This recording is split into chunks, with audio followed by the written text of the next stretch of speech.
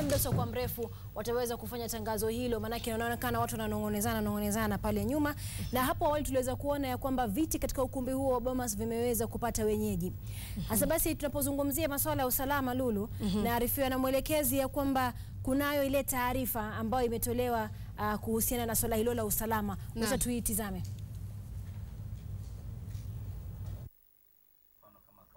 There is still a lot of work to be done, and we still also have a long journey towards building a stable democracy.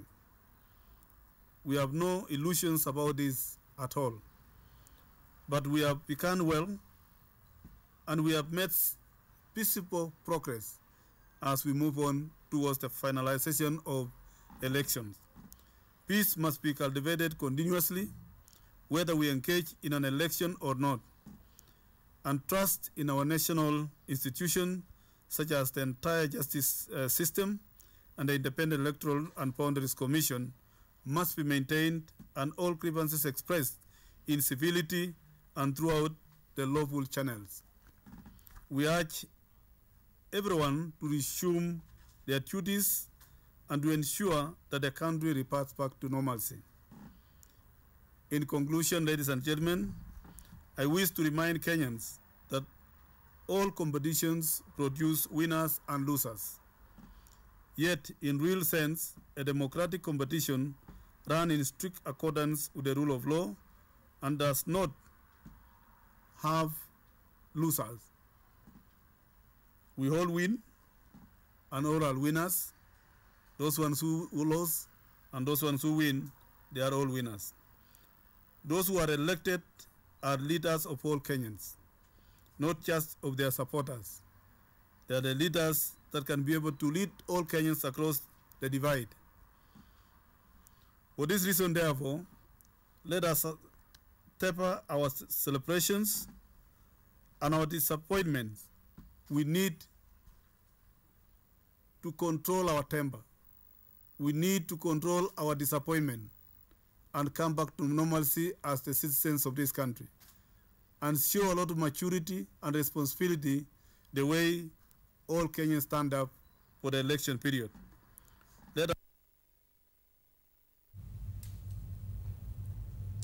Na mtazamaji, kama mlivyomsikia Inspector mkuu wa polisi David Kimaiyo akiwahimiza Wakenya waendelee na hali hiyo hiyo ya kuwa utulivu na vile vile kudumisha amani, wakati Ahmed Isaac akiwa tayari kutoa matokeo rasmi ya kivumbi cha mwaka 2013. Bila shaka najua naona Lulu watakuwa hawana kazi kubwa. Hawana kazi. Maana kufikia sasa tumeona ya kwamba Wakenya wameamua tutadumisha amani. Kwa hivyo sidhani kama kutakuwa na tashwishi yoyote. Lakini pia vile vile ameweza kuwapasha tu wale wengine, maana unajua kuna vidudu watu hali pengine ambao wanaweza kuwa na tamaa ama na sababu ya kuzua rabsha, wafahamu ya kwamba mkono wa serikali ni mrefu na macho ya serikali pia yanatizama.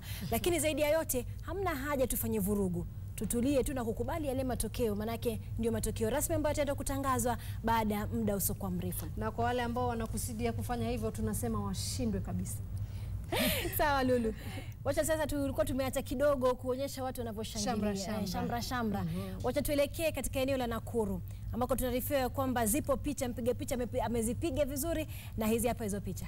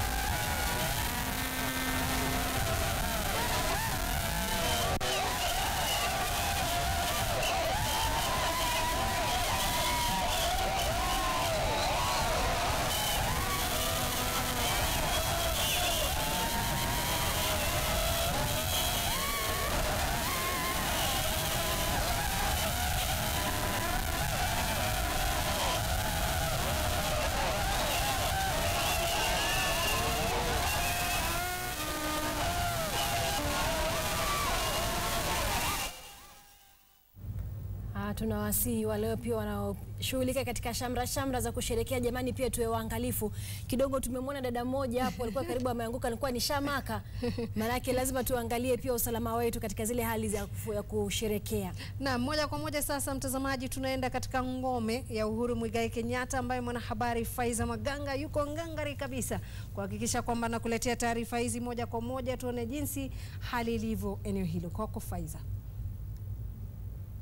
Hassan, ni kwamba tuko hapa ambapo ni nje ya lango la nyumba yake Mama Ngina Kenyatta, ambaye ndiye mama yake Rais mteule Uhuru Kenyatta. Na kama nitaka kuambia Lulu Hassan, watu hawajalala katika eneo la Gatundu Kusini, na haswa hapa katika eneo ambalo linajulikana kama Mutomo, ambapo ndio Uhuru Kenyatta anatoka, ama chimbuko lake ni hapa katika hiki kijiji cha Mutomo. Ni kwamba watu hawajalala. Vifijo na nderemo vilianza tangu hapo saa 5 usiku walipoanza kuona kwamba Uhuru Kenyatta anaongoza na amemshinda mpinzani wake wa karibu kwa kura nyingi zaidi. Na hapo walipofika katika kiwango cha kura milioni 6 na kuhesabu zaidi, ikawa ni nyimbo zimeanza kutanda tangu hapo. Na tangu hapo watu hawajalala, wameendelea na vifijo hivyo. Na ni kwamba Lulu Hassan, si watu wa Gatundu Kusini peke yake ambao wamefika hapa.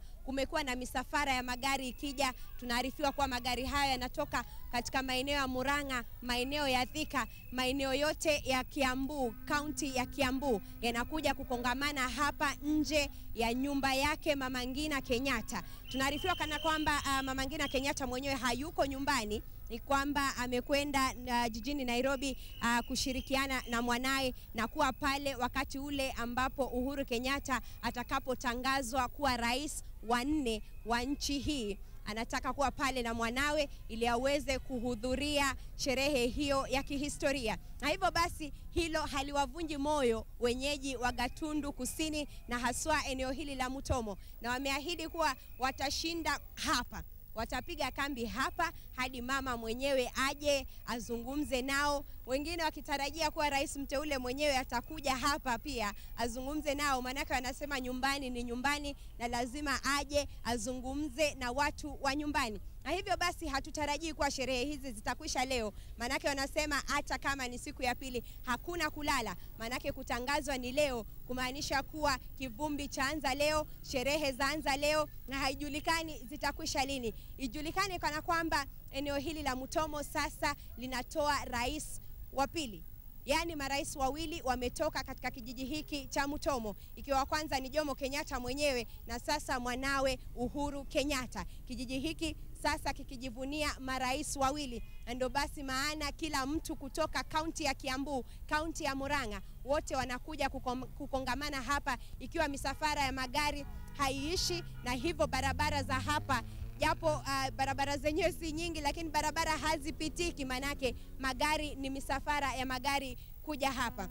Ni kwamba wanasema ule msemo ambao unasema kwa huu ni mwaka wa Jubilee umekuja kuwa mwaka wa Jubilee kweli kweli, manake ni Jubilee iliyoshinda katika kinyang'anyiro hiki. Na hivyo basi sherehe hapa hazionekani kana kwamba zitakwisha. Hivyo basi tunamsubiri kwa hamu Mama Ngina Kenyatta, tuone kana kwamba atakuja hapa kuzungumza na watu wake, manake wamesema hawatoki kwenye lango lake hadi mama mwenyewe aje, na wakitarajia kuwa pia mwanawe pia ambaye ndio rais wa 4 ambaye anatizamia kutangazwa rais wa 4 wakati wowote ule aje hapa azungumze nao, waongee naye, wafurahi pamoja, wacheze pamoja, ndio basi roho zao ziridhike, Lulu. Na hivyo basi tutaendelea kukujuza kadri mambo yanavyojiri hapa, sisi pia tukisubiri huo wakati ambapo Uhuru Kenyatta atatangazwa kuwa mshindi wa kivumbi cha mwaka 2013 na rais wa 4 wa taifa la Kenya. Kwako Lulu Hassan. Naam, shukran sana Bi Faiza Maganga. Kwa hakika Kanzedena, Wakenya milioni 6,173,433 wameshazungumza, wamekata kauli, lakini kinachosalia ni Bwana Ahmed Isaac kutuambia rasmi matokeo hayo labda yanaashiria nini. Na bila shaka pia tumeona kutoka kwa picha yake Faiza ambaye yuko kule Gatunda, tunaonekana watu wamejaa furifuri pale nje wakiwa wanasubiri. Kwa hivyo bila shaka tutazidi kuungana naye na ataweza kutupasha taswira kamili. Na mtazamaji, usife moyo, maana wengi wanauliza ni vipi maeneo kadha wa kadha. Wajua kwa hivi sasa tunategea mpige picha yangu sijui ama mwelekezi wangu kama anaweza kutuonyesha picha ya ukumbi wa Bomas. Tunaona ya kwamba tunategea pale katika ukumbi wa Bomas ili tuweze kuona tusipitwe, maana tutaki na wewe upitwe wakati ule matangazo yatakuwa yameanza. Na kama unavyoona ni watu wameanza kuwasili katika ukumbi ule. Hasa ukiona kidogo tunachelea ni kwa sababu mtazamaji tunaangalia tuone ya kwamba watu hawapiti. Na kama unavyoona ukumbi tayari umeshajaa. Unangoja wale ambao watakuja kupiga ile ngoma, maana ndio wenye tume ya uchaguzi wakiongozwa na mwenyekiti wao Isaac Hassan. Sasa basi tunaona ya kwamba katika baadhi ya arifa sema Lulu. Naam, kidogo, lakini kuna baadhi watu wanauliza mbona Kisumu mambo yanaenda kombo. Nikana kwamba kidogo kuna mushkil wa picha, lakini katika muda usiokuwa mrefu nadhani baada ya Bomas kupata taswira kamili kuhusiana na jinsi shughuli hii ya uchaguzi imeendelezwa, tutaweza kuungana naye Patrick Njendi ambaye yuko ngangari kabisa kuhakikisha wewe mtazamaji unapata taswira kamili ya taifa zima. Kuna baadhi wanauliza maswali, maana mimi siogopi kuzungumza. Kabla hujaendelea ili uweze kuelewa safari ya Nairobi na Kisumu wajua ni mbali. Tuweza patikana hapa katikati. Watu washaanza kutangaza na tuko katikati ya safari tuelekea Kisumu. Kwa hivyo wacha tucheze kwanza huku karibu na Nairobi, tumalizane na ukumbi wa tusafiri, tucheze hapa alafu tutasafiri tuende Kisumu. Naam, kuna wale wengine wanasema kwamba mnaonesha picha watu wanasherekea. Je, amfanyi baadhi ya wafuasi kupanda na kadhabu? Ama kwa hakika labda jumbe hiyo nitaweza kuikana kabisa, manake kama tulivyokuonesha kwamba hali iko shwari, si Mombasa, si Lamu, si Kisumu, si Eldoret, kila kitu kiko shwari. Kwa hivyo usitie wasiwasi. Na bila shaka kuna wengine wanasema jamani tuwaona mwafurahi na sisi tuumie, lakini tunasema ya kwamba sisi wote ni wa Kenya na tunakuelewa mtazamaji. Maana kwa wale ambao hawakuweza kupata ushindi, bila shaka hakuna anayependelea kushindwa, lakini kule kwamba tumekubali kule kushindwa na kuweza kuendelea kudumisha amani, huo ndo ushindi. Kwa hivyo jihesabu mshindi pia pale ulipo, maana umeshinda. Na vile mtazamaji, tumekuwa mabalozi wa amani kwa muda wa siku 3, na hivyo basi itakuwa si vyema iwapo hatutasoma baadhi ya jumbe zenyu. Huyu hapa anasema ni Muhammad Elmi kutoka Eastleigh Nairobi, naambia kuambia wananchi watulie na kusubiri matokeo, na salimia Lulu na Kanze na wafanyakazi wote wa Citizen TV. Na sasa basi tunaarifiwa kwamba kule Bomas kunaonekana kwamba kuna matangazo kidogo yanaendelea, na kwa sababu hatutaki kupitwa kama tulivyokuarifu, wacha tuvuke kidogo tukaangalie kulikoni. The chairman and commissioners are in small consultations and they'll be joining us very shortly. We will ask the choir to continue entertaining us as they prepare to come. Thank you. I also wish to announce a lost driving license for Ochiel Belinda Akoth. Ochiel Belinda Akoth, kindly pick this from the lost and found desk just at the entrance. Thank you.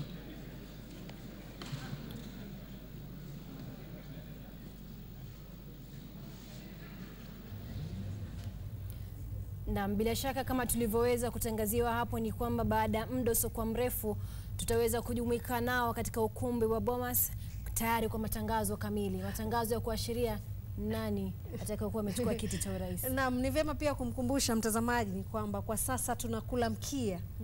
Tumesalia na upande mdogo tu, kipande kidogo cha mkia. Maana yake tumekuwa tukila ng'ombe tangu tarehe 4 mwezi Machi. Na kwa hivyo basi kama unaona Shisia pale Lulu, Shisia Wasilwa tayari yuko ngangari kuhakikisha kwamba anatupatia yale yanayoendelea katika ukumbi wa Bomas, lakini kwa sasa yuko nje kidogo. Sijui una yapi ya kutueleza?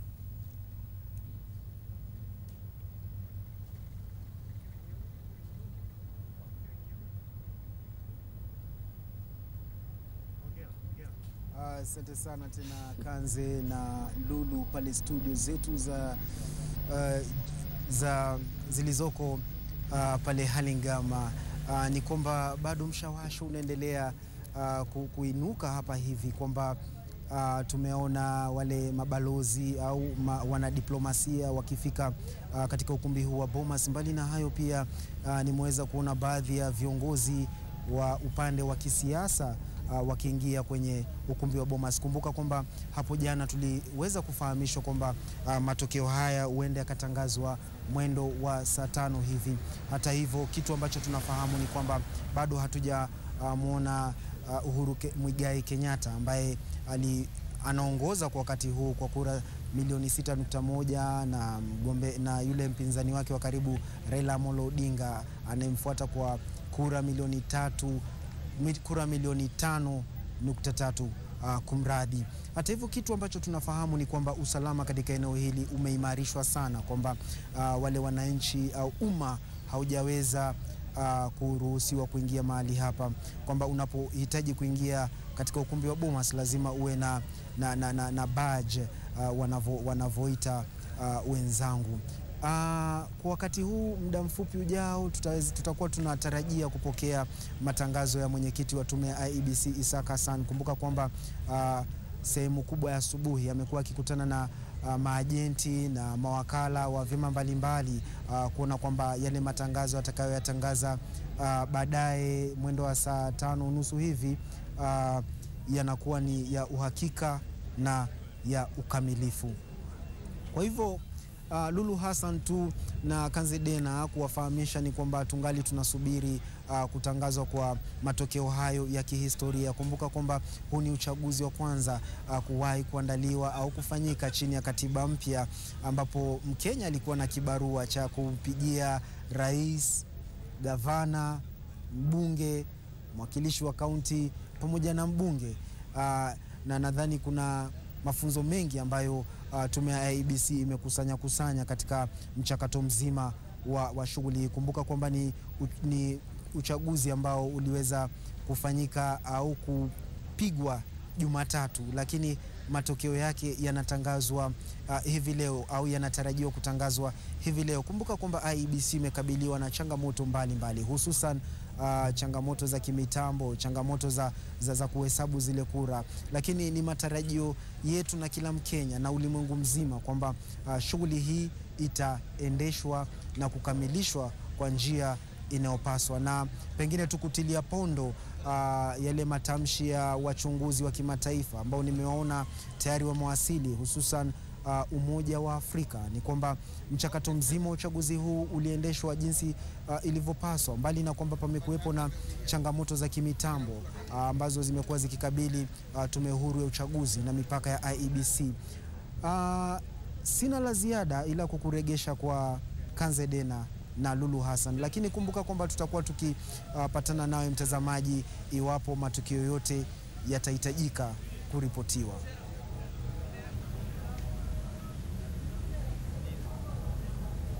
Bomas hapo akitueleza ya kwamba baada mdoso kwa mrefu tutaweza kuelekea huko ili tuweze kupata habari za moja kwa moja ama tuweze kuungana nao wote wakati mwenyekiti wa tume huru ya uchaguzi Bwana Isaac Hassan atakapokuwa akitaja mshindi. Hasa kuna wengi wanalalamika hapa Lulu kuhusu taarifa ya Kisumu. Hasa nikawa nawaza sijui tumpigie Njendi simu azungumze na sisi tu kwa njia ya simu ndo wawe na uhakika kwamba tuko kule na kwamba tutaweza kuona baada muda usio kwa mrefu ili tupate kutuliza roho zao. Picha kamili.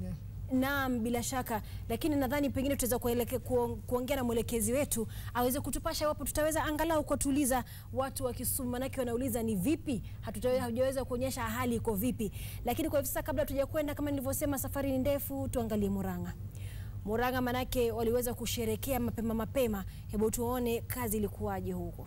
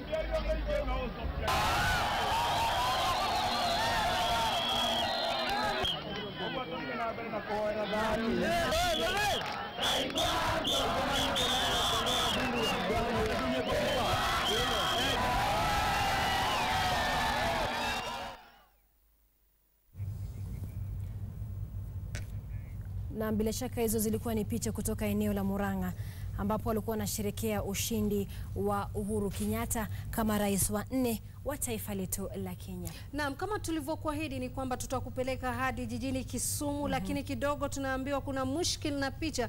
Kwa hivyo basi ili kuwapoza tu baadhi ya watazamaji, tunaweza kuungana naye Patrick Njendi kupitia njia ya simu. Alafu baada ya tangazo rasmi kutoka kwa IEBC tutaweza hadi kuwa tutakwenda Kisumu. Lakini kwanza tumpate Patrick Njendi kwa njia ya simu. Njendi, tueleze taswira kamili huko Kisumu kufikia sasa, manake watazamaji wamekaa wanauliza ni vipi hali iko Kisumu, manake tunafahamu kuna mushkili kidogo wa picha, lakini matumaini yetu ni kwamba baada ya matangazo tutakuja kwako moja kwa moja ili tuone hali halisi. Naam, shukran sana Kanze Dena na mwenzako Lulu Hassan kule Nairobi, na ni kwamba niko jimbo la Kisumu, niko kaunti ya Kisumu ambako wenyeji huku wametulia. Wenyeji wametulia na bado mamana upo, mstakabali upo. Wenyeji wengi ambao tumezungumza nao wanasema kuwa kufikia sasa wamekubali matokeo namna yalivyo. Na nimekuwa nikitembea kwenye barabara mbalimbali za mjini Kisumu, barabara ya Kenyatta, barabara ya Oginga Odinga. Hizi ni barabara zenye shughuli nyingi, na kama tungekuwa na picha mngeona kuwa shughuli za kawaida zinaendelea huku, kwa sababu ambazo zinafahamika. Wenyeji hawasherehekei labda matokeo ya uchaguzi wa urais yametokea kinyume na matarajio ya wengi huku. Bila shaka yule mgombea wao ambao walikuwa wanamunga mkono Waziri Mkuu Raila Odinga hajatoa ushindi, huku ushindi ukitwaliwa na Uhuru Kenyatta wa TNA ambaye alipata jumla kura milioni 6.1 kuendelea. Na kwa hivyo kufikia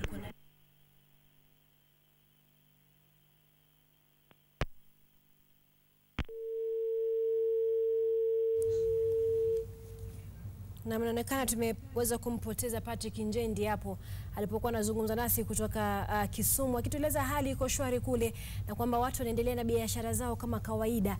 Na bila shaka kama tumetoa ahadi ni kwamba punde tu baada ya matangazo kwenda hewani, manake tunaarifiwa wako karibu, na kama tunavyoona kwenye picha zetu tunaona ya kwamba baadhi ya wageni mashuhuri tayari wamekwisha keti.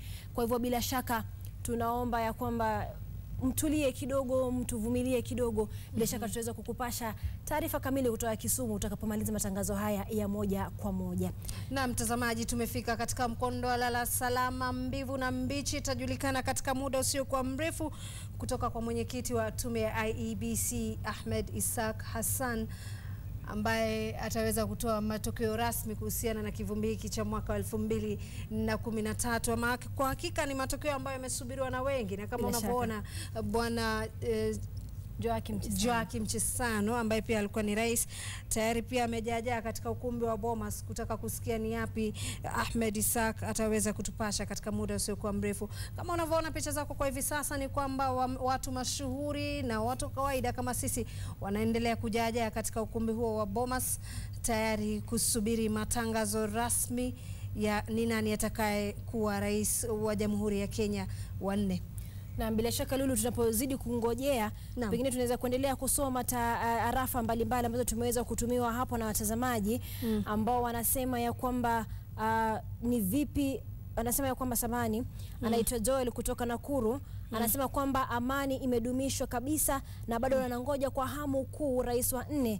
Na je, wanauliza itatokea saa ngapi? Kama tulivyokueleza, manake unasema tayari ni saa 5 na hujaona matangazo hayo, bila shaka ndio wakati tulikuwa tumepewa.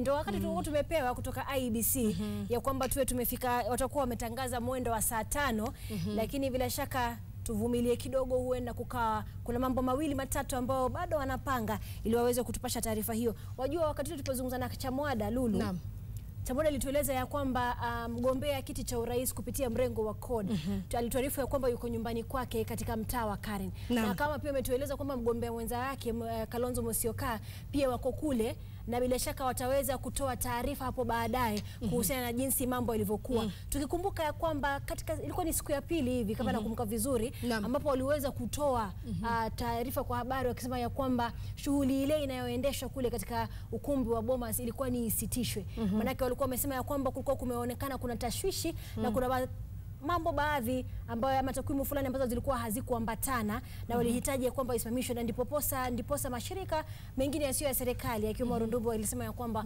wamekwenda mahakamani. Unakumbuka? Na wakasema ya kwamba walipokwenda mahakamani, mahakama ikasema kwamba wao hawana uwezo wa kusitisha shughuli hiyo. Na pia mwenyekiti wa Tume Huru ya Uchaguzi Bwana Isaac Hassan naye akaweza kusema ya kwamba yeyote yule ambaye atakuwa na tashwishi yoyote kuhusiana na uchaguzi huu na matokeo ya uchaguzi huu, bila shaka ana fursa ya kwenda moja kwa moja hadi mahakama baada ya matangazo hayo kufanywa. Kwa hivyo bila shaka wengi wanauliza ni vipi hatujaweza kuwaona vigogo hawa. Bila shaka wamekita kambi katika mtaa wa Karen, na baada ya matangazo tutaweza kujumuika nao ili tuweze kusikia taarifa yao moja kwa moja kutoka kwao. Na pia mtazamaji, labda nitoe tahadhari kwa baadhi ya wale wanaosherekea sana na kuvuka mpaka na kuanza kutukana baadhi.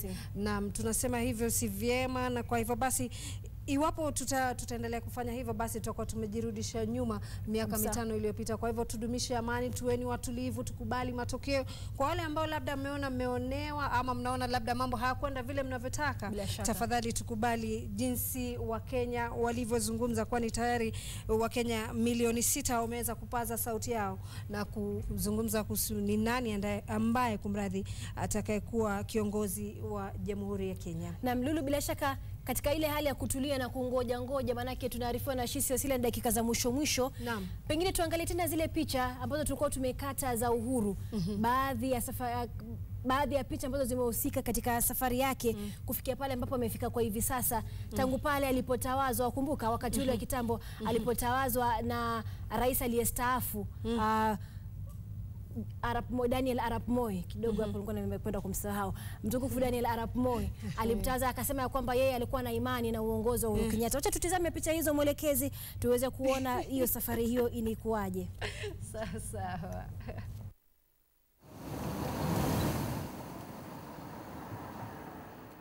Swala la kiwango cha mishahara kinachowafaa wabunge na maafisa wengine wa serikali limekuwa kero kubwa kwa Wakenya wengi ambao wamelaumu bunge la 10 kwa ulafi, wakipitisha miswada ya kujiongezea fedha nyingi.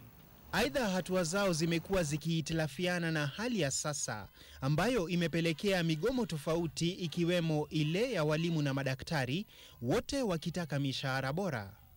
Na tunajua kwamba hizo tarakimu zikilinganishwa na kwingine duniani ziko juu zaidi, na nchi yetu haiwezi kuendelea namna hiyo. Ndiposa tume ya mishahara na malipo imejitokeza ili kuoanisha malipo ya maafisa wa serikali. Kwa sasa zaidi ya shilingi bilioni 450 hulipwa kila mwaka, hii ikiashiria 50% ya pato la nchi kila mwaka. Chini ya mpango wa mishahara mipya, rais atalipwa shilingi milioni 1.2 kila mwezi kutoka shilingi milioni 2 hapo awali. Aidha, mshahara huu utafikia shilingi milioni 1.6 mwishoni mwa kipindi cha miaka 5 ya kwanza. Mshahara wa wabunge nao umepunguzwa kutoka shilingi 1,800 kila mwezi hadi nusu milioni na 32,000.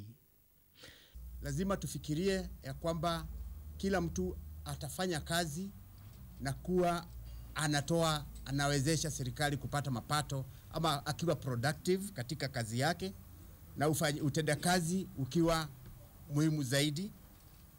Alafu pia kuwezesha watu wote wakaweza kujua hiyo mishahara ni gani ama ni namna gani, kwa kutumia transparency na accountability kwa wananchi wa hii nchi. Kadhalika, tume ya mishahara pia imetangaza mishahara ya magavana watakaochaguliwa katika uchaguzi wa hapo kesho kwa mara ya kwanza, wakipata mshahara wa shilingi 1640 na kiwango cha juu cha shilingi 1854. Dennis Otieno, Citizen Nipashe. Kidogo mtazamaji, kulikuwa na mushkili kidogo hapo wa picha. Bila shaka taarifa hiyo ilikuwa ni kuhusiana na mishahara mipya ambayo wenyewe wale ambao wamewania viti mbalimbali ambao wamepata kushinda viti mbalimbali wataweza kupata watakapoingia bungeni. Tulikuwa tunatarajia zitakuwa ni picha zake Uhuru Kenyatta, lakini kwanza tunaarifiwa kwamba Gashuri yuko katika eneo la shule ya Catholic, chuo kikuu cha Catholic, na bila shaka tutaweza kuungana naye baada ya muda usiokuwa mrefu. Na vile vile mtazamaji, tunaona ya kwamba pia watu angali wanaingia katika ukumbi wa Bomas, na tutakapomalizana na Gashuri bila shaka tutatumai kwamba itakuwa ni wakati wa kwenda kwake. Chuo kikuu cha Kikatoliki cha Afrika Mashariki, ama ukipenda the Catholic University of Eastern Africa, ni katika chuo hiki ambapo muungano wa Jubilee umeandaa maandalizi yake, kwa sababu wanasema hata ingawa tume ya uchaguzi nchini IEBC hajaweza kutangaza rasmi kwamba mgombea urais wake Uhuru Muigai Kenyatta ndiye aliyeibuka mshindi, wanajubilee wanasema kwamba wakiangalia zile takwimu za matokeo ambayo yametolewa na tume ya uchaguzi kutoka maeneo bunge 290 na vile vile lile eneo la wale ambao wananchi wanakaa nje ya nchi, wanasema kwamba kila ishara ni kwamba Uhuru Kenyatta ameibuka mshindi. Hata hivyo, kabla hawajapokea tangazo rasmi kutoka kwa tume ya IEBC, maandalizi hapa yamekamilika kabisa, na ni katika chuo hiki ambapo Uhuru Kenyatta anatarajiwa kufika hapa punde tu iwapo tume ya IEBC tamtangaza kama mshindi wa kinyang'anyiro cha urais.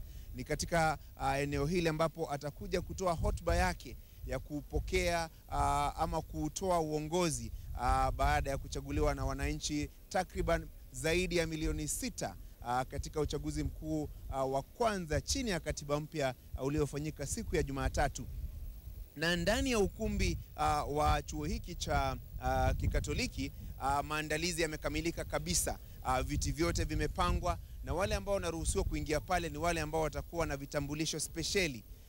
Vile vile wale ambao wataruhusiwa kuingia pale ni pamoja na wale wabunge ambao wamechaguliwa kwa tiketi ya muungano wa Jubilee, vile vile magavana, maseneta na wawakilishi wa county katika maeneo mbalimbali ambao waliweza kufanikiwa katika uchaguzi mkuu wa siku ya Jumatatu kwa tiketi ya muungano wa Jubilee. Usalama Kanze na Lulu umeimarishwa kabisa hapa, na wale ambao wanajua chuo hiki cha Kikatoliki, kuna milango mitatu na milango yote imedhibitiwa na walinda usalama. Walinda usalama wenyewe wakitoka kitengo spesheli kinachoshughulikia ulinzi wa rais, ama ukipenda the Presidential Security Team, wako hapa ndio ambao wamechukua usukani kuhakikisha kwamba kila kitu kinaendeshwa kwa njia mufti kabisa.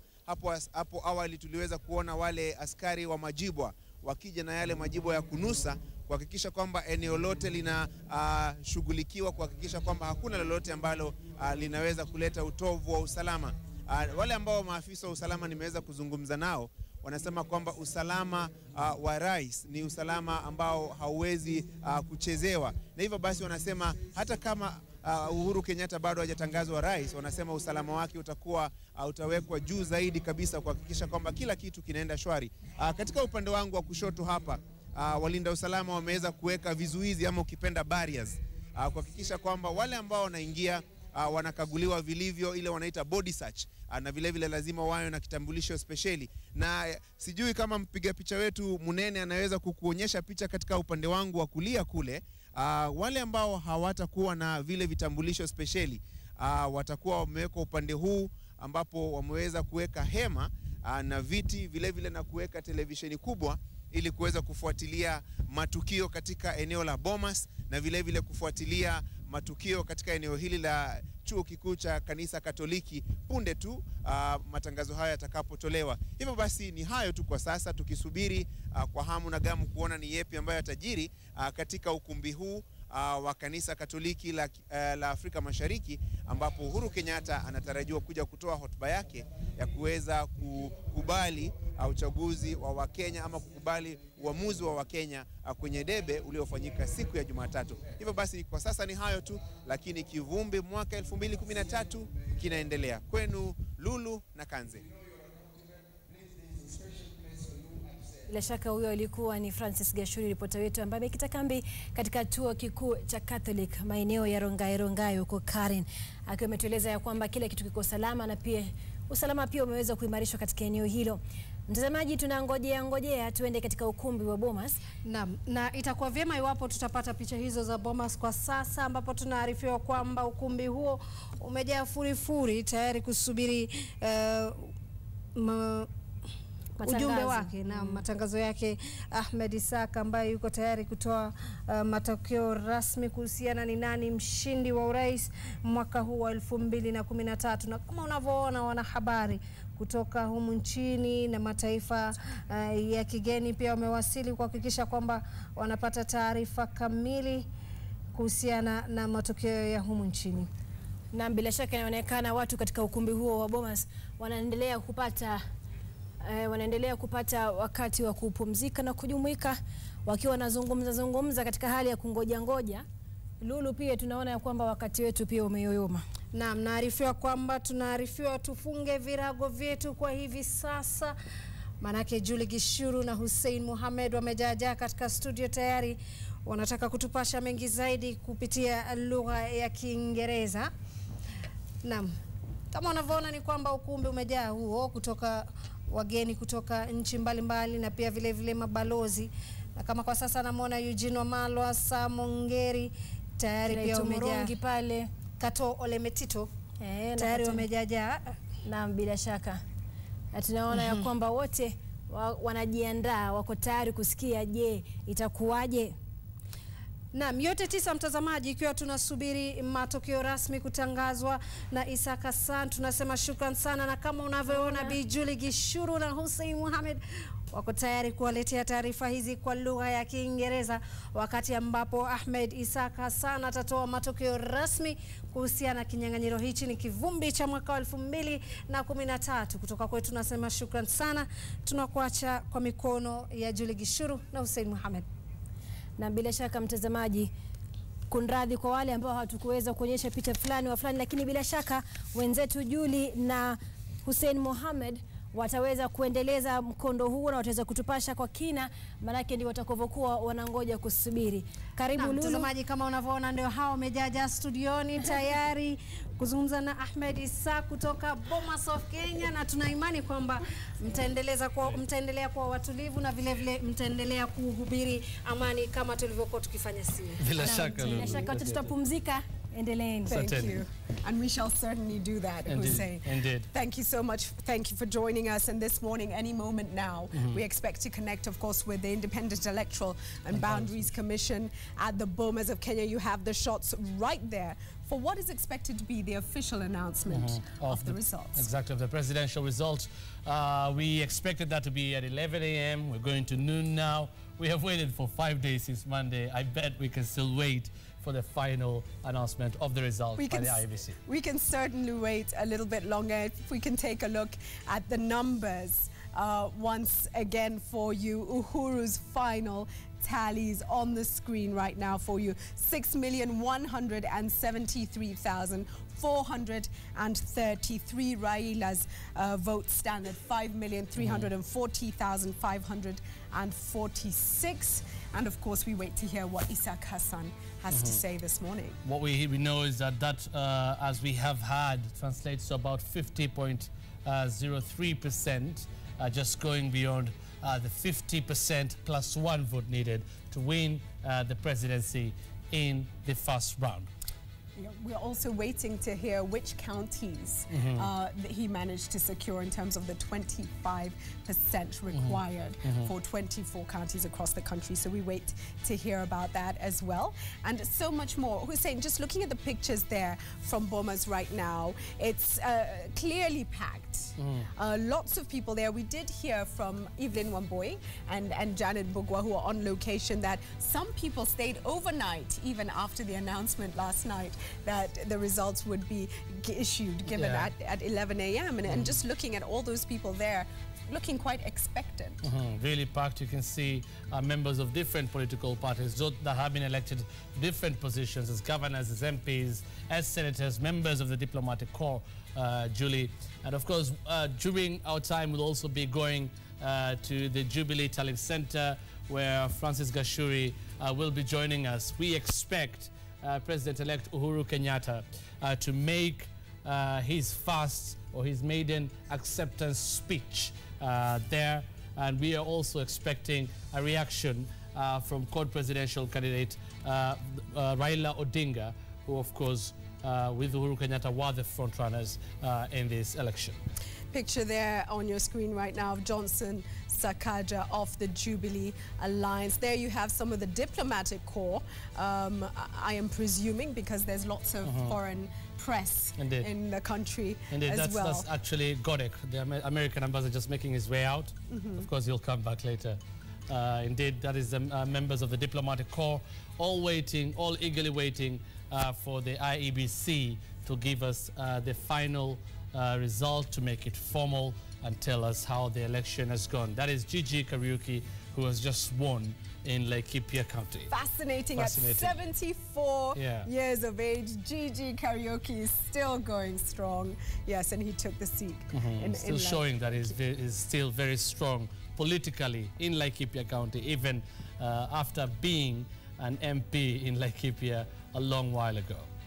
Esther Murugi there, and of course she took her Nyeri seat once again, and she said she's broken two barriers that were there before. There were two things they said. Number one, that a woman will never be elected as the Nyeri Town Member of Parliament, and she was. And that no one can serve two terms. Exactly. You won't get re-elected. Exactly. And she did. That is the Nyeri Town MP. Just in front of Esther, you can see is our friend Kabando. MP for Mukurueni, MP-elect. And of course, next to him hats off to, you know, we have to just go back to the whole Monday special thing. Exactly. And the moments that we had. But I think that is what a democracy is all about. It's about being able to discuss issues. And he really is somebody who we regard with the utmost fondness. Indeed. We had such a time with him in Monday special when we were talking about pollsters. Yes. And of course, next to him, so there was Eugene Wamalwa, the Justice Minister, who of course did not vie for any seat. We know he wanted to vie for the presidency, but then later and on the screen, just supported Musalia Mudavadi. Right. And on the screen now, or just a moment ago, was of course Maina Kiai, who was heading the Kenya National Commission on Human Rights during the post-election phase, the election phase in 2007, 2008. But he did leave that body in 2008. And of course, that brings me to somebody else who was in that organization, Hassan Omar, who is now the senator elect of Mombasa County. Indeed. It's a really great achievement for Hassan Omar. And another comeback kid on the screen right now. That is, we can see Maina Kamanda. Indeed, it is. Now the MP-elect for Starehe constituency. There you can see him right now. And you can see everybody, almost everybody, going to Bomas of Kenya to receive the announcement from IEBC. The Kamanda story is fascinating from the last election, that indeed he thought he had taken it and stepped away from the polling station for the announcement, and came back to find out, or was informed, was informed that Margaret Wanjiru had been announced the winner. Before that is Joaquim Chisano, the former president there, some of the observers in this election. It will be key, of course, Julie, to get what they will finally have to say in terms of the election and what they have observed in this election. Mithika Linturi, William Kabogo, William Julie, Kabogo, is another man that got a lot of votes. He got close to 500,000 votes in Kiambu County. He is the governor of Kiambu. And of course, on Sunday Live with, on our Citizen at 9, exactly, with James Nyoro, had a bit of a face-off. But Nyoro has conceded defeat quite early. Graciously. And that is, there you can see, is the Foreign Affairs Minister who lost his bid in Kisii County. That is Professor Sam Ongeri. Very interesting, Julie, to see how or where all these people will go in the next government.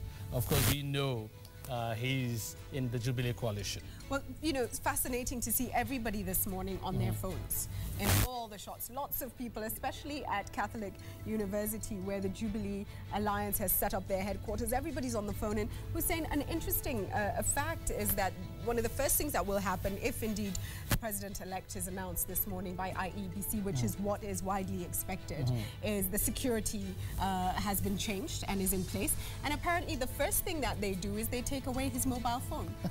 It's amazing. So you can't really even reach him and congratulate him. Take away his mobile phone. So everybody who could access him, it's a little bit harder now. Becomes Adkiraitu Murungi, Energy Minister, the Senator-elect for Meru County. You can see him there. On the left, or on his left, is Jamlek Kamau, who's also a minister, just chatting around. Julie, very interesting what you said, and we actually saw what Gashuri told us. Yes. Francis Gashuri, of course, who is at the Jubilee Tallying Center, where we expect Uhuru Kenyatta to make his acceptance speech. Was very interesting because Francis Gashuri just told us the security detail just changed immediately, and the places and the people they could access over the last 5 days, they couldn't access immediately today. So aside from the numbers, the indications are that we do have a president-elect because the mechanisms are at work at the moment. Let's go straight to Evelyn Wamboi, who is at the Bomas of Kenya, and we can see her right here. Evelyn, tell us what's the latest from Bomas.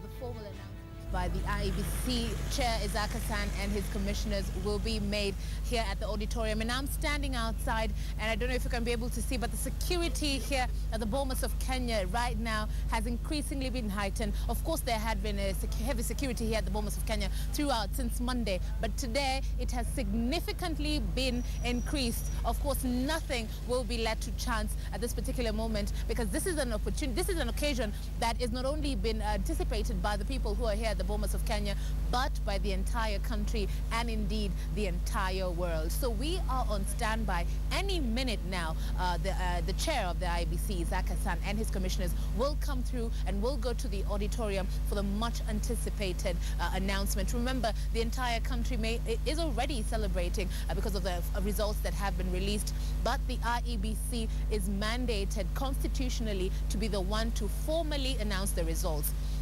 Yesterday, the commissioners and the chair telling us that they have to go through a process before they formally announce. And so they may have formally put it up on the screens that are at the auditorium. They may have already released the results via their website and on the internet. But the results have to be verified and validated by all the stakeholders that are involved. Those are political party agents, presidential candidate agents, of course, the 9-member team that has been on standby at the tallying center to verify all the information that has been brought in by the returning officers. So all the stakeholders involved have to be in sync, and that is a process that is currently ongoing before the commissioner, the IEBC chair and his commissioners walk through to the auditorium to announce the results. It was supposed to begin at 11 a.m. Of course, a few delays, but we remain on standby here at the Bomas of Kenya to ensure that when they come through, the entire world that has been waiting will be able to receive the information as received. Remember, this is the first election under a new constitution, and the IEBC has promised and has been trying its best to make sure that it remains within the confines of the constitution. Of course, many people may already have started maybe grumbling over the results, but we have to wait until the IEBC officially announces the results before any measures are taken, whether judicial or otherwise. So here at the Bomas of Kenya, a lot of people have come through, the observers both international and local, are already here at the auditorium and are patiently waiting. A battery of journalists have been sleeping here for 5 days now. This is, of course, the last minutes as we wait for the IEBC to make the official announcement on who is Kenya's 4th president. So when it happens, we'll be able to bring it to you. But the mood here, of course, of people remaining patient. Patience is a word that has been used so often here at the Bomas of Kenya, and as we wait for the final minutes, it remains crucial that we remain patient, even if it's after 11 a.m. Immediately, the commissioners feel they're ready to come with the results. They will make their way to the auditorium, and they will be able to give that final result. So heavy security here at the Bomas of Kenya, which is the national tallying center. A lot of people, the movement, of course, is being restricted to ensure that nothing goes wrong on this particular day, but everyone is calm, everyone is peaceful, and everyone is waiting on the IEBC chair, Isaac Hassan, who is now basically the man of the moment. We wait for him to be able to give us the official results in a few minutes. So when it happens, we'll be able to bring it to you. But for now, we continue to keep tabs on what is happening on the ground, continue to talk to people, most of whom are positive. The information we're receiving outside is that people are peaceful, they're remaining calm, and even those people who feel that maybe the results may not have come out like they wanted, they are maintaining the peace, which is the most important thing. So as we wait here for the chair, Isaac Hassan, of course, the message that we continue to take out there and the message that we continue to receive from the people who are here is that of patience and calm. Back to you in studio. Well, thank you very much, Evelyn. In the last shot, you can see what Evelyn has been talking about in terms of security that is beefed up at the main tallying center, the National Tallying Center at Bomas of Kenya, ahead of IEBC's announcement. And some of the shots that you did see as well, the former president, former African president, Joaquim Chissano, part of the observer team from the African Union, Erastus Mwencha, who is the deputy chairperson, also with him. And we will, I'm sure, be hearing what the observers think about this whole election, the process. Of course, there have been some major hiccups, and an audit will be done once this is all through, and it'll be fascinating to see what the different observers have to say about the election. Whatever they'll say, what they think, whatever the hiccups were, may or may not have had on the final result. You had just seen there Lee Kinyanjui on his phone, who was the former Nakuru Town Member of Parliament. Indeed. Of course, he was seeking the governor's post in Nakuru County and lost to former AP Commandant Kinuthia Mbugua of TNA. We are still receiving some of your messages. This is a very interesting one. Says Julian Hussein, please tell Kenyans that this election has produced a winner and a hero. Raila spent the better part of his life fighting for a level political terrain and democratic space in which Uhuru Kenyatta has won today. So let's celebrate both. Wow, so a winner in this election and a hero in this election, and all of us then winners, because the democratic space has been expanded hugely in this country. And, you know, I think we're going to hear from all those who have watched this election, participated in the election in the next few days, what they feel this election represents for Kenya, having come out of 2007, 2008, which was so remarkably different. Of course, it just shows again that Kenya has shown great maturity. And Julie, in fact, we don't need to look very far anymore in terms of democracy. Kenya is now a reflection of democracy. We don't need to look to the West or anything again when you talk about democracy or democratic elections. Kenya can refer to this election as such a democratic election. In fact, in terms of how people have conducted themselves during the election, as the long wait for the results, and up to now, as we wait for the IEBC to announce the results. I got to read this one. This one has come through on Twitter. And the person admits, I've stolen this one, it's borrowed. And it reads, I am not the 50.03% or the 43.28% or the rest. I am the 100%. I am Kenyan. One Kenya, that's amazing. That's amazing. Such amazing messages we are getting from you. Please keep sending them. Tell us where you're watching from and how you feel about the whole thing. Na tuomba, I think Wakenya tuendelee na amani. This is a very important message for us all, and I think that's exactly what Lulu and Kanze were talking about, was how do we ensure that we maintain this spirit? Whatever happens after the results come out, there is every chance perhaps that we could see and indications from the office of Raila Odinga. A press release has been issued by Salim Loon, his part of his communication team, and there's indications that they might appeal this. There'll be more on that. But, you know, whatever the case may be, the legal processes exist. We do have a reformed judiciary, which is where I think the country can breathe a sigh of relief. That inspires a lot of confidence, and so we go through the processes that we need to go through to get through this whole exercise. Right now, we're just going to show you a few of the promises that are made in the manifestos, or the manifesto rather, by Jubilee Coalition's Uhuru Kenyatta.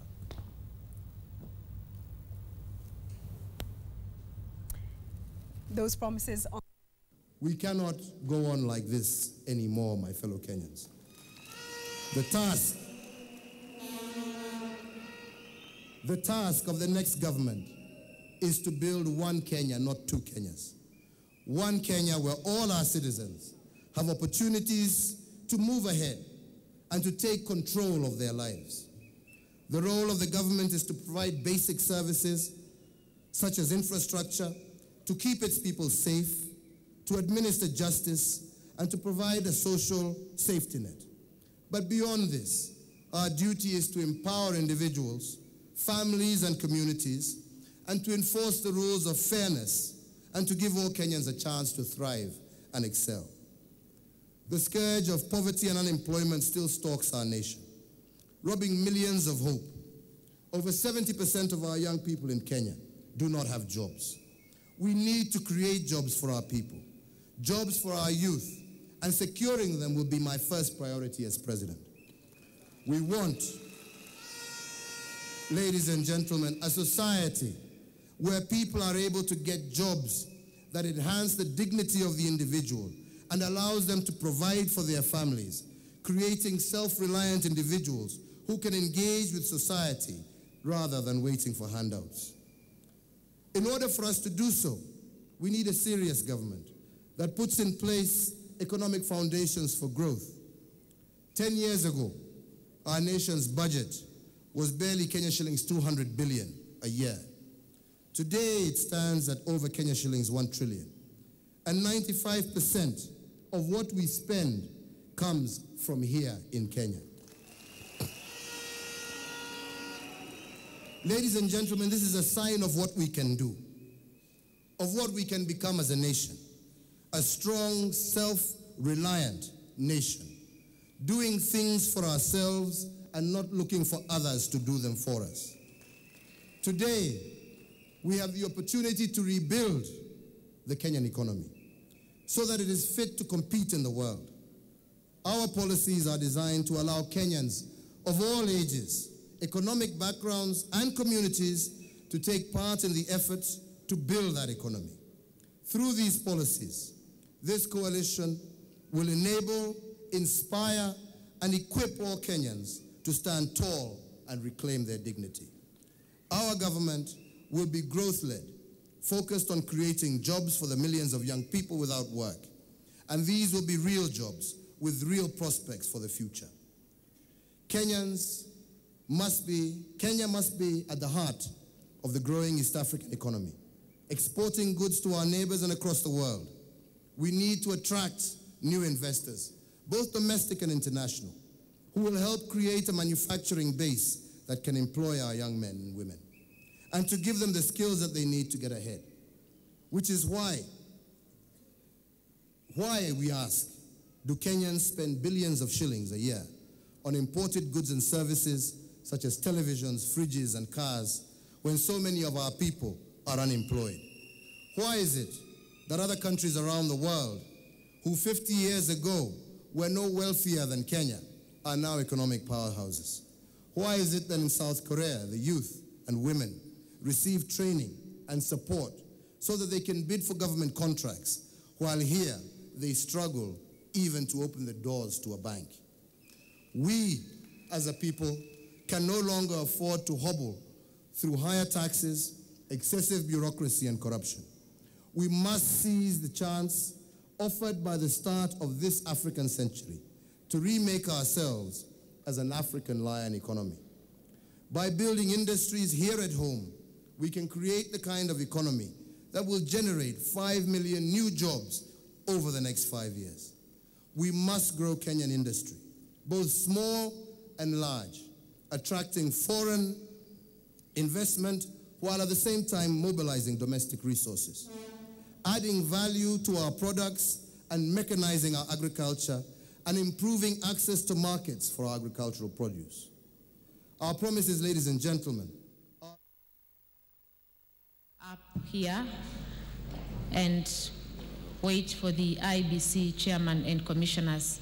The IBC members of Secretariat, please come up at the podium.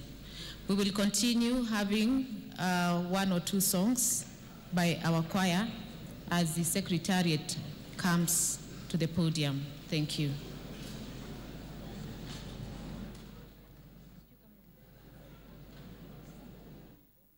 I say we cannot afford not to try. For too long, we have watched the hopes and dreams of Kenyans turn to despair and then turned to violent ends. Our coalition will not stand idly by and watch the dreams of more Kenyans destroyed. That is why we, in our year of Jubilee, the year of renewal, pledge to transform Kenya into a nation of hope and opportunity. The goal of the Jubilee Coalition is an independent Kenya with a self-reliant people. My government will be committed to policies designed to give Kenya its place in the world as a leader in Africa and a partner around the globe. Africa, ladies and gentlemen, is at the cusp of a rebirth, a renewal that for the first time since the Europeans arrived, sees our continent driving the world economy. As recession bites across Europe and the West, and costs rise in China and the East, the world is at last turning its attention to Africa. Last year, 8 out of the top 10 fastest growing economies in the world were to be found on the African continent.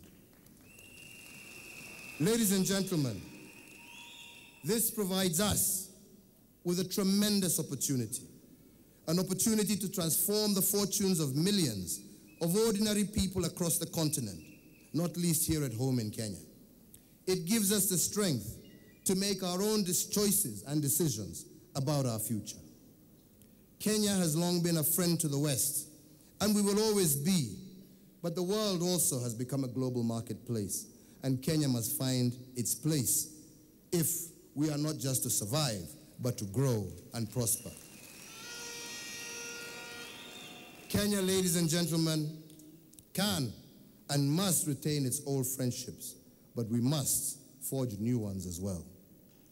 In this, the 50th year of independence, we must have the faith in our own energies, our own creativity and talent to make our choices. Why did our fathers and mothers struggle for independence, if not to give us the opportunity to seize this moment? This can be the African century, Kenya's century, but only if we have the courage to rely on our own abilities, not just as individuals, but as a nation. When men and women come together in the future to write the history of this time, what will they say of our choices? Will they say that Kenyans turned away from facing down the challenges and sought to shelter in the arms of others? Or will they record that we seized this moment and indeed came of age? Will they say that we chose this moment to renew our country, or that we left the burdens on the shoulders of our children?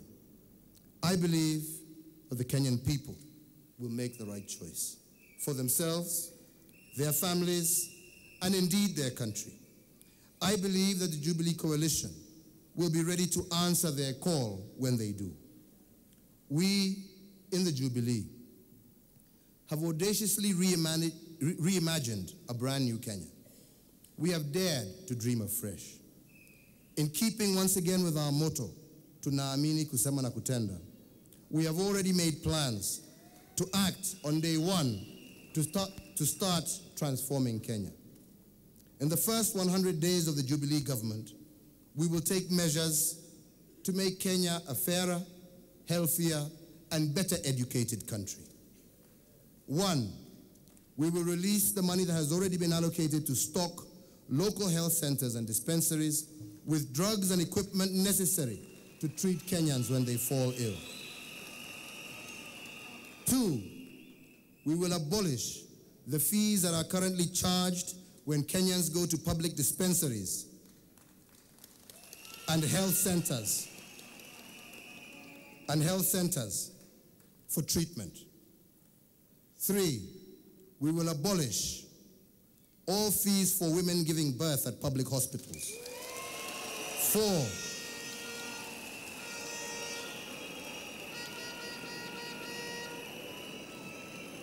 we will pass legislation to ensure that no child is out of school or a training institution until they reach the age of 18. 5, we will provide every child entering Standard 1 in primary school with a solar-powered laptop, and we shall sustain this program for each succeeding year.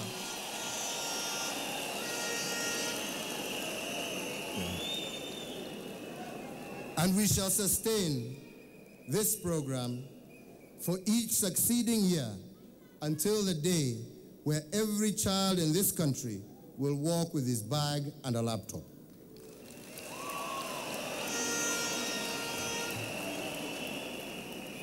These, ladies and gentlemen, are things we can do quickly.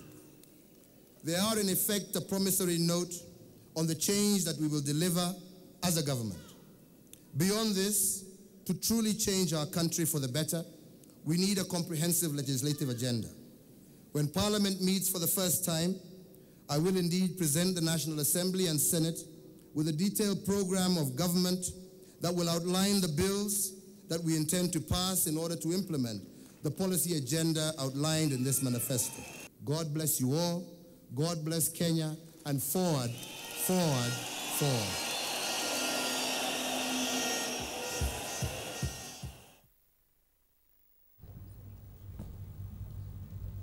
And there, every single day we've seen Charles Nyachai, who chairs this Constitution Implementation Commission. He's been there, discussing the issues with us. And really, honestly, we have to commend him for his full engagement in this process. You can also see NCIC officials there and commissioners. Back to just the money. Right behind him. But back to what we just heard from Uhuru Kenyatta when he was presenting the TNA's and Jubilee Coalition's manifesto. It's very interesting, Julie, now to note that they have a lot on their shoulders, and it's important for Kenyans to know now that it's time now to pull up your sleeves and get to work.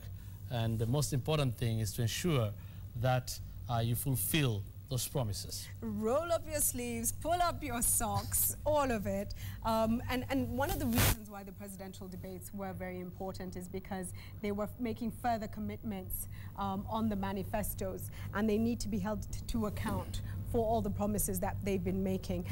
Really critical. I think, again, just to remind you that you can continue to share your thoughts with us, 2442 on Facebook and Twitter. We've got the hashtag now, God Bless Kenya. What's your message for Kenya? And you know, what's perhaps most amazing for Kenya, for East Africa as well, and the continent, is the new story emerging out of this election, because Kenyans have resolved to commit to peace right across the country, whether they're elated about the results or whether there's disappointment. It seems that there's resolve for peace. Kenya wameamua amani ni muhimu sana. Wamechagua amani. They're saying Kenya kwanza, and that's amazing. So keep your messages coming in 2442, and on Twitter and Facebook, it's Citizen TV Kenya. Of course, we keep getting that from you. Like someone here says, the pain of losing is in me, but I will take it down by being a true Kenyan. I stand up as a hero to lead from behind and to protect and serve my nation. Again, Julie, very, very, very nice messages we're getting from people here.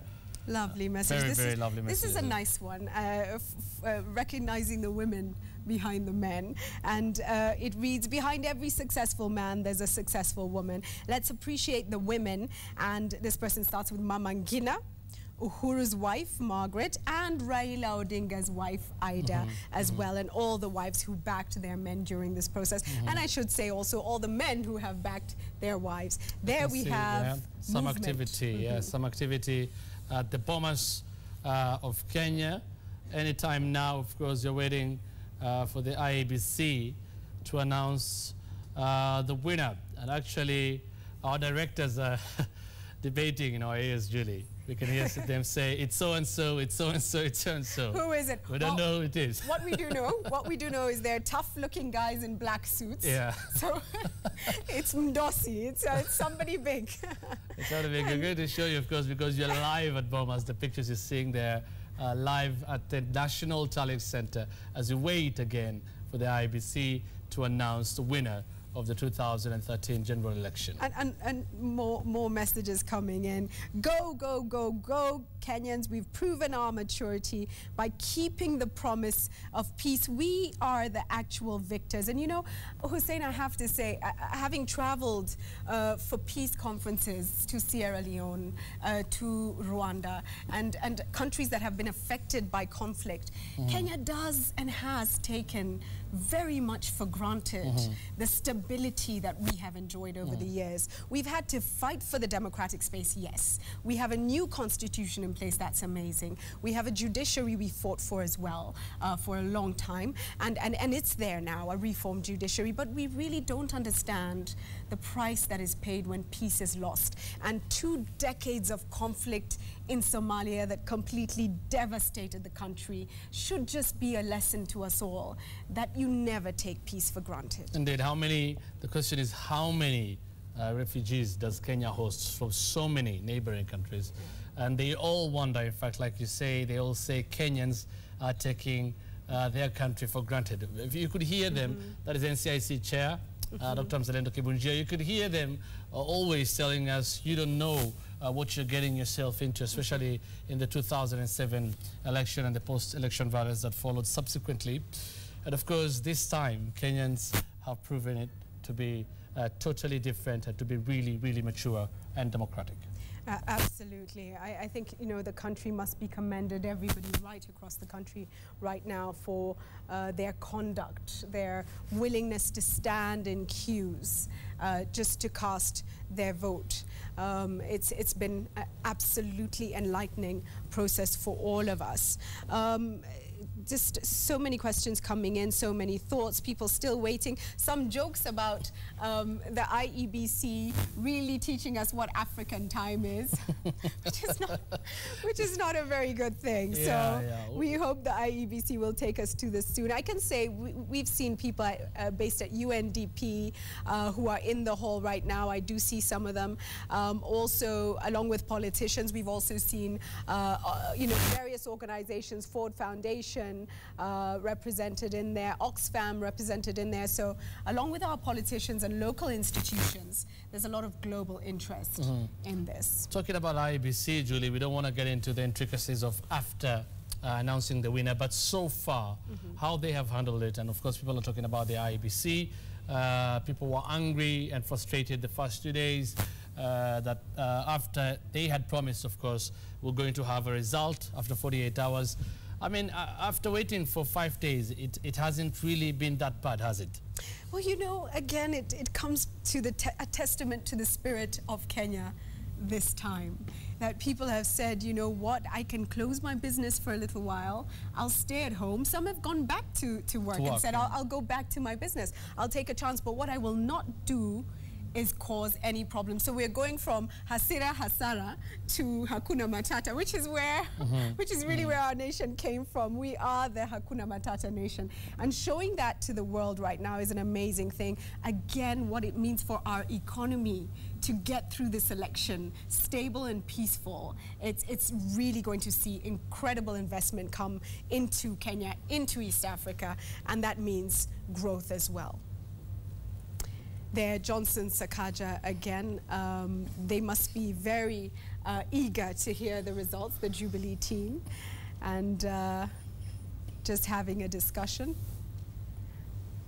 We're going to take you now to just take a look very briefly at some of the images of celebration from across the country. In various different places, people have been celebrating. In other places, it's back to work, it's back to life as usual. We're told in Mombasa, as of yesterday, actually, everyone was back to work, no problems at all there. In some places, people are on the streets, really excited about the result. And in just a moment, we're going to look at some of those pictures.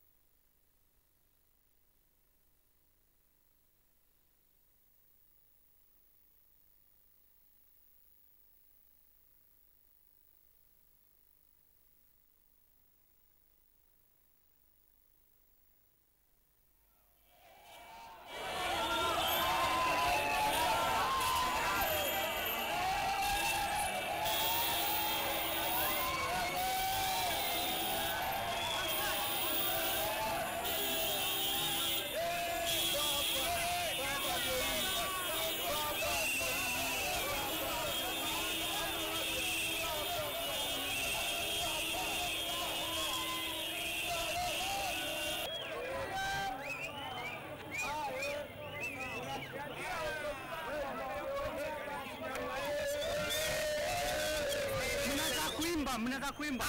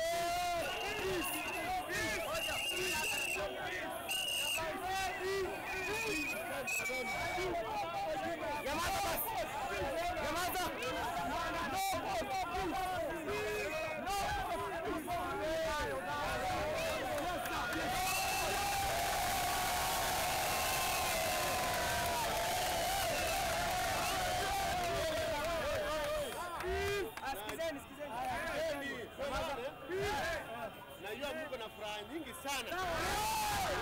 Lakini sababu ya usalama ningependa kuwauliza sababu sababu mnafurahi ndio hiyo.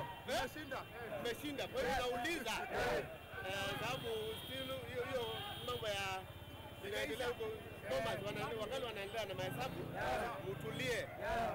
Kwa hivyo hapana tembea huku sababu itafanya wengine waanze kuleta fujo alafu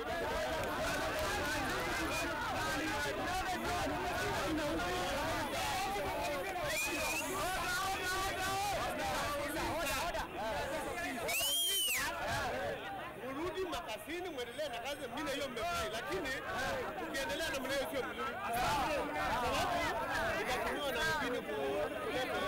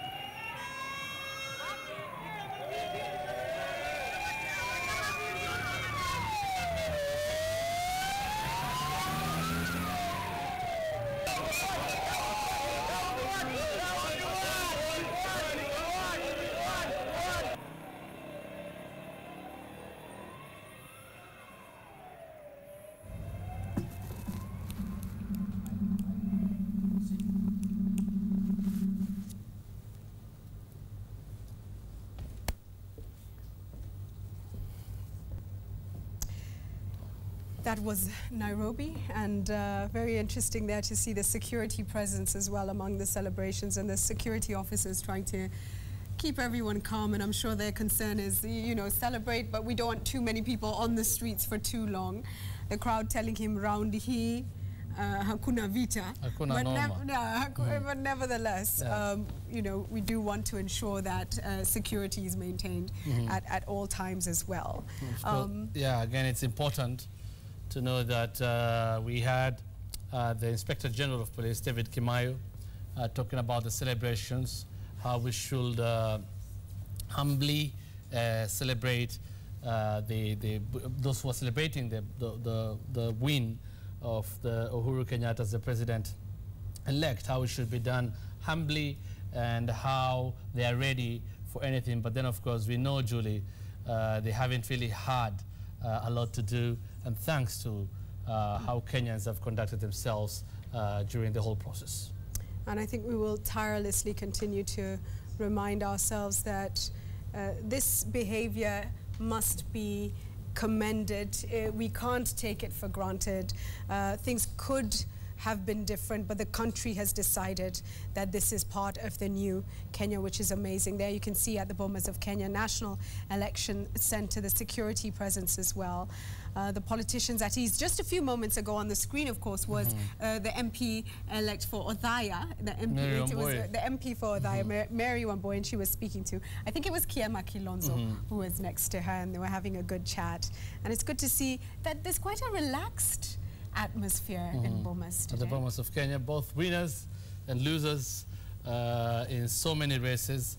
LSK chair there, you can see Eric Mutua among the people at Bomas of Kenya. Julia, again, winners and losers sitting side by side and just waiting for this to be announced. Such something you couldn't see was hardly to come by in 2007. Can you believe that was just 5 years ago? Can you imagine? And just a short while ago as well, Kilemi Muria was also on the screen. Of course, he lost his race. Yes, the Meru gubernatorial seat. Right, and it was a tight contest. He lost to Peter Munya, but looking fairly relaxed. And I think the message also to our leadership is there's life after politics. It doesn't all end if you don't get your seat. And there's so much more that you can do to serve the nation and to build the nation as well. Again, if you can just keep reading your texts. Hi, Julian is saying, I'm Josephine from Utawala. I'm so happy to see how we Kenyans have maintained peace since election started. We should give all the glory. In fact, you guys have to spend a special day for Thanksgiving. That's a big step we've grown. It's because of God's love for this nation.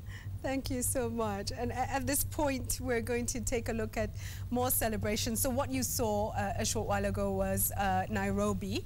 And we take a look now at Nyeri, where celebrations are ongoing. Let's have a look. There we have it.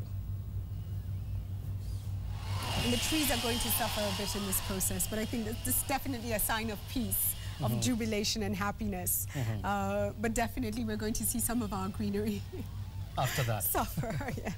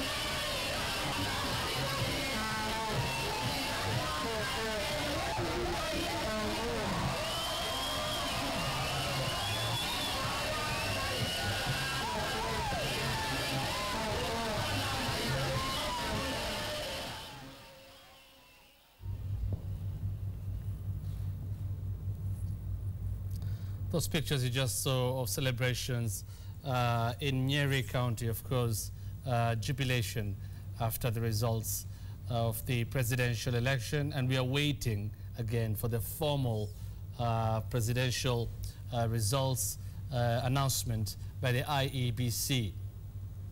And there you can see the arrival of, we're not quite sure, speculation that it could be Kalonzo Musyoka. We are not 100%. Kabando there on the screen once again. This is an SMS from Joroge. He says, leading is bearing the load of service. Let's thank all those who presented themselves, and one was chosen for the task. That's a picture again you can see of Mary Wambui, MP-elect for Othaya constituency. Truly the Othaya parliamentary seat in the run-up to this election had so much drama, didn't it? We did. We actually had one candidate in here, in our studios, who's saying, didn't he have his TNA nomination certificate? And then that was Gishuki Mugambi. He had his TNA certificate. A day after, of course, Mary Wambui won the TNA nominations for Othaya constituency. So she went through a lot, really. She did go through a lot. She really stood, you know, she went forward. She didn't back down. She did get the nomination at the end of the day. And of course, she's taken the seat. But some of this stuff, you simply cannot write. Hussein, it's been such an exciting election, but again comes back to part of a democratic process where everything is out in the open. And perhaps along with the audit of this election is going to be an audit of the process of nominations of political parties and how to ensure we don't see what happened ever happen again. It has been very interesting, Julie. In some instances, we've seen those areas where we had a lot of protests for all parties, actually, where we had a lot of protests during the nomination. We have seen some of the people who are most aggrieved coming out to win in various seats in this election. Of course, that is the gubernatorial seats, the senator's seat. Mostly, in fact, it was at the constituency level, Julie, for the MP seats. Again, lots of people saying, where is Isaac Hassan? I think the country right now is glued to the screens, and we're waiting to hear from the IBC. But just going by the number of people arriving now, I think there's also perhaps the effort to ensure that some of the leaders do arrive at the venue for the announcement from the IEBC. Logistical, perhaps. Some of these are logistical Indeed, issues. we keep telling Kenyans, of course, to be patient. You have been patient for the last 5 days. Since 11 o'clock, it's now 1 hour 30 minutes almost. I think that isn't too much, Julie, if you have been waiting for 5 days. Absolutely. And another fascinating thing about a process like this, Hussein, is all the stories that emerge. And yesterday, when the chief executive of IEBC, James Oswago, made his announcement, ahead of the announcement by Isaac Hassan, he had to deal with rumors of him either being arrested or having passed away, which is you know, all these rumors all over the place, causing a lot of concern and consternation unnecessarily. Like you said, Julie, we'll have an audit of everything later.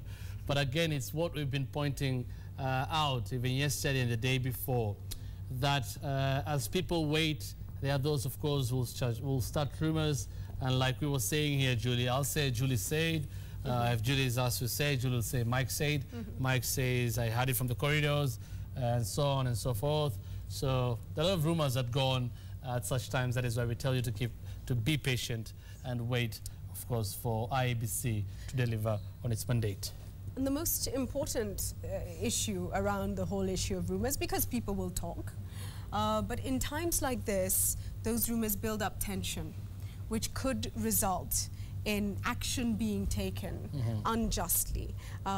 We see more people coming in. Talking to the senator-elect for Nairobi County, talking to some security officers there. I saw a message earlier on 2442, somebody saying, do you know that Mike Sonko was the most voted for person, if I could say that, the person who got the largest number of votes. That is in respect, percentage, you know, in respect to the number of people who are registered in a particular county.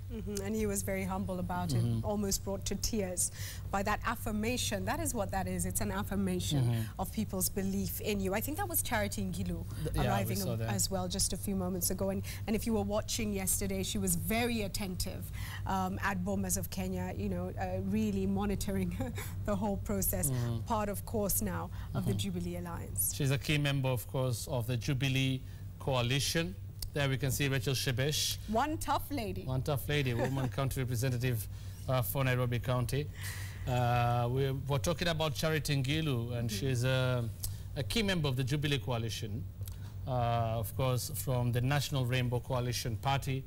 She lost in her bid in the Kitui Senate race.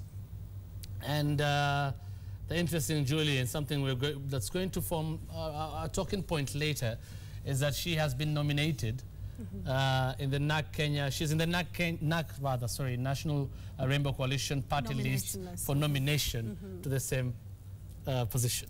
And we're going to be looking at those lists, by the way, over the next few weeks, which parties nominated whom and why, because again, there's a whole issue of special needs who should be represented on some of those lists. Another person, of course, who was at Bomas and who's been at Bomas very attentive is Najib Balala, and he lost the Senate seat for Mombasa County.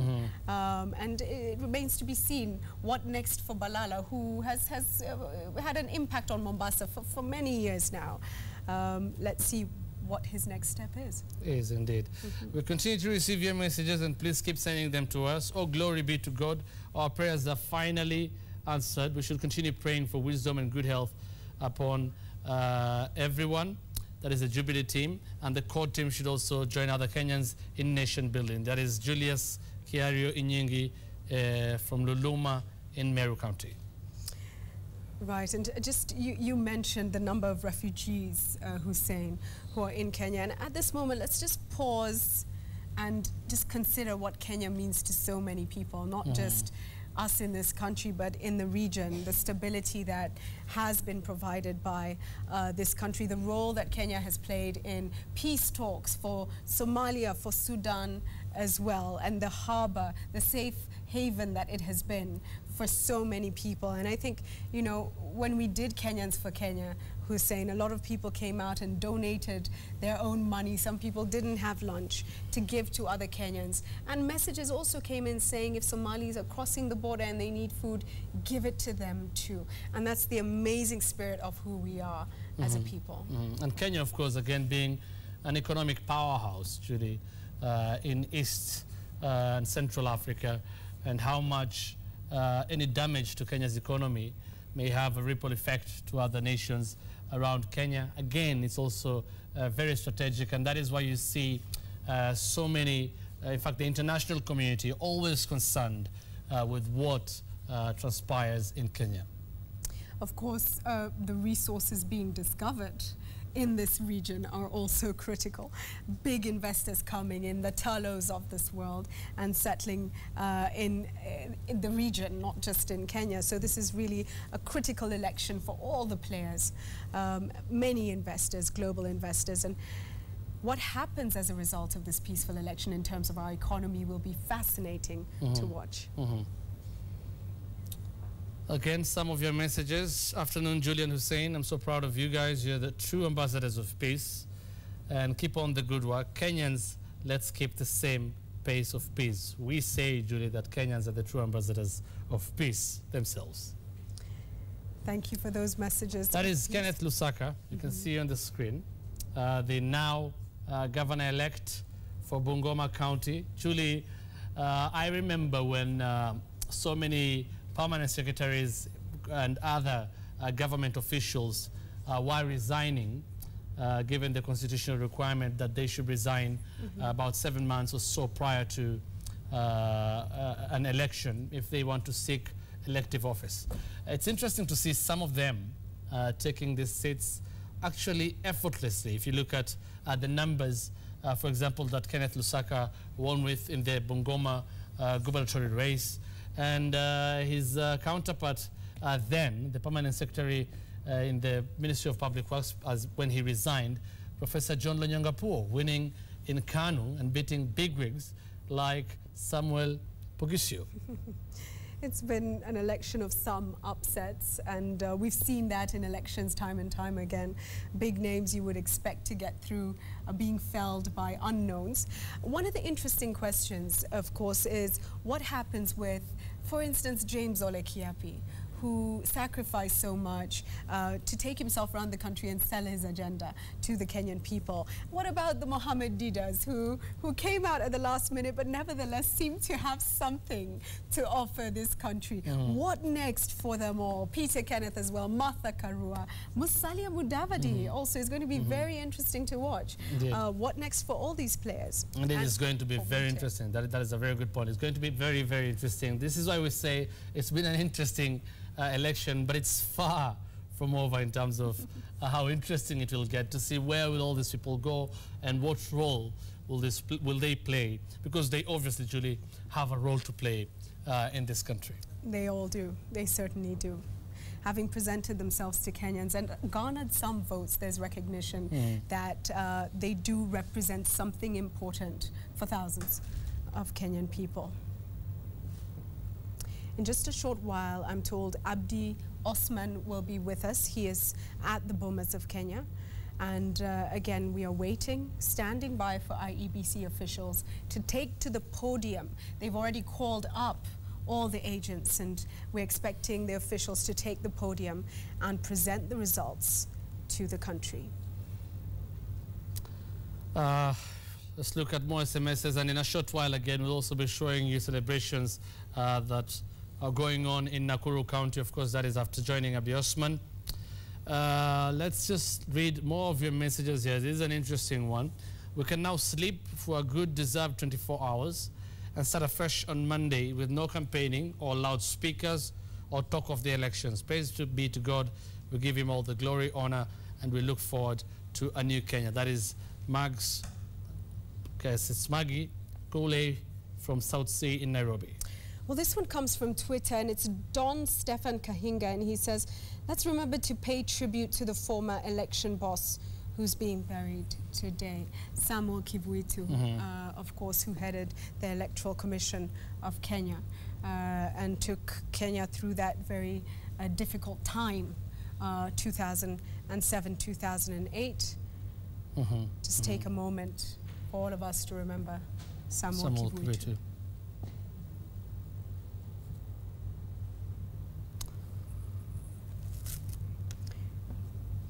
Abdi Osman, we're told, is coming up in just a moment.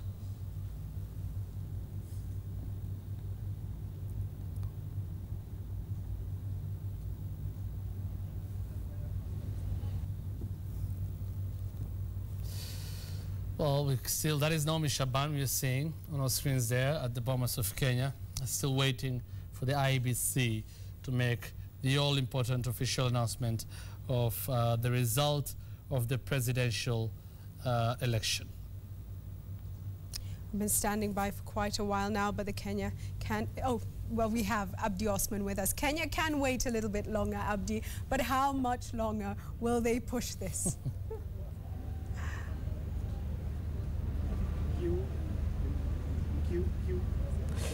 Hey, welcome to the Bomas of Kenya here, where the IEBC is expected to make the grand announcement of what has been a very much publicized result of the presidential tally. Until now, just that, a tally from the nearby tallying rooms here at the Bomas of Kenya, until when the IEBC's chairman Ahmed Isaac Hassan makes that grand announcement that will make this a historic day on many a diary, many a calendar, the 9th of March 2013.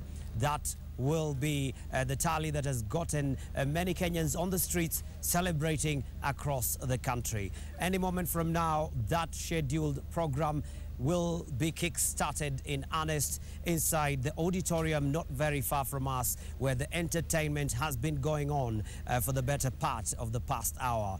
Here at the Bomas of Kenya, quite a number of events, other than the major preparations by the media houses who set up their state-of-the-art equipment to broadcast live, are already broadcasting live the events that have shaped Kenyan politics, the events that are taking place at this very center, the results that people will be talking about for a very long time, and what has triggered celebrations and deep quiet in some parts of the country, even as Kenyans embrace the message of peace and unity, the message of patience and commitment to the rule of law and order, and the message of respecting electoral authorities and electoral laws. At the Bomas of Kenya, we are expecting not just the top diplomats from countries represented in the hub of diplomacy in the Eastern Central African region, one of the fastest growing economies in Africa, the hub of growth and prosperity in sub-Saharan Africa. Kenya is the focus of the world. Just a few feet away from where I'm standing, international broadcasters, including CNN, Al Jazeera, are beaming events from this part of the world, because Kenya happens not just to be a nation nation on the map of Africa, it happens to be a major global player. We're still waiting for the arrival of some of the presidential candidates should they choose to be here, and that will be captured frame by frame right behind me. Security has been tightened at this very facility, roadblocks starting all along the Langata Road down here. Police officers who have been keeping the peace and maintaining security for the past few days. We've spent quite some long nights with them here, very friendly but very tough at enforcing the rule of law, ensuring that those who come in here are only those who've been allowed in, designated and approved, accredited by the IEBC. Most importantly, for the officials of the political parties, they have opted to respect the rule of law and the integrity of the electoral process. The Coalition for Reforms and Democracy did give a press briefing a few moments ago, and they said they're urging Kenyans to wait for that grand announcement from the IEBC, with Franklin Bett appearing not amused by the celebrations that have been going on in different parts of the country. At the Bomas of Kenya, security has always been tight, but it's never been tighter than today, because what is at stake here is the integrity of the electoral process. They do not want any troublemakers. They do not want anybody out to derail a process that is very much part and parcel of the transition of power under this very democratic system of multi-party governance in Kenya. And therefore, right very close to where I am, it's not just tight security. They've got state-of-the-art scanners, airport security equipment. For all those who are coming in, you have to be frisked and thoroughly searched. But that's besides the point, because 9th of March 2013 happens to be the most important day in recent years, because this time round, Uhuru Kenyatta, if all goes as scheduled, will become the 4th president of Kenya. He will become the 4th president of Kenya because, as you know, his father, Mzee Jomo Kenyatta, was the first president of the Republic of Kenya, having been the founding father, done 24 years of his rule, and Mwai Kibaki lasted 10 years.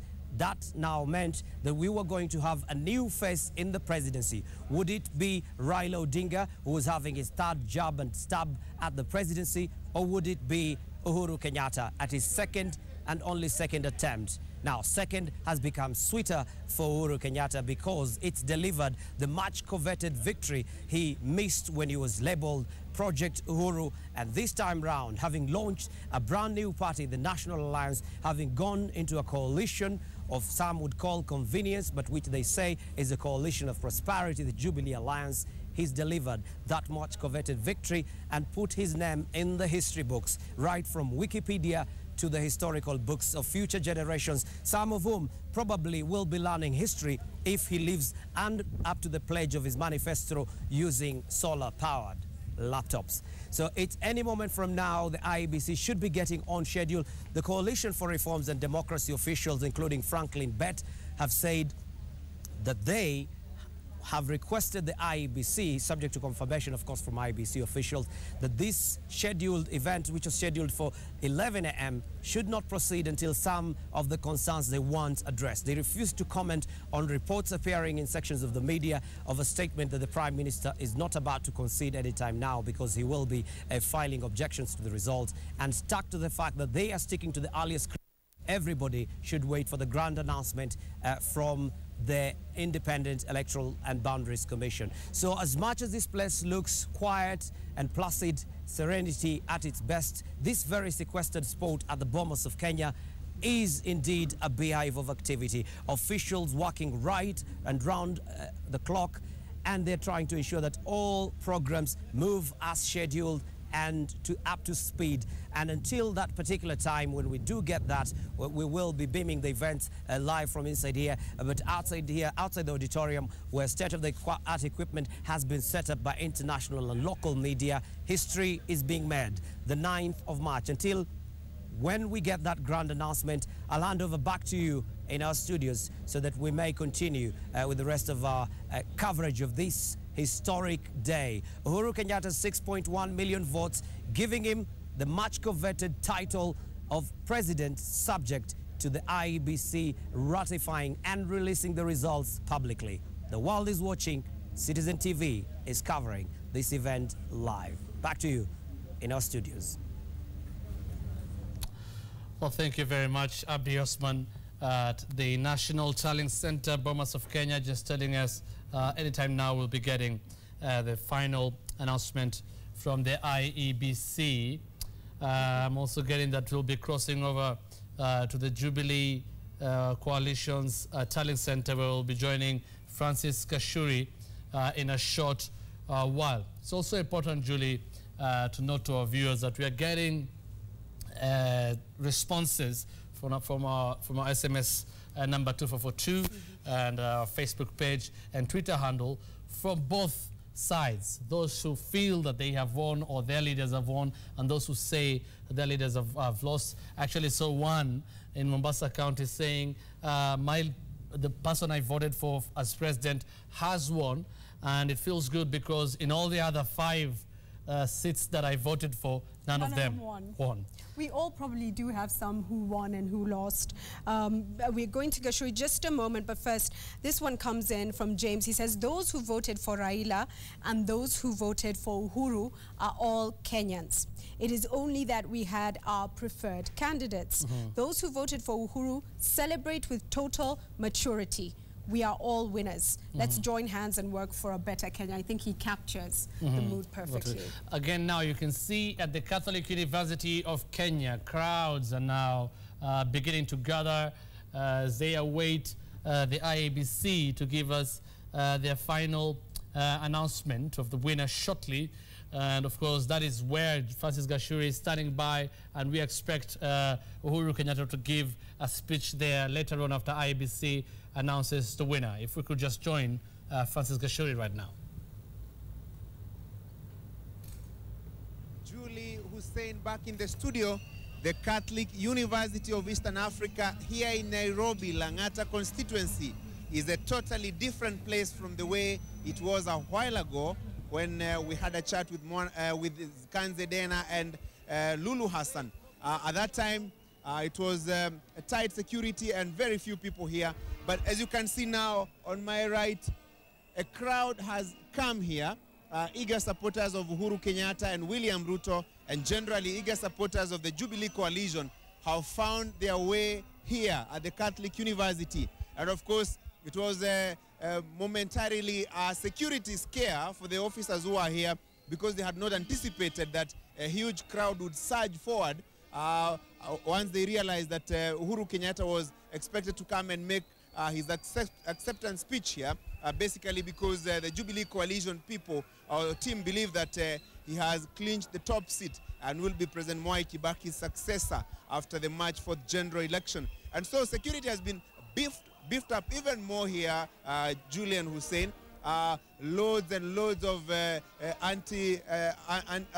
anti-riot squad here. Members of the GSU squad are also here.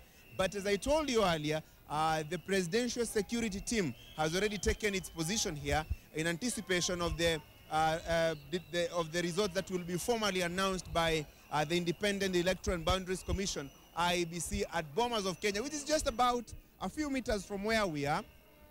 Basically, the eager supporters of Uhuru Kenyatta and William Ruto are making their way here, insisting that a look at the presidential tally, presidential results tally, shows them that Uhuru Kenyatta has clearly won this race, and so they are waiting for him to come here and make his acceptance speech. But basically, as I pointed out earlier, Julie, on my left is the auditorium where Uhuru Kenyatta will be expected to make his speech. And everything has been laid out, including a podium from where he's expected to come and make his first speech after being formally declared the president. Of course, IEBC has the final say on this matter, on who becomes the president of the Republic of Kenya after the March 4th general election, and whether Uhuru Kenyatta, despite leading with around 830,000 votes, has managed to clinch the requisite 50% plus one threshold as outlined by the Constitution. And maybe, Julie, when you look around, if you see even the rooftop right here at the Catholic University, eager supporters holding flags, the national flag as well as TNA and URP flags, have already taken their vantage positions. All they want to know is that whether Uhuru Kenyatta will be coming here, and they have been assured by the party officials or the Jubilee Coalition officials that Uhuru Kenyatta will be coming here. And to ensure that security remains intact, only members of the fourth estate will be allowed into the auditorium, as well as the governors-elect, senators-elect, and members of the National Assembly-elect. But the crowd outside here, television sets have been mounted here, just to make sure that they follow the proceedings right here at the Catholic University. We'll surely keep you updated on exactly what's happening. Quite a number of members of parliament, senators, governors, and county assembly reps who managed to get the seats on Monday through the Jubilee Coalition ticket. Basically, a carnival mood here, as you can see. Members of the international and local media are taking their vantage positions to ensure that they capture the moments right here at the Catholic University. Back to you, Julie and Hussein, but we will keep you updated on what's happening here at the Catholic University. Thank you so much for that, Gashuri. And we did have pictures of Kisumu. We'll go to them a little bit later, of Nakuru. We also have Willis Raburu in Kisumu. We want to connect with Willis in a short while.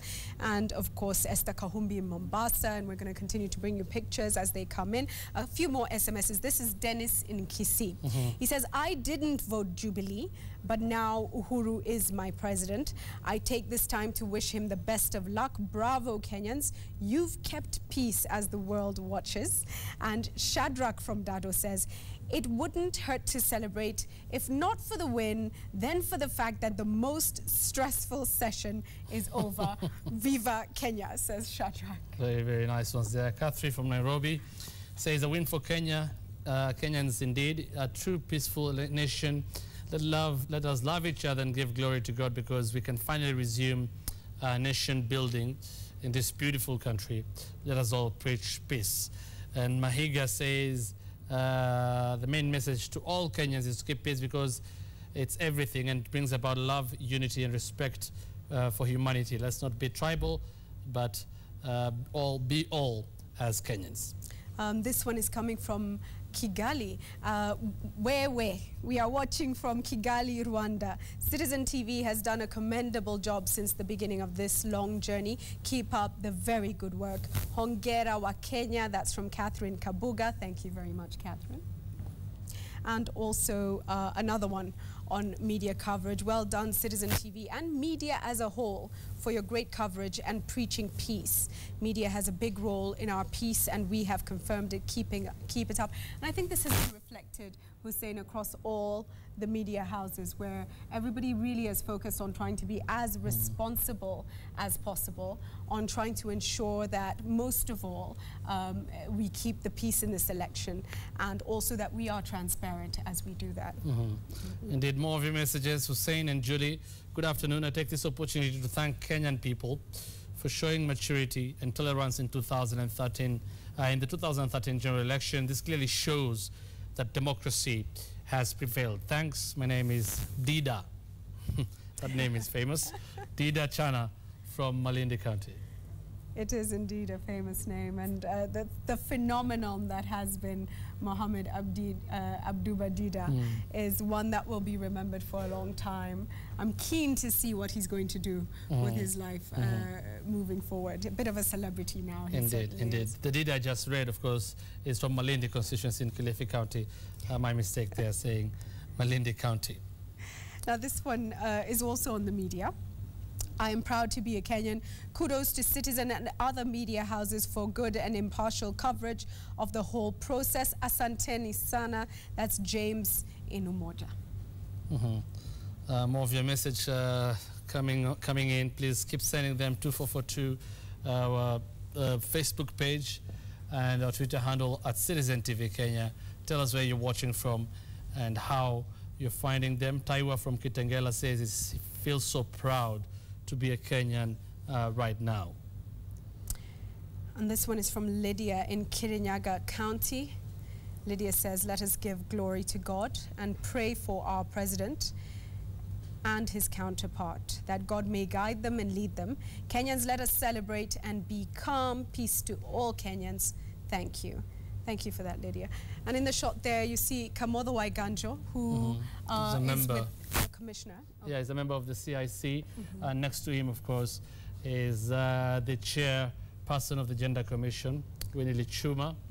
We had her on set yesterday with our very own Shisia Wasilwa discussing the issue of women in leadership and how many of them have been elected this time round. It has to be said, when we look at the numbers, it's going to be disappointing, especially compared to our East African counterparts, the number of women who have been elected into office.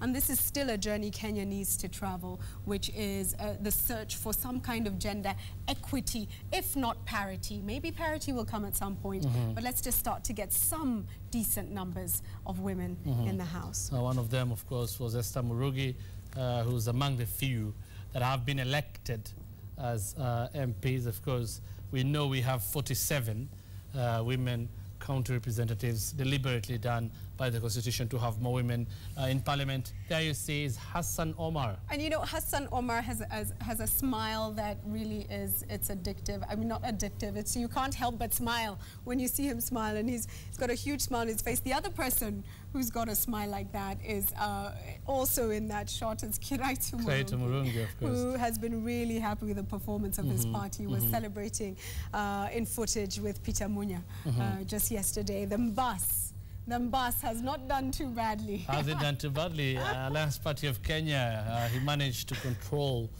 most of Meru County, or rather the party did.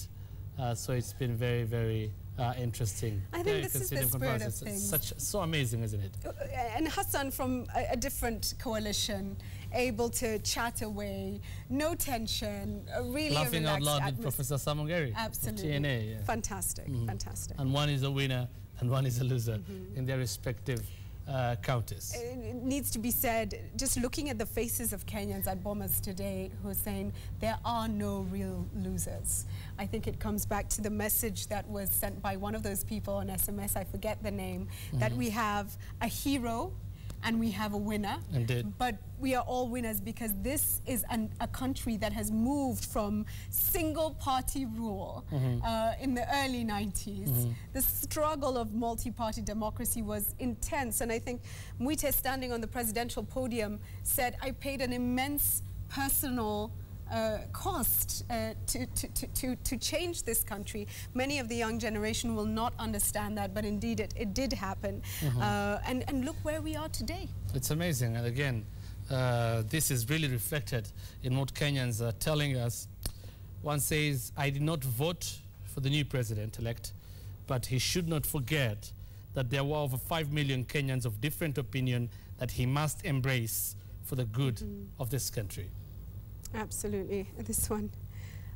Glory to God.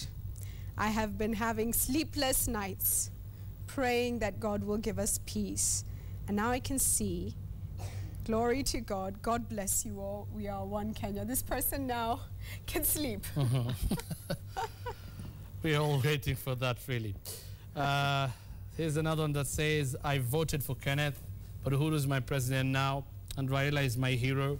Kenya is important than all of them. That is Patrick Cheriot from Kapenguria. Let's just take a moment as a country to recognize and appreciate Paul Mwite, James Ole Kiapi, Martha Karua, Mohamed Abduba Dida, and Musalia Mudavadi. Doing what they did is a huge challenge, stepping out of your comfort zone and presenting yourself before a country for scrutiny. The tireless, ceaseless campaigns across the country take a toll, emotionally and physically as well.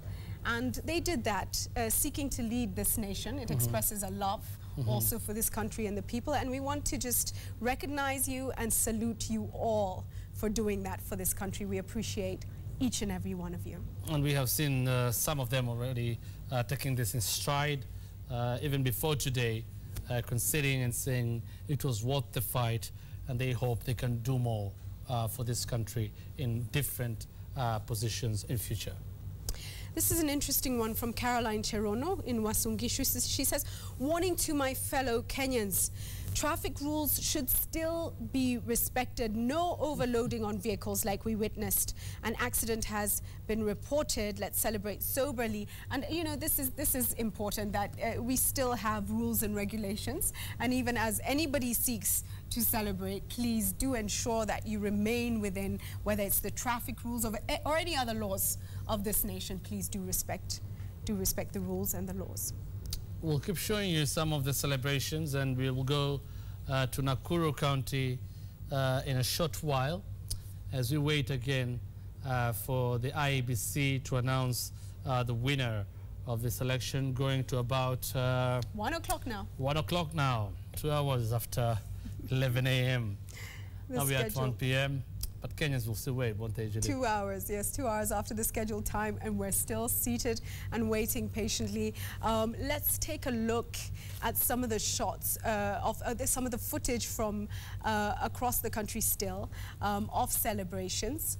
And then hopefully we can do a link with some of our people who are still on the ground. Esther Kahumbi is in Mombasa and Willis Raburu is in Kisumu to get their reactions from those cities across the country. Indeed, and again we'll also go back to Bomas of Kenya. We can see we're live right now in Bomas of Kenya. We'll go to our reporters there. Abdi Osman is also an associate editor, is at the Bomas of Kenya. We're going to talk to him in a short while at Catholic University, where we expect Uhuru Kenyatta, after the announcement here, to go and make a speech where Francis Gashuri is standing by. So keep it, citizen. We'll be taking you to all these locations as we proceed.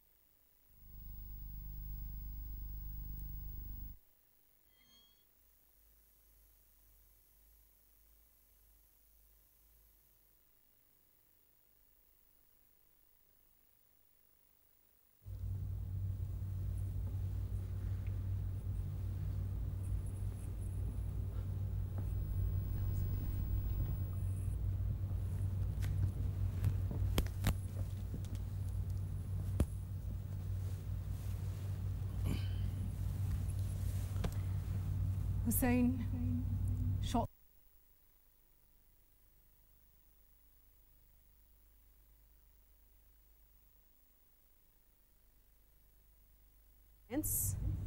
Is we can see that in just a short space of time, the place went from relatively empty to completely full. And it seems hundreds of people are currently at Catholic University. It was stunning, Hussein, just to see Gashuri on location a couple of hours ago with an empty area behind him. Just a few people, a handful of people, to what is currently going on at Catholic University, which is hundreds of people inside the auditorium, but also outside. Crowds have gathered. Supporters, of course, waiting to follow the proceedings immediately after they are done with the Bomas of Kenya. That is after IEBC announces the winner. We are still waiting for IEBC to do that. We've been waiting for that since 11 a.m. The IEBC just tells us the commissioners, of course we have a split screen now, you can see that is Bomas of Kenya on the other side at the National Talent Center and Catholic University. And you can see IEBC, Julie, again, just consulting and doing a lot of final touches before they finally tell us who the winner is, that is to make the formal announcement of who the winner is. People waiting expectantly at both those venues, but if you think about it, right across the country and also outside of this country, there are people watching and waiting expectantly. Millions are standing by to hear from the IEBC, and we expect in just a short while they will be coming to the nation to give us the results. A few more SMSs for you. Bar in Mandera says, hello citizen, neither Uhuru or Raila won, it is Kenya that has won. Peace be plenty within our borders. Thank you for that. This one is unnamed. It's written, Mike Okinyi Maskini. At least now you are resting. Good job. I hate to have to tell you this, but Mike Okinyi is seated right behind us, and he's still at work. And Mike, we're going to come to you in just a bit to find out what you're still doing and whether you got any sleep last night at all. This, of course, Julie, again, is just a proof that we are really, really far from being done with this exercise. With this exercise, of course, there has to be coverage again, even after the election. We're still working out the numbers. Mike Okinyi is still working out on the numbers, and we'll be showing them to you, a breakdown to you after, of course, IEBC announces the winner formally. Daniel Mitira from Maseno says, elections come and go, but life must continue. Thanks media and IEBC for a commendable job. Also, there must be a winner and loser in each game. And Judy in South B says, I didn't vote for Uhuru, but I am elated. Kenya has just unwrapped a gift from God. We are peaceful and have demonstrated patience throughout. Kila siku tuwe na shukrani, she says. Very, very, very nice messages we're getting from you. Indeed, we have made history as a nation, having queued on the polling day from 5:30 a.m. to 8 p.m. is truly a sign of patience. Congratulations to the Kenyans for the patience and peace thus far. Hongera wa Kenya. That is James Onjala. Someone asking, where is the CORD headquarters? Just curious, Citizen TV, where is the CORD headquarters? Jubilee is at Catholic University. That's Mama Tasha in Mombasa, she'd like to know. And where was the CORD headquarters based? Of course, we are now, since as we're waiting for the IEBC to announce the winner, we are still waiting to get communication from CORD on the way forward. We're waiting for, at some point, we're waiting for the Prime Minister to hold a news conference. What I gather is we are still waiting for that. So we'll be showing you that immediately they decide to go on, of course, with the news conference. But then you get the feeling that, Julie, everyone, even as you can see on your screen there's a split screen between Bomas of Kenya and the Catholic University. You can see everyone everywhere fast is waiting to hear the IEBC speak, and then maybe we can have reactions to that. Of course, be sure that Citizen TV and Ballot 2013 will have them for you. Earlier, of course, Alex Ramada had been on location at the, I think it was at the Orange House, waiting for any updates. Of course, that was day 1, day 2, day 3, day 4, and more activity moved then to the Bomas of Kenya. So many of the critical players are based right now at the Bomas of Kenya.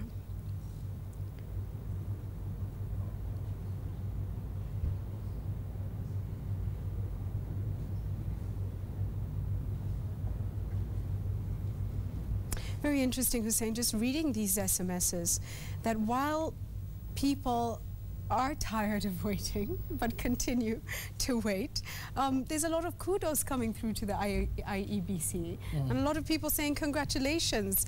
This one reads, lots of gratitude to Isaac Hassan, who's been so calm, patient and strong, which is exactly what you've been as a Kenyan as well. That's exactly what the spirit of Kenya has been. So lots of kudos coming in to the IEBC, which really is fascinating considering all the time people spent in queues and of course have spent waiting for the results as well.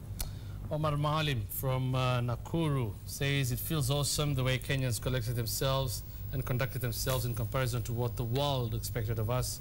As an ODM supporter, I believe at the end of the day, Kenyatta has been chosen to be my head of state and for the Republic of Kenya, and not for any community. Cheers, Kenyans.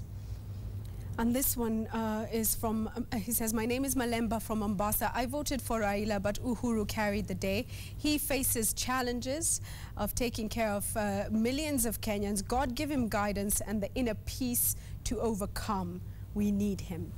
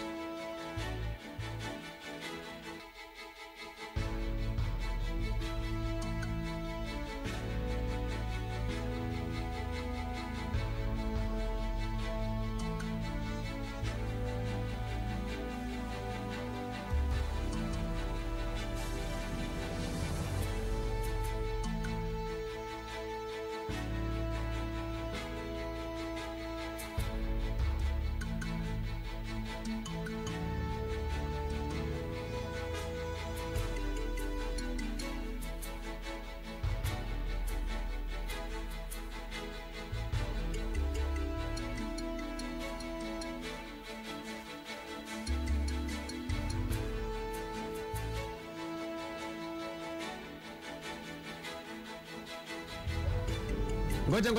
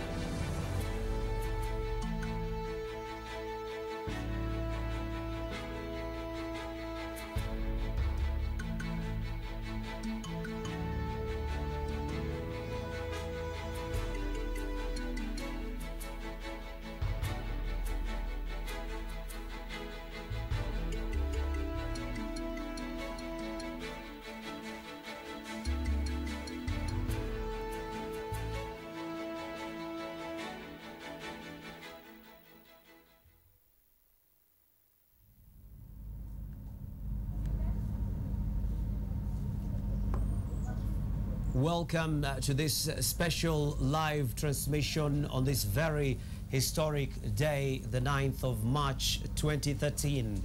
History being redrafted, book publishers getting ready to jot their notes, authors of chronicles and biographies all keen to capture what is being captured by our own cameras frame by frame as Kenyans usher in a new era, that of being under the fourth president once the process of announcing the president-elect gets underway in a few minutes' time. The Bomas of Kenya auditorium, there as you can see it, is jam-packed with members of the international community's diplomatic circles, observers, local politicians, winners of the just concluded general election, and most importantly, the hierarchy, rank and file of the IEBC and their different capacities, from the support staff to the overall managers. Any moment from now, the man who the final tally has shown to be the winner of this general election, subject to that very important final announcement by the IEBC. Uhuru Muigai Kenyatta will be arriving here at the Bomas of Kenya to tight security upon his arrival. Already, the presidential escort scale of security is in place here at the Bomas of Kenya, and we're expecting that any moment from now, that motorcade, that one that will signify his elevation from just a presidential candidate to a president-elect, enjoying the privileges that come with that all-important status befitting him, that of becoming the next commander-in-chief, will be captured when those vehicles arrive. I'm here with my colleague doing the Swahili commentary, Shisia Wasilwa. Shisia, karibu. Asante sana Abdi, jinsi ulivyosema ni kwamba ni siku ya kihistoria kwa Wakenya wote, ambapo rais wa 4 wa Jamhuri Tukufu ya Kenya huenda akatangazwa wakati wowote kuanzia sasa. Lakini nafahamu kwamba yule mtazamaji anajiuliza imekuwa kwa vipi matukio haya au matokeo haya kidogo yamekawia kutangazwa, na kama tulivyoambiwa jana mwendo wa saa 5 leo mchana matokeo hayo yangekuwa tayari. Na ni vema tu nimfahamishe kwamba tumekuwa na kikao na baadhi ya wanachama wa ODM ambao wanasema kwamba katika matokeo ya mwisho ya matangazo haya karibu maeneo bunge 11 hayakuwa yameweza kuongezwa kwenye idadi ama hesabu ya kura zao, na ndio maana wamemfahamisha mwenyekiti wa tume huru ya uchaguzi na mipaka Isaac Hassan kuweza kutathmini na kukagua na kuweza kuyajumlisha, ndipo matokeo rasmi yaweze yakatangazwa. Hivyo inamaanisha kwamba kidogo matangazo ya matokeo hayo huenda yakachekelewa, na kama mnavyoshuhudia au kutizama kwenye runinga zenu, tayari wafuasi wa TNA wameanza kusherehekea wakiwa na mabango, wakiwa na mbwembwe, shangwe na furaha. Upande wa pili katika ukumbi wa Bomas tunafahamu kwamba baadhi ya wanasiasa wameshafika na tayari wanasubiri kuona matokeo haya yatachukua mwelekeo upi. Mbali na wanasiasa, tunao mabalozi, wanadiplomasia ambao wanawakilisha mataifa mbalimbali. Kama tunavyoona kwenye ukumbi wa chuo kikuu cha Catholic, naweza nikamtizama Ali Chirao Mwakwere na viongozi wengine ambao wanafuatilia matukio haya kwenye runinga zao. Kwa hivyo ni siku ambayo Wakenya ndio washindi. Haijalishi ni nani atakayechukua uongozi huu, lakini Wakenya ndio washindi kwenye mchakato mzima wa shughuli hii, ambapo tumewaona wakisubiri kuanzia Jumatatu hadi siku ya leo, ambapo huenda tukatia kikomo mchakato huu mzima wa uchaguzi. Ni kuregeshe tu kwa mwenzangu Abdi Osman ambaye tuko naye hapa hivi akuletee mengi zaidi kwa lugha ya Kiingereza. Well, thank you indeed, my colleague Shisia Wasilwa. As you said, very rightly put it, you can see both sides of the celebration divide and formal ceremony divide. On the side of the Jubilee Coalition's event at the Catholic University of East Africa, as clearly indicated at the very top of that particular picture, you can see the likes of Chirao Ali Mwakwere and Mahamoud Ali from Moyale, who are all enjoying and savoring this moment, but quiet, you can say, perhaps in retrospect, thinking about what's been going on, what's really coming up in the next few minutes. But nonetheless, history is being made across the country.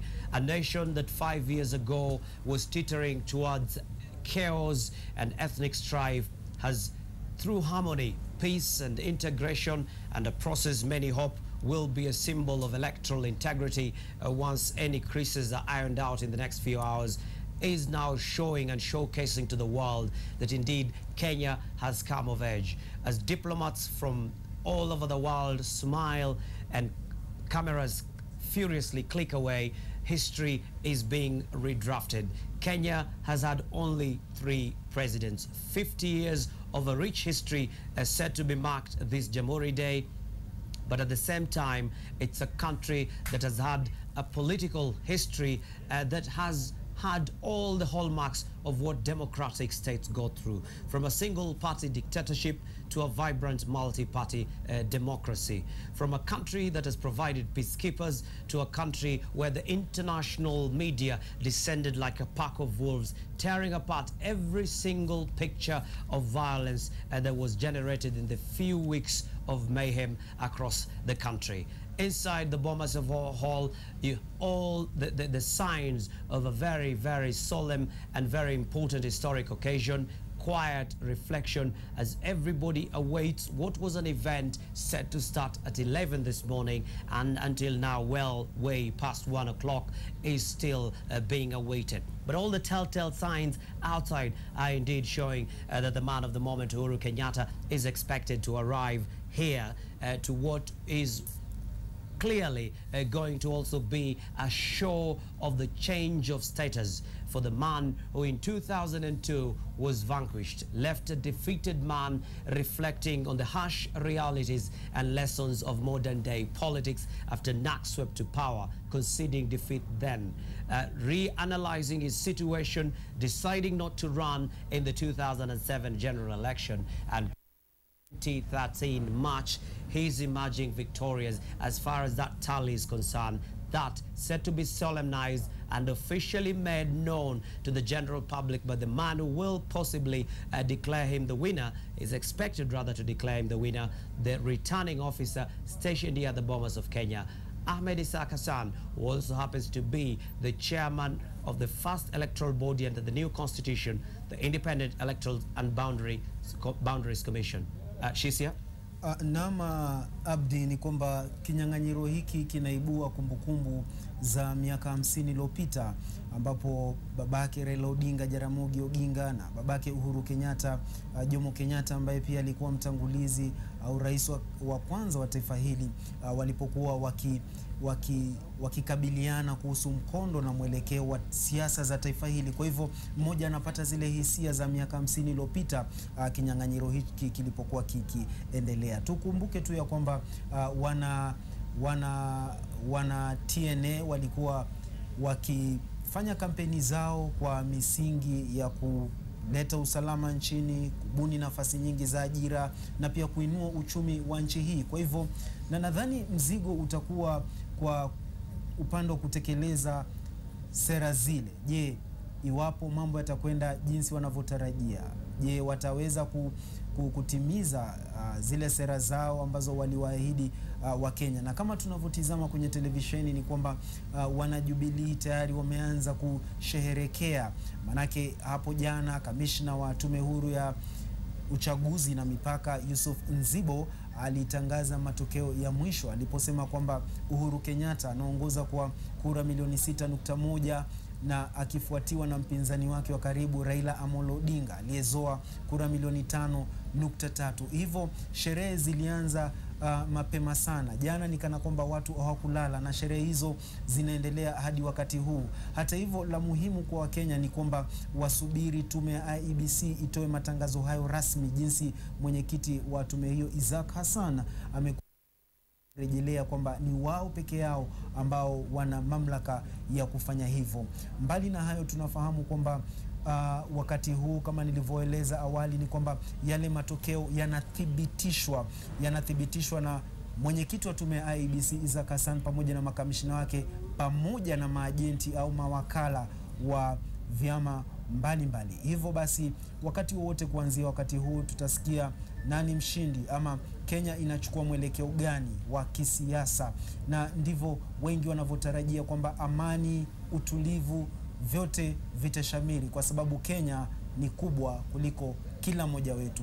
Wakati huo huo, ninaona hali ya usalama katika ukumbi wa Bomas umeimarishwa vya kutosha. Muda mfupi tu uliopita nimeweza kusikia kelele za helikopta na ndege zikipita angani, dhihirisho tosha kwamba mahali hapa pako salama na hakuna chochote ambacho kinaweza kikatokea kwa wakati huu. Wakati huu ni hali tu ya kusubiri kuona jinsi atakapotoka mwenyekiti wa tume ya IEBC Isaac Hassan. Je, atatoa matangazo ya aina gani? Na ni vema tu kuwakumbusha watazamaji wetu kwamba awali mwenyekiti wa tume hii Isaac Hassan alikuwa amesema kwamba kulingana na kiapo chao wao hawaruhusiwi kuegemea upande wowote, na kwamba yeye hata wakati huu akiwa na mkao na wanahabari alihoji kwamba hawakuwa wanajua nani mshindi. Hivyo basi hadi kipenga cha mwisho kitakapopulizwa ndipo tutakapojua mshindi ni nani. Na jambo la kuvutia pia ni kwamba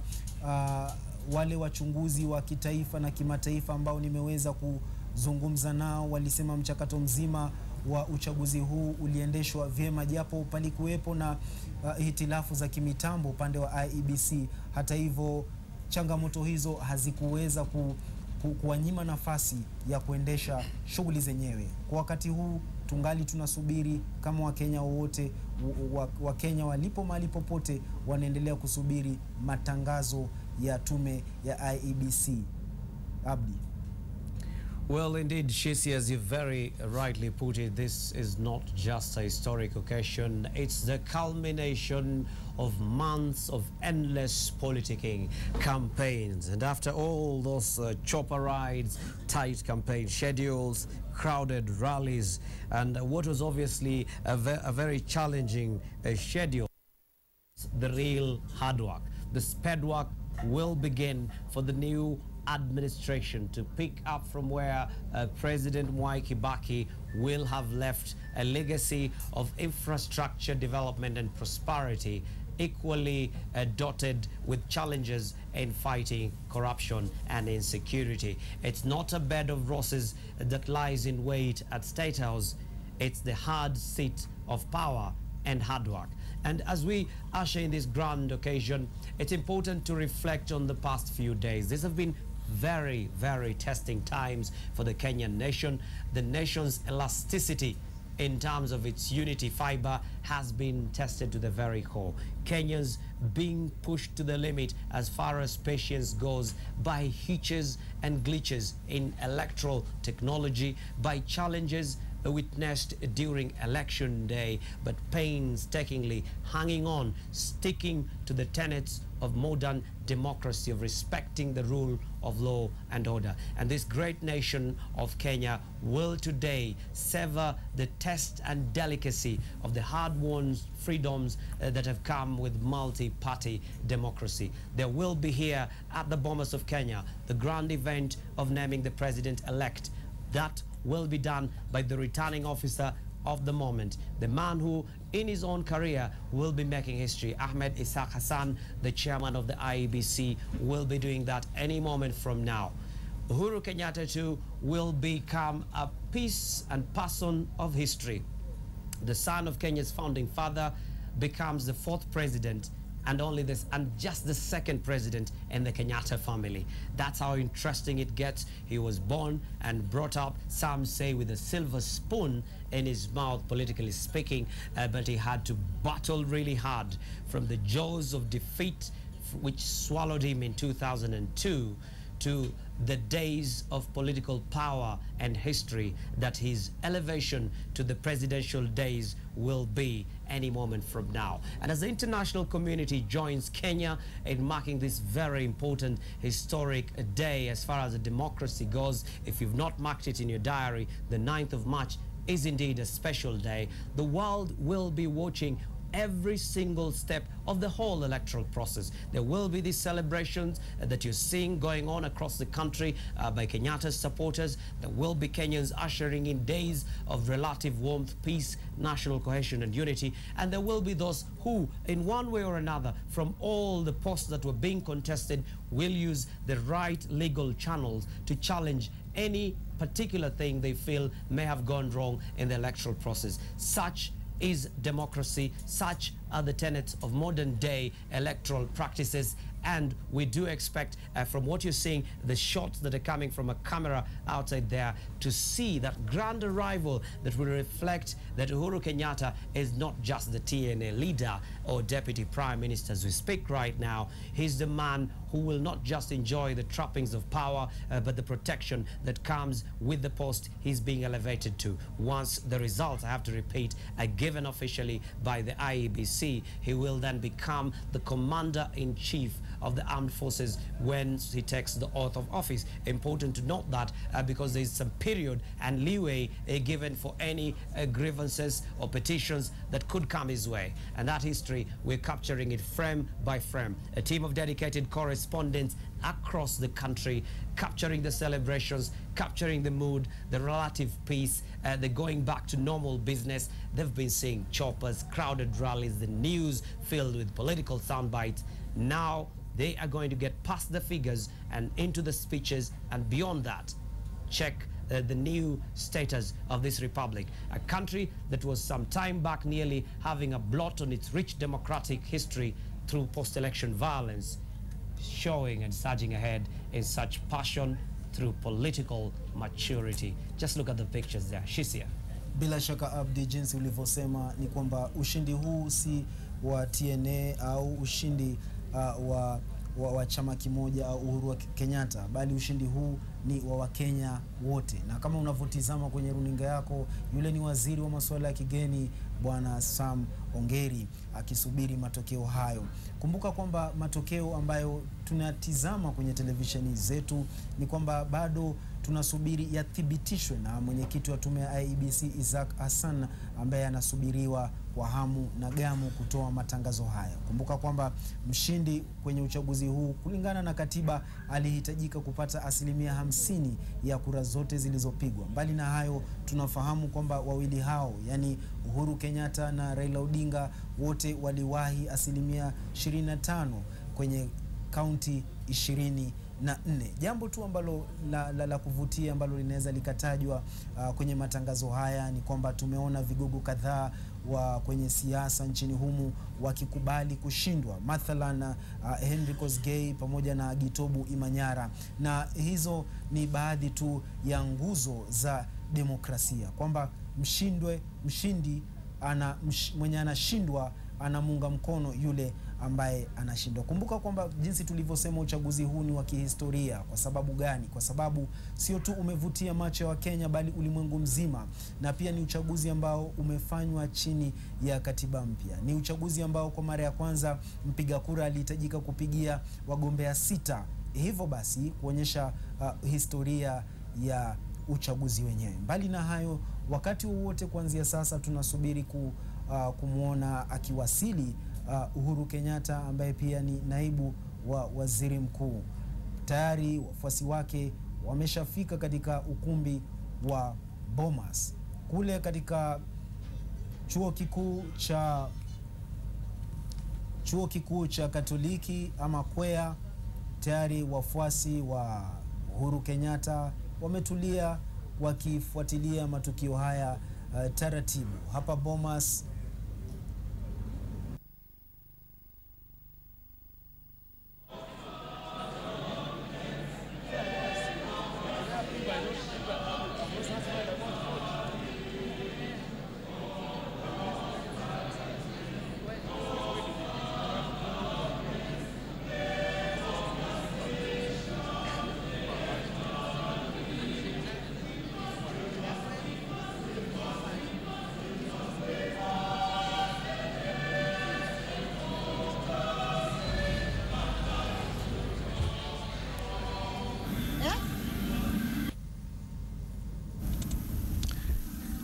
Naam, asante sana wenzetu kaka Shisia Wasilwa na wenzako hapo katika ukumbi wa kihistoria ama ukumbi wa kitamaduni wa Bomas of Kenya, ambapo ni eneo ambapo tume ya uchaguzi nchini IEBC itatangaza bayana matokeo ya kinyang'anyiro cha urais mwaka 2013. Na bila shaka jina langu ni Francis Gashuri, na kwa niaba ya wenzetu hapa katika chuo kikuu cha Katoliki cha Afrika Mashariki, ukipenda Catholic University of Eastern Africa Kwea, kilichoko hatua chache tu kutoka ukumbi wa Bomas, bila shaka ni hali ya kusubiri huku wafuasi wa muungano wa Jubilee wakikita kambi hapa wakisubiri kwa hamu na gamu kutangazwa kwa matokeo ya kura ya urais rasmi na mwenyekiti wa tume ya uchaguzi nchini Isaac Ahmed Hassan. na bila shaka wamekuwa hapa tangu majira ya asubuhi kabisa. Ukumbi ndani ni wale ambao waliweza kupata nafasi ya kuchaguliwa kama wabunge, maseneta, magavana na vile vile wawakilishi wa maeneo ya county ama ukipenda county assembly representatives, na vile vile akina mama waliochaguliwa kuwakilisha county mbalimbali katika bunge. Wale ambao walikuwa wanawania nyadhifa mbalimbali ndio walio katika ukumbi huu, na kule nje ambapo mpiga picha wetu Munene anajiandaa kukupa picha za hapo nje ni wafuasi chungu nzima wa muungano wa Jubilee ambao wamekita kambi hapa. Hawakutarajiwa kuwa hapa, na wale ambao walikuwa wanatarajiwa ni wale ambao ni wanahabari na vile vile viongozi ambao waliweza kujipatia nafasi katika uchaguzi uliopita wa siku ya Jumatatu. Lakini sasa imewalazimu walinda usalama kufanya halahala na kuweza kudhibiti usalama kabisa, kuhakikisha kwamba hakutakuwa na utovu wowote wa usalama. Na bila shaka kama nilivyoweza kuarifu hapo awali, maafisa wa usalama kutoka kitengo cha kumchunga rais na wageni wengine ama watu wengine mashuhuri, ukipenda VIP Protection Unit, wako hapa ndio wanaoendesha shughuli zote za kiusalama kuhakikisha kwamba hakuna lolote ambalo litakuwa likiendelea. Kule upande mwingine wa Bomas naweza kuona bila shaka afisa wa mawasiliano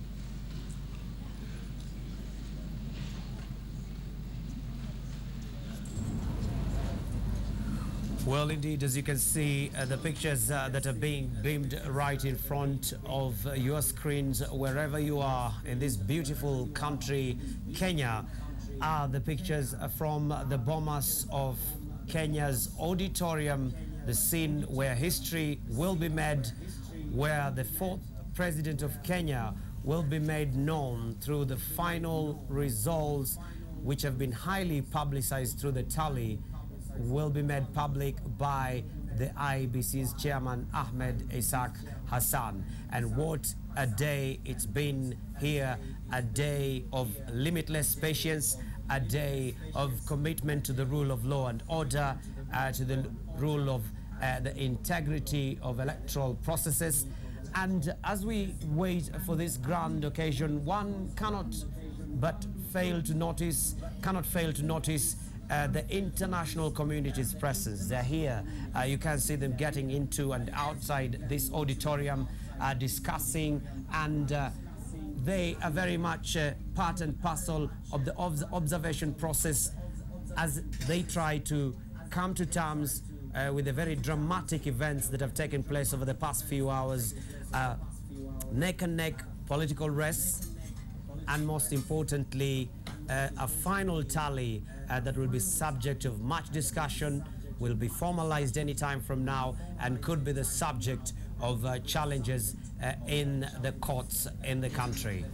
As you can see there right in front of you, members of the diplomatic community, any moment from now, the man of the moment, Deputy Prime Minister Uhuru Kenyatta, who the final tally shows subject to any change or challenge, will become the president-elect of this country in a few minutes' time, the moment the IEBC's chairman, Ahmed Isaac Hassan, formalizes through an announcement, is expected here, and tight security reflecting that change of status of that man who will become a part of a few men who've become the rich part of history called the presidency.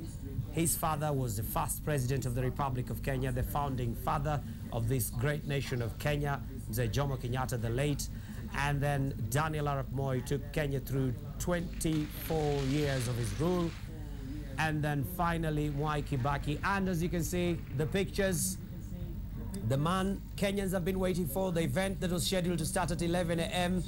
Ahmed Isaac Hassan, the chairman of the IEBC, he's the returning officer to declare the president-elect and the final presidential results. The chief electoral officer, James Oswago. Let's have a listen in on the events there. As soon as the commissioners are settled, we start with the national anthem.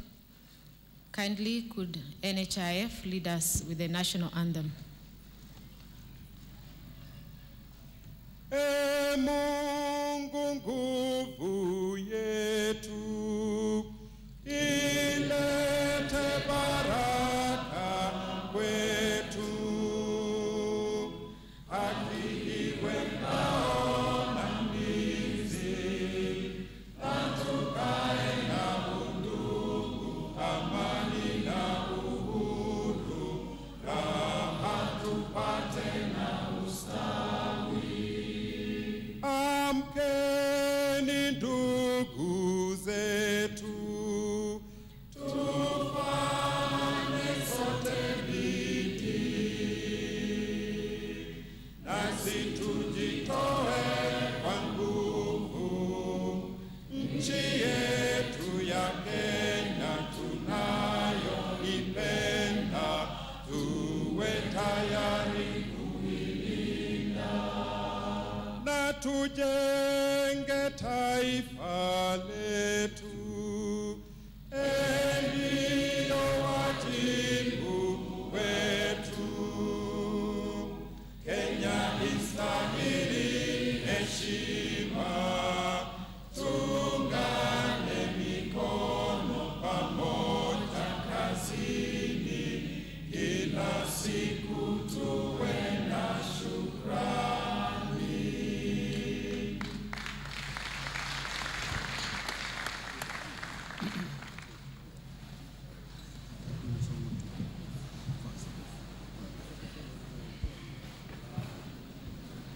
We are now going to humbly request Sheikh Malim to come and say a word of prayer, followed by Reverend John Mark.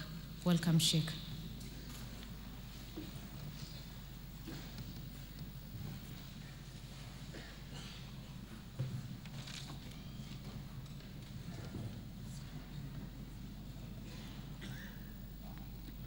In the name of Allah, most gracious, most merciful.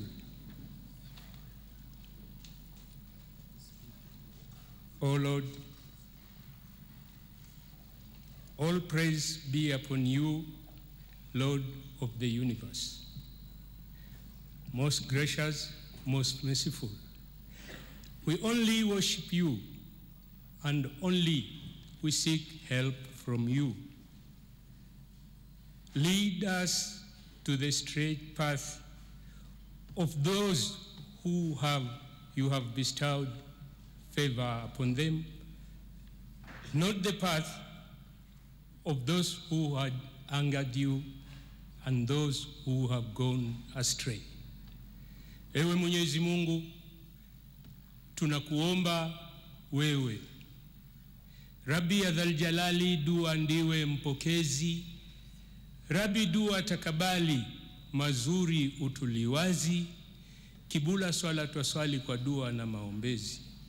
Ewe Mwenyezi Mungu, hawa waja wako ambao walitwekwa jukumu hili la kufanya kazi, wamefanya kazi kadiri ya uwezo wao, na kama kutatokea kitu chochote ambacho hakikwenda sawa, Hiyo ndio kawaida ya binadamu sisi tulivyo. Hatuwezi kufanya kazi kwa ukamilifu kama anavyofanya Mwenyezi Mungu.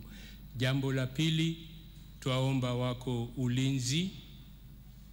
Sisi ni wakulima na wafanya kazi ili tupate pato la matumizi. Kwa hivyo ya Allah, tunakuomba usalama kwa jina lako kama unavyoitwa wewe ya salamu.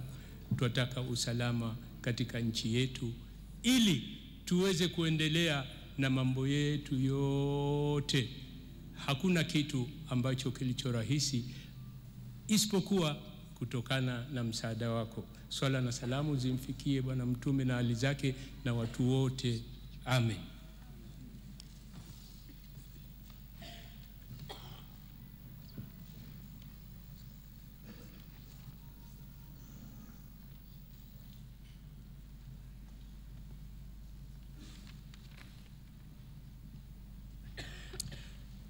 As we prepare our hearts to continue in prayer, it's wonderful to know that our country is greater than individuals. And many Kenyans prayed during this season. We have never seen Kenyans pray like they did this time. We prayed for a peaceful nation. We prayed for a united nation. We prayed that we will remain one. And that must be our prayer even today. For even Jesus himself prayed that his disciples be one, that his followers be one. And so we pray that we will be one country when all is said and done. And as we celebrate and thank God for the moment, we will be able to remember to give thanks to God because he's faithful and just. Let us pray. Precious and loving Father, we thank you for the privilege of coming into your presence today. On Friday, we prayed to begin things as we looked forward to the voting. And today we are here to thank you that all has been fine and we've reached this moment. We want to thank you for all those cast their votes.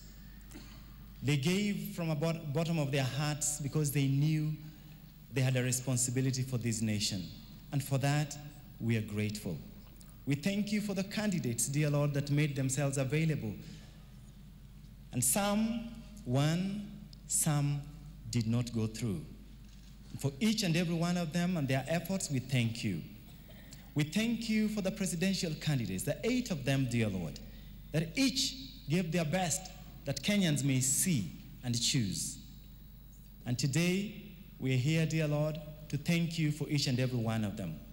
But more so, dear Lord, we want to thank you for our nation and pray that, Lord, you who is able to do more than we can think or imagine, may shower us with your blessing.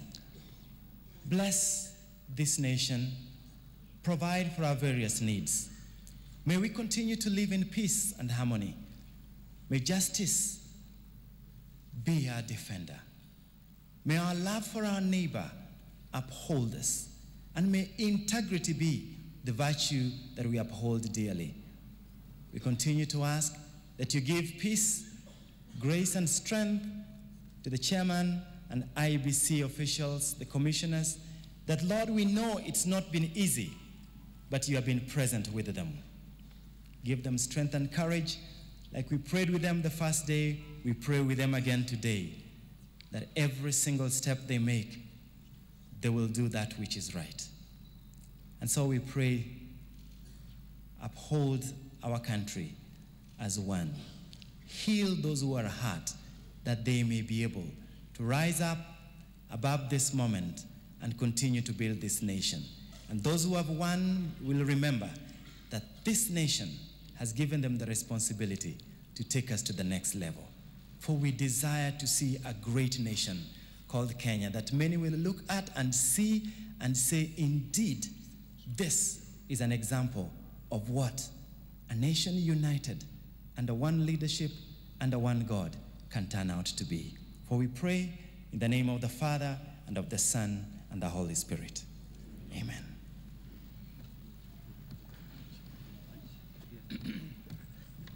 Thank you, Sheikh Maalim Hassan and Reverend John Mark, for your word of prayer. We now invite NHIF to sing for us the song Bendera.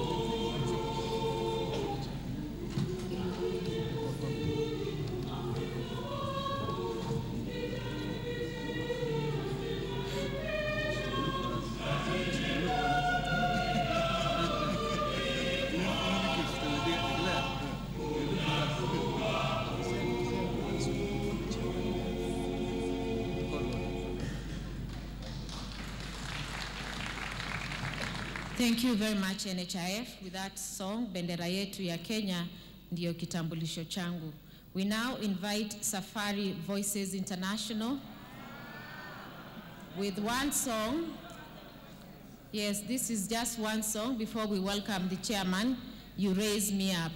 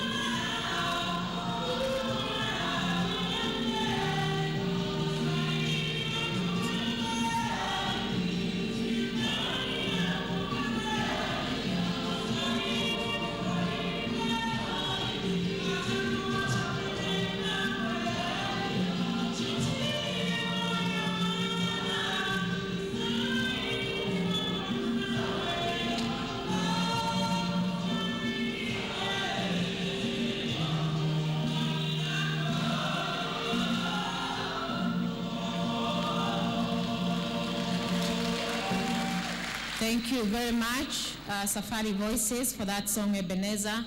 We do appreciate the anxiety, but we also appreciate that this is a historic moment for this country. And I want to take this opportunity to invite the IEBC Chief Executive Officer, James Oswago, to take over from here. Thank you.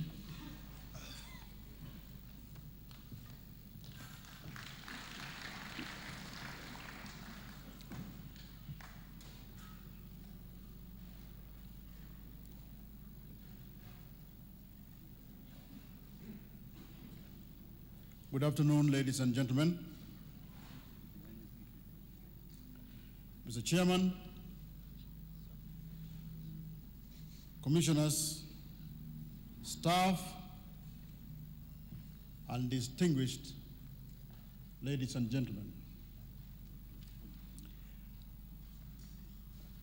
My job is to invite the chairman of the commission to do what we are assembled here to be done, which is to proclaim the outcome of the elections which we've just had.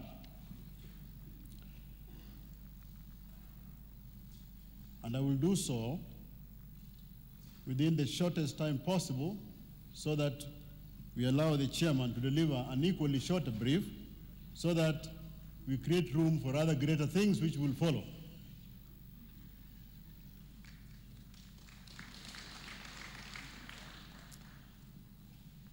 This was the most complex election that this country has had, and comparatively, the most complex perhaps that Africa has ever seen. We did 6 elections in one day, and following the lessons of 2007, we introduced an array of technology intended partly to redress the shortcomings of the 2007 election, but also to afford us a better way of managing elections. It was an extremely challenging time. It was an extremely complex undertaking. But the framers of our Constitution had provided that all this must be done within one day, and we did. I want to take this opportunity to congratulate the staff of the Commission who have been involved in this process. And this process did not start today. It started several months ago with the delimitation of boundaries. I want to express sincere gratitude to the 2 Deputy Commission Secretaries with whom we've spent several sleepless nights planning and executing this work. I want to extend heartfelt congratulations and acknowledgement to the managers and directors.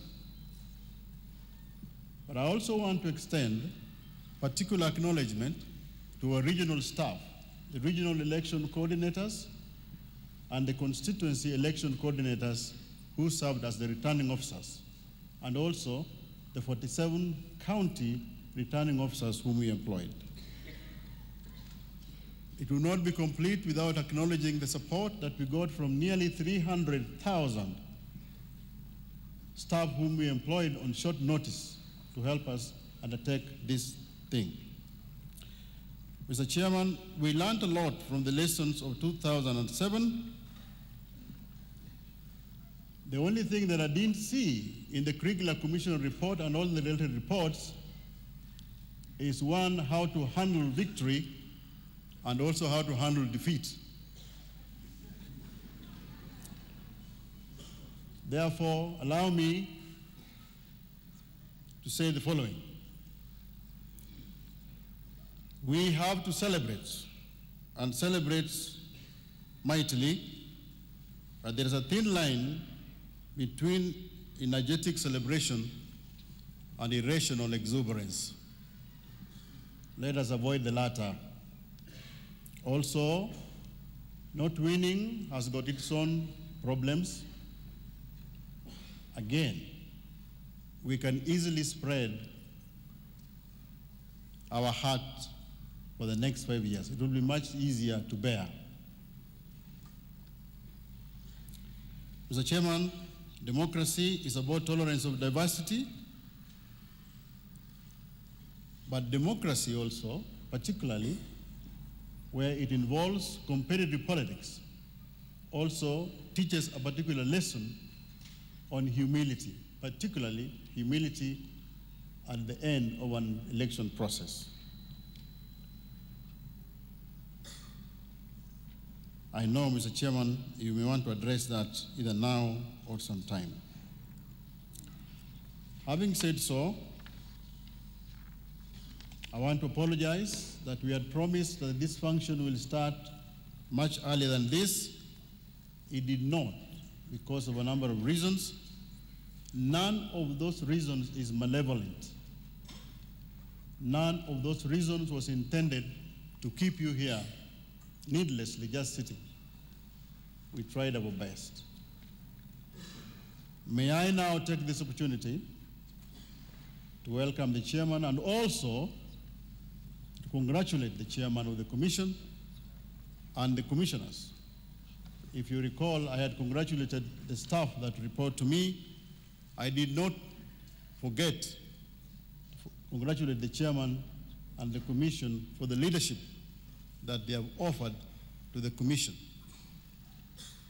I had thought that being a chief executive officer is a tough job, but this election has taught me one thing. I would rather stay where I am than go up.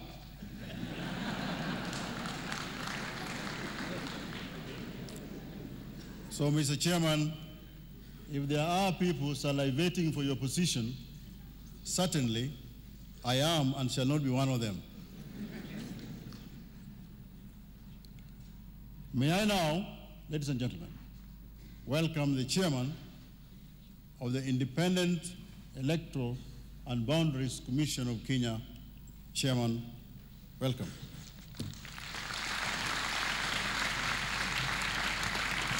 Thank you. We're all together for the joke. Yeah. Thank you very much, James. For those of you who don't know, both I and James were interviewed for the position of chairperson of the IIC. We were together in the same room when he went for interview. I went after him. Luckily, I got it as a chairperson. And then we advertised the job of the CEO, and he was lucky to have been appointed. Now,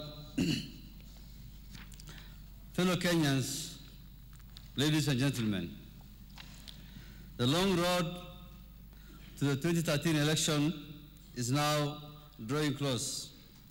The sixth ballot election, which the new constitution stipulated that it be undertaken all on a single day, was quite ambitious and challenging, all on a single day, to both the election management body and to political parties and the voters. The IEBC would like to thank you all in a special way. Kenyans, for your patience, trust, and confidence in the Commission. It's your profound goodwill that enabled us to successfully accomplish this enormous mandate of conducting the general elections. We owe it all to the support of various groups, institutions, and individuals who supported the Commission through technical advice, financial, and moral support. We are grateful to the domestic and international observers who have gone to all corners of this country to assess our process, and we look forward to reading their report. They candidly shared with us their preliminary statement and findings, and this was very helpful to the Commission. Various line government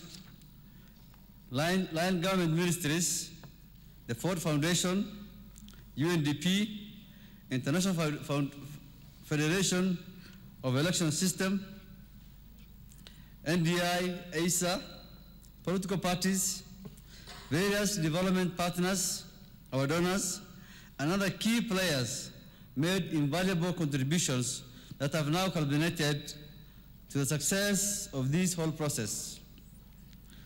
We also had private firms who contributed soft drinks and coffee that kept the staff here at the Bomas energized for the rigorous exercise. The media, especially local media, deserves special attention.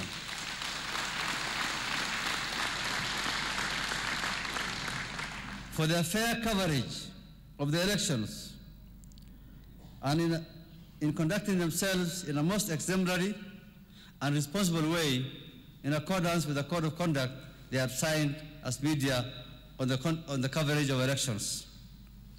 If there was a time we needed a partner to moderate the rising temperatures, this was it, and the local media came through in a special way.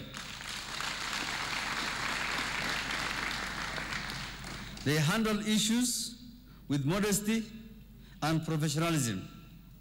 Some radio stations decided to run a go-to-work campaigns, even as IEBC was continuing to count and tally the results. Others were tweeting a very interesting message saying, "Tuna West wait." After Peter Kennedy's Tuna West make, which was a shame for Obama's "Yes, we can." If I may put it plainly, ladies and gentlemen and fellow Kenyans, on the 4th of March 2013, we had a date with destiny, a rendezvous with history. Our task was to conduct and manage a rather complex election under a new constitution. No electoral management body within and beyond the region has had the courage and resolve to do what we have done. We knew we were venturing into huge logistics, high cost, if not unforgiving, high expectations. We put our best foot forward and we resolved to get it right. While we were cognizant of the African proverb, which says, "Never test the depth of a river with both feet," we still went ahead to invest and deploy the use of ICT in the elections management with success and disappointments. This is the spirit of determination, diligence, and commitment which we have approached this task on 4th of March. As you are all aware, at the beginning of this electoral process, we faced some technical challenges in the electronic voter identification and the electronic voter transmission system, which not only led to delays in the overall transmission and tallying of results, but also raised doubts about our state of preparedness. In spite of this, the Commission managed to conduct one of the most complex elections in one day, and it's satisfied overall that the election was credible and transparent. I also want to thank the presiding officers who had to deal with a huge number of enthused people who came out to vote at the polling stations. They had to allow them to vote, they had to tally and count the results, the ballot papers, and send the results to the tallying center. They did a wonderful job. Our special thanks go to them. I want to correct the impression that IEBC resorted to manual counting of votes instead of the full transmission of provisional results. The physical presentation of the results, known as Form 36, by returning officers was always the legal way.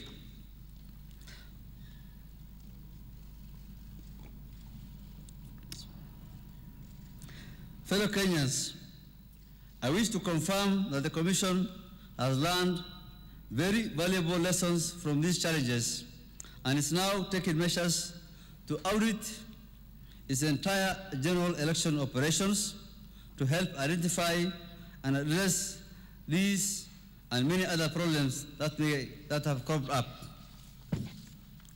In the words of Thomas Paine, The harder the conflict, the glorious the triumph. What we obtain too cheaply, we esteem too lightly.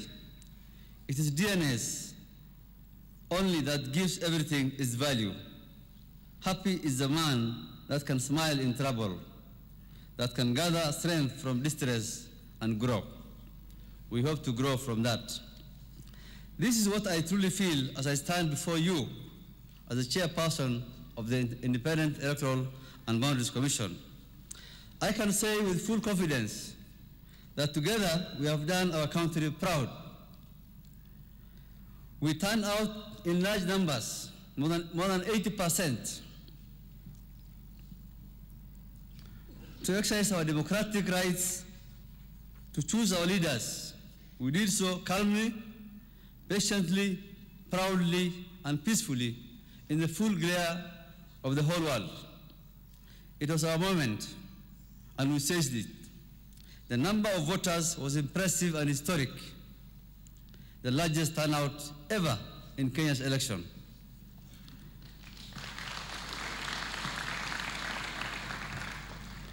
The determination and resolve of our people was unmatched. The long queues of our fellow countrymen that stretched for miles will forever be entrenched in our national psyche and remind us of the value and cost of being able to choose our leaders in a democratic process. Fellow Kenyans, reflecting a little back on the long path we have undertaken to build our democratic institutions, on 4th of August 2010, we made our collective decision to entrench democracy in our country, establish the necessary independent institutions, and become a country that is governed by the rule of law. On that day, we rejected impunity and embraced accountability, respect for the rule of law. I was privileged to have stood in this podium to announce the results of the referendum, where the people of Kenya adopted the new constitution on that day. You have done our country, you have done your duty, and made clear your choice. Now, we as the Commission, in accordance with the Constitution and laws of Kenya, must also do ours. Finally, my fellow Kenyans, as we do so, we urge all of you, again, to recall our commitment to the rule of law and accountability for our actions, and to remember very carefully the words of our national anthem. They are a prayer to themselves. Let us accept responsibility for our future and do the right thing. There can be victory without victims. You can be very tall without standing on my head or shoulders. We remember the loss of lives of our staff and security officers who were killed in the service of our nation. They are martyrs and heroes.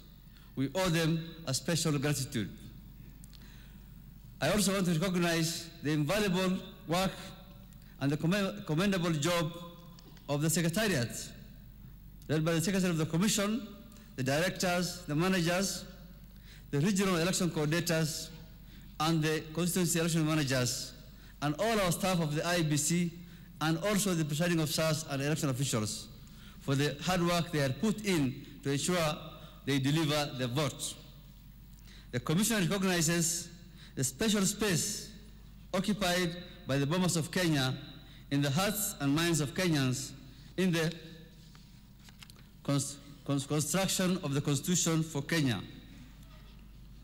This is where the Bomas I conference started, the National Constitutional Conference on the new Constitution, Bomas II. This is where the CKRC submitted its report. This is where we announced the results of the referendum. And this, therefore, is a symbolic moment when we are going to announce the result of the election under the new Constitution.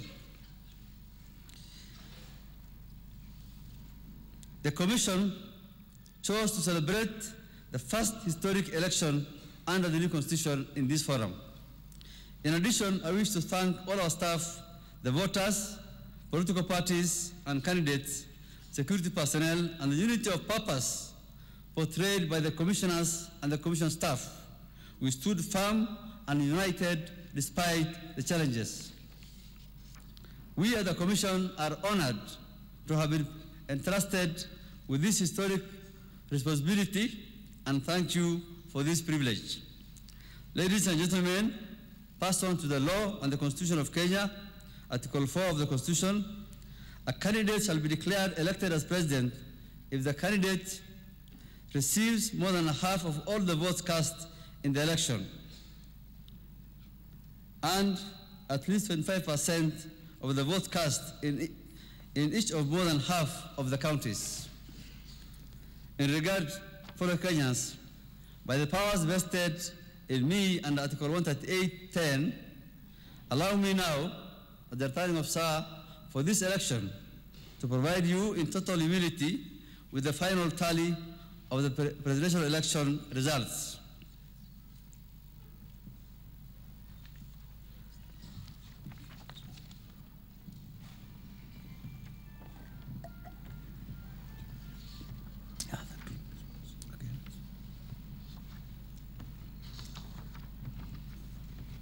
For purpose of this election, we have, as a commission, made a decision to go by the definition in the Constitution of the votes cast, the spirit and letter of the Constitution. And therefore, any vote cast, whether it was valid or rejected, was counted as votes cast for purposes of this particular election. However, I want to say that we have also received legal opinion from our private counsels and the Attorney General,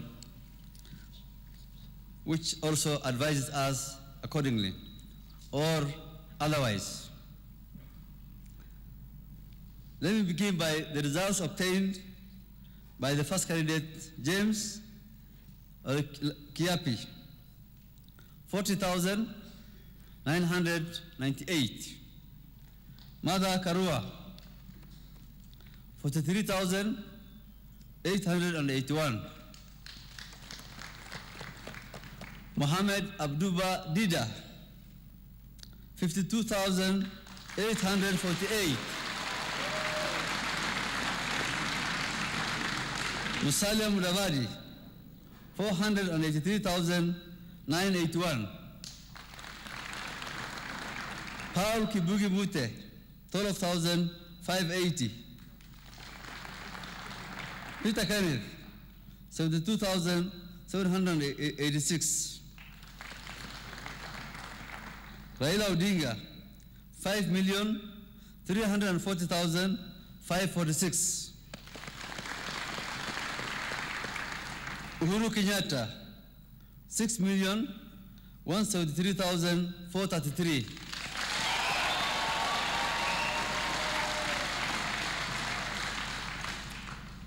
I also want to thank very much, on behalf of the Commission, the concession by Honorable Peter Kenneth and Musalia Mudavadi.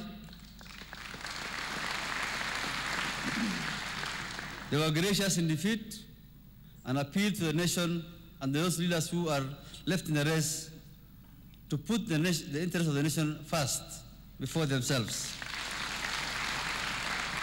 I would like to echo those concession speeches and thank them very much. I hope the other candidates who may have lost in this election will follow that example.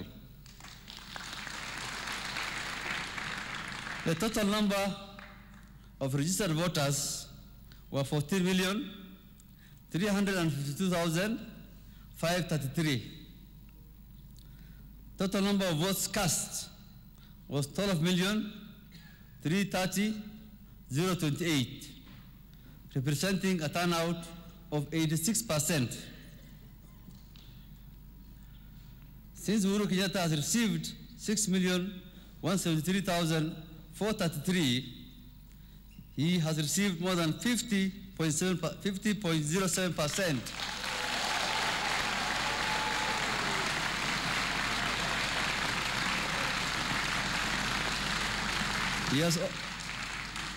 He has also received more than 25% in at least 32 counties.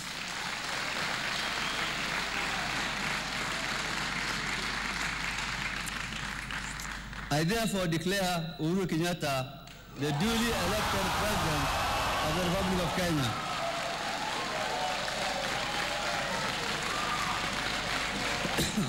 Thank you and God bless you all.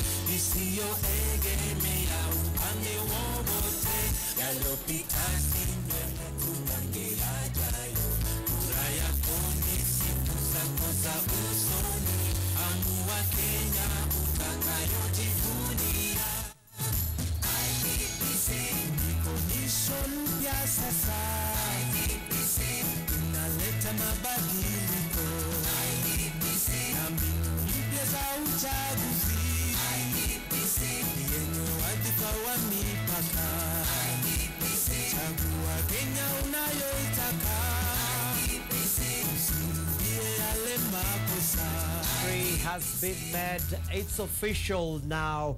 The president-elect is Uhuru Muigai Kenyatta.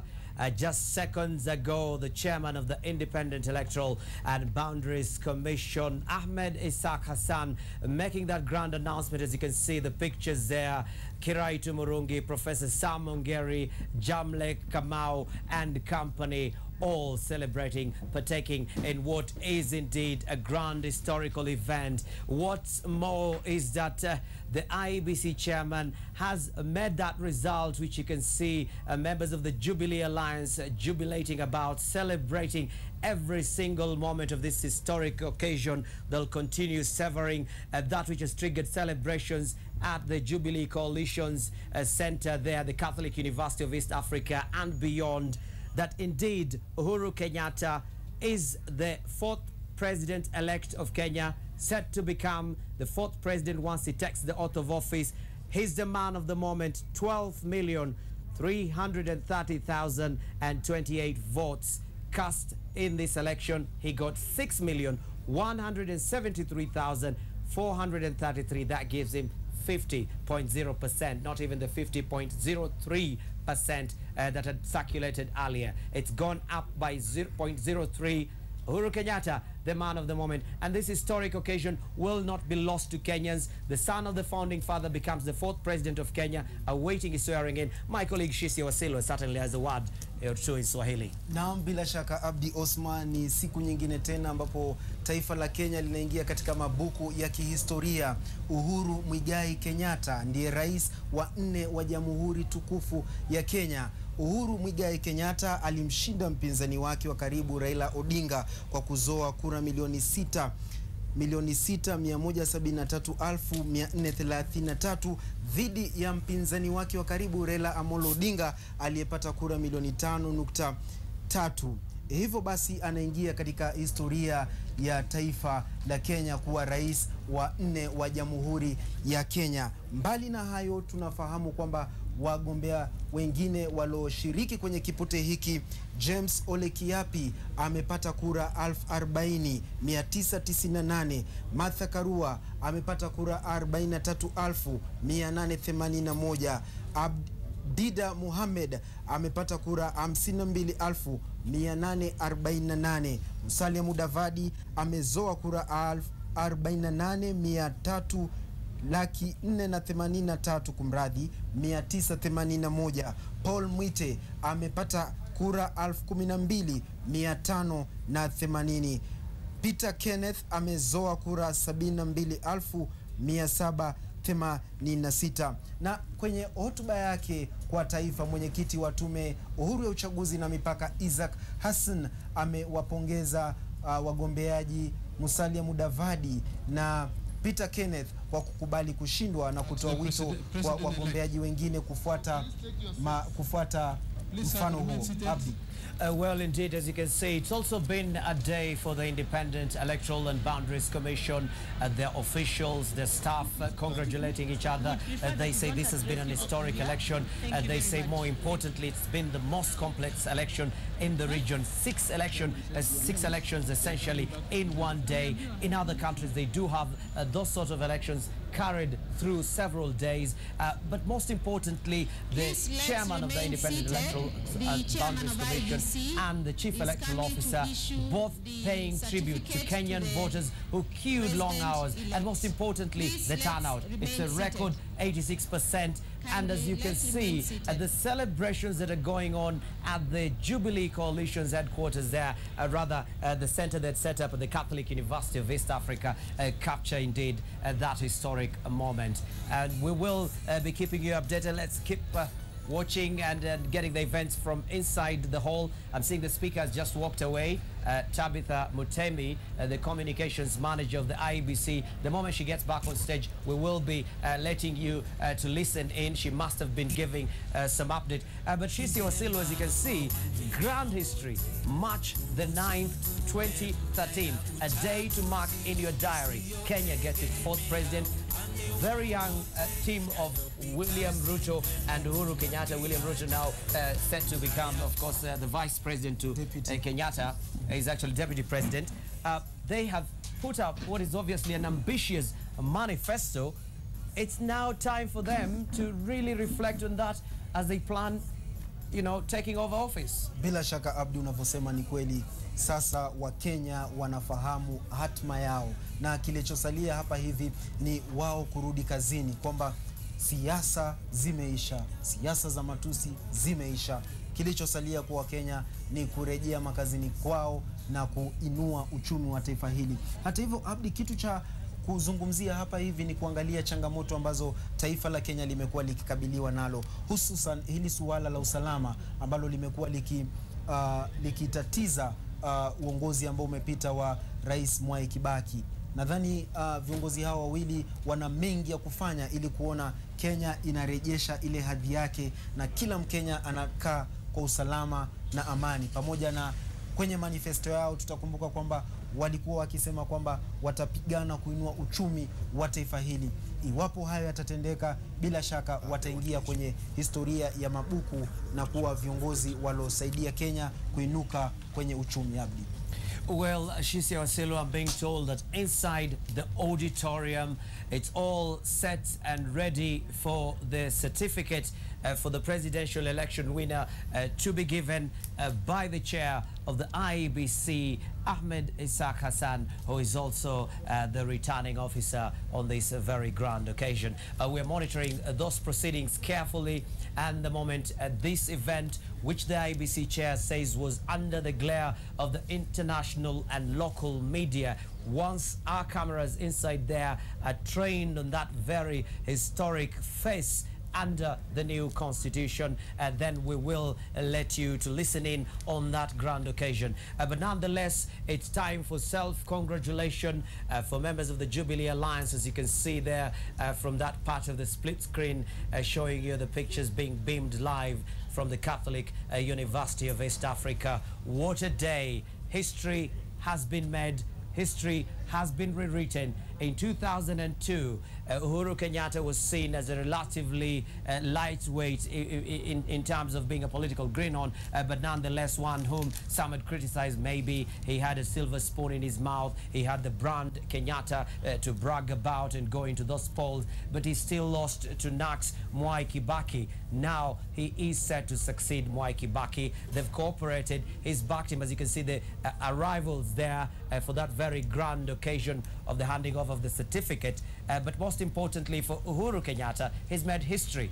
It's a select club of only a few people. Only 3 people have become presidents of this great nation that is about to mark 50 years. Uhuru was a baby when that was taking place. He's just 51.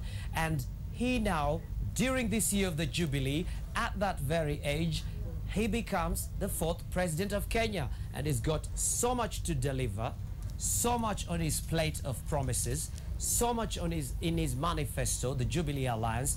He and William Ruto have their work cut out, and most importantly, they've got a legal battle at the International Criminal Court that fades into the backseat because this is their moment of glory. They're enjoying it every bit she's here. Naam, bila shaka Abdi, pamoja na changamoto alizokabiliwa nazo Uhuru Kenyatta mwaka 2002, mwaka 2007, majuma machache tu ndo uchaguzi ufanyike, itakumbukwa kwamba, lakini kabla niendelee, naona kuna afisa mkuu mtendaji wa IEBC Bwana James Oswago ana taarifa pale. Tumsikilize.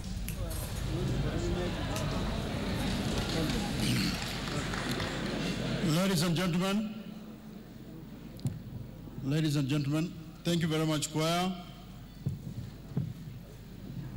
Thank you very much, choir.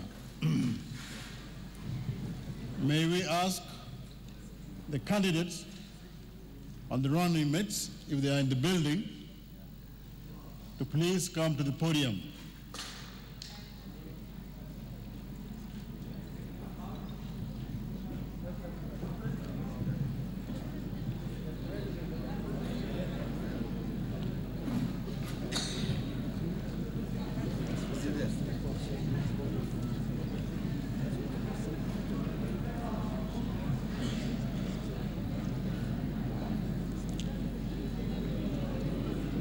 Do we take it that they are not there?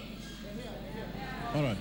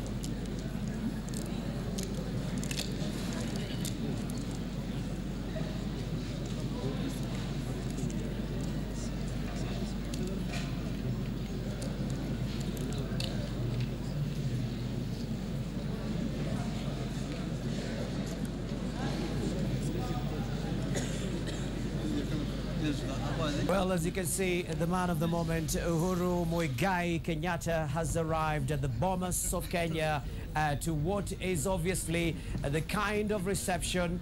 There's the lady set to become the First Lady, Margaret Gakuo, who is set to become the First Lady. Uhuru Kenyatta having arrived here under very tight security, a culmination of very successful political campaigns. The man of the moment being ushered in by members of the Jubilee Alliance, a tight presidential VIP security, set to become the commander-in-chief once sworn into office. Uhuru Kenyatta arriving for this historic occasion under a very special constitution formulated here at the Bomas of Kenya. And as he walks in, you can see the kind of reception accorded to the man of the moment here at the Bomas of Kenya. Once he walks into that auditorium, Uhuru Muigai Kenyatta will receive the certificate that elevates and catapults him to the most powerful seat in the land. He grew up as a baby watching his father preside over the government of Kenya and the people of Kenya. And Uhuru Kenyatta is now indeed witnessing the same baby steps he took into State House as a little child. And now again, the baby steps, politically speaking, he started years back when he started a political career, have culminated to this historic occasion. What a moment to savor for the likes of Najib Balala, Aden Duale, members of the Jubilee Alliance, all savoring the sweet test of victory. For Uhuru Kenyatta, second chance, second attempt has never been this sweet. The man of the moment, let's listen into the rapturous welcome for the 4th president of Kenya, Uhuru Muigai Kenyatta. Listen in just to the excitement and ecstasy of that moment.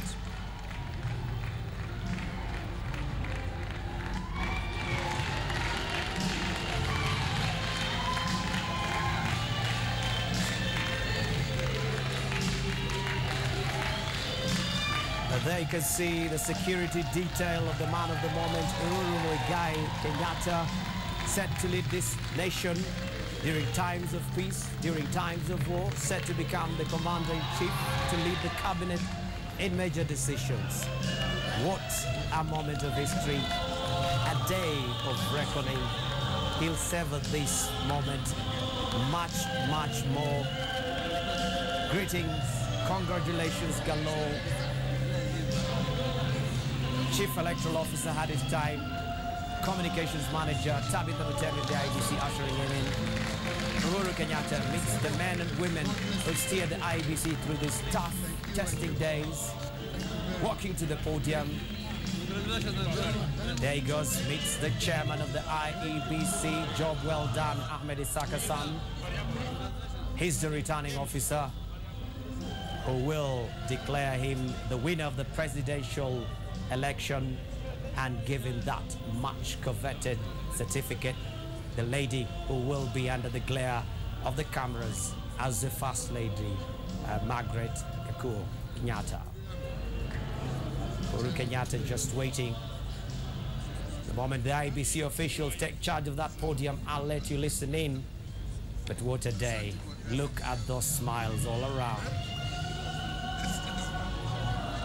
For the Kenyatta family, for Mama Ngina Kenyatta, for his wife, for his children, a moment to savor. This is the man who just a few years ago considered defeat in a very epic duel between him and Mwai Kibaki. The last general election, he opted not to buy, and he did support Kibaki. This time round, he's met the constitutional requirements and he becomes the 4th president of Kenya to be the commander-in-chief to lead this country and to be the man of the moment. Shisia. Naam, Abdi Osman, kama ulivyosema, siku gani hii ya kihistoria ambayo inawapambaukia wa Kenya. Uhuru Muigai Kenyatta, rais wa 4 wa Jamhuri Tukufu ya Kenya pamoja na mkewe. Usalama umeimarishwa katika eneo hili. Anasubiri tu kupewa cheti cha kumwidhinisha kubeba majukumu ya taifa hili la Kenya. Na bila shaka ni siku ambayo Wakenya wamekuwa wakisubiri tangu Jumatatu walipopiga kura, na jinsi alivyotufahamisha mwenyekiti wa Tume Huru ya Uchaguzi na Mipaka Isaac Hassan kwamba asilimia 86 ya Wakenya walijitokeza. Tumsikize afisa mtendaji wa IEBC Bwana James Oswago. Thank you. Thank you.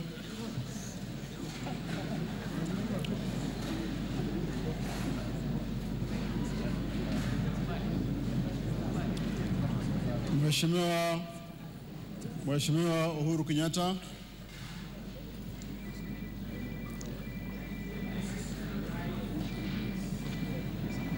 I'm aware. Give me just 5 minutes. Mheshimiwa Uhuru Kenyatta, Mheshimiwa William Ruto, and your families, ladies and gentlemen, we shall rise again and sing the national anthem of the Republic of Kenya.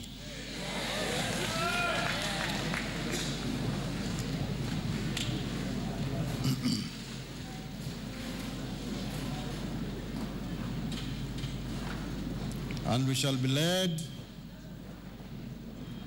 by the choir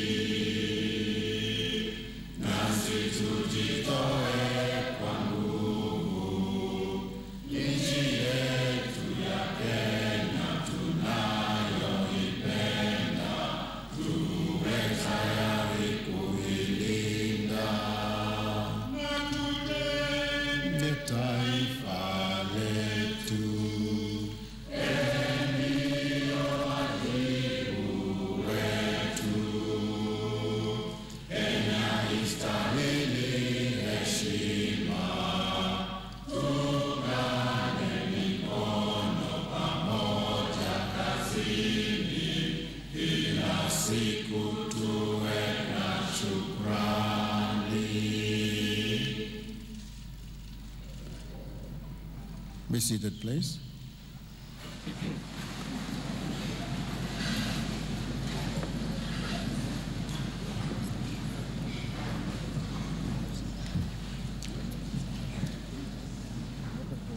May I take this opportunity to thank Your Excellency for the well-deserved victory that you've earned in the recently concluded general election. May I also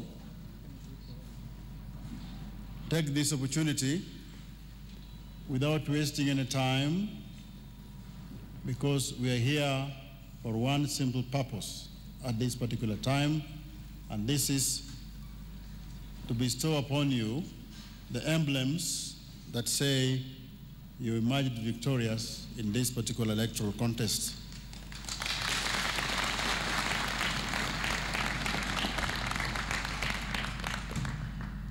As per the law established, the returning officer for this particular function is the chairman of the commission. And it so happens that the chief clerk or the chairman in this particular function is myself. Mr. Chairman, then as your chief clerk, may I now invite you to perform your constitutional duty, Mr. Chairman.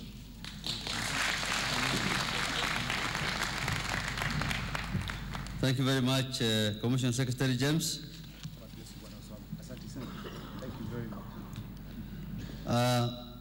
This is the second part of the ceremony. The first one was to declare the results, which, by the way, shall be available on our website and to all the media and political parties taking part in the elections. Now, I have to give the certificate of results for these presidential elections to the candidate who has won the election. By law, I'm required to give it to him and to give a copy to the current president and another copy to the Chief Justice of the Republic of Kenya. I have got 3 copies. One is for the candidate-elect. It says the Independent Electoral Boundaries Commission, Form number 37, under the Elections Act, Rule 87, 1A, the Certificate of Results of Presidential Elections 2013. The Independent Electoral and Boundaries Commission, IEBC, certifies that the candidate who has been duly elected the President of the Republic of Kenya under the provisions of Article 138 of the Constitution in the presidential elections held on 4th March 2013 is Uhuru Kenyatta.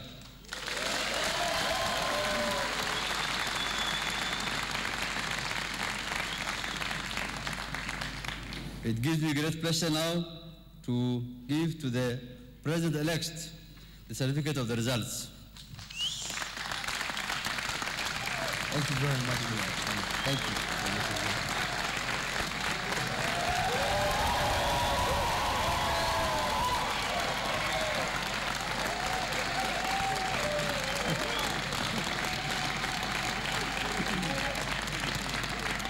Thank you. Thank you once again, Chair. Thank you very much. Congratulations. Thank you. May I, for the benefit of the country also, recognize the Commission which worked with me very well, beginning from the Vice Chairperson of the Commission, Lilian Maheri Saja, who is in charge of Nairobi region. She's a lawyer by profession. Ambassador Dr. Yusuf Nzibo, a diplomat and a commissioner in charge of Coast region. Mohammed Hussein Alawi, a lawyer by profession, my learned junior friend, and also in charge of Northeastern Province. Engineer Abdullahi Sharawe, senior commissioner, in charge of Rich Valley. Commissioner Kule Galma Godana, the teacher, in charge of Nyanza region. Commissioner Thomas Latangule, my learned junior counsel, and a commissioner in charge of Central Province. Commissioner Albert Bure Camus, ABC, the accountant, in charge of Western region, Eastern region. Commissioner Mudoni Wangai, commissioner in charge of Western region and accountant by profession. These are fellow Kenyans, the members of the commission who worked very hard, who spent nights together with the staff of the commission for the last 1 week to make sure that you get these results. I want to thank them very much for their dedication and for their commitment to the oath of office. I am very happy and pleased to be the chairperson in this commission. Thank you very much, all of you. God bless you. Well done, Chairman. Right. Thank you very much. Yeah. Thank you. That's all right. Thank you. Thank you. Thank you, Chairman. Thank you so much.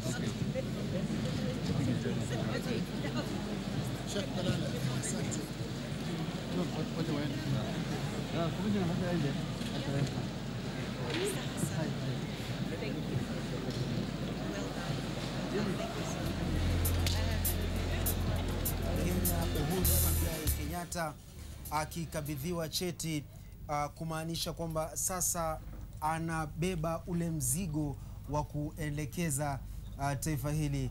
Akimkabidhi cheti hicho mwenyekiti wa Tume Huru ya Uchaguzi na Mipaka Bwana Isaac Hassan amesema Bwana Uhuru Kenyatta aliweza kufikisha 50.07% ya kura zote zilizopigwa. Wakati gani huu kwa taifa la Kenya? Wakati wa kihistoria ambapo macho yote ya ulimwengu yanaelekezewa jinsi uchaguzi ulivyoendeshwa kwa amani, kwa utulivu, huku Wakenya wote wakiwa washindi kwa kusubiri na kuwa watulivu hadi matokeo hayo yakaweza kutangazwa. Abdi. Well, indeed, they're days that just go by, marked by their presence in print, on calendars, and they're the days when history is made. March the 9th has its special place in the history of Kenya as the leaders stream out, including the newly elected governors, members of parliament, and all other winners in the just concluded election.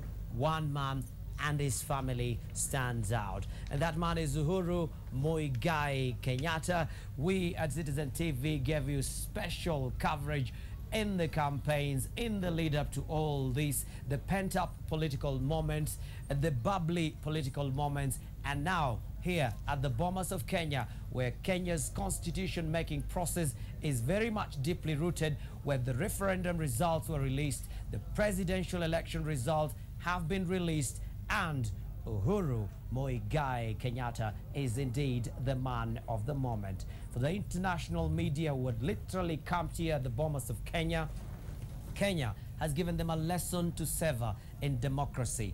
This is indeed an icon of stability, a beacon of peace in a region of turmoil, and now the fourth president of the Republic of Kenya has been known, has been made public.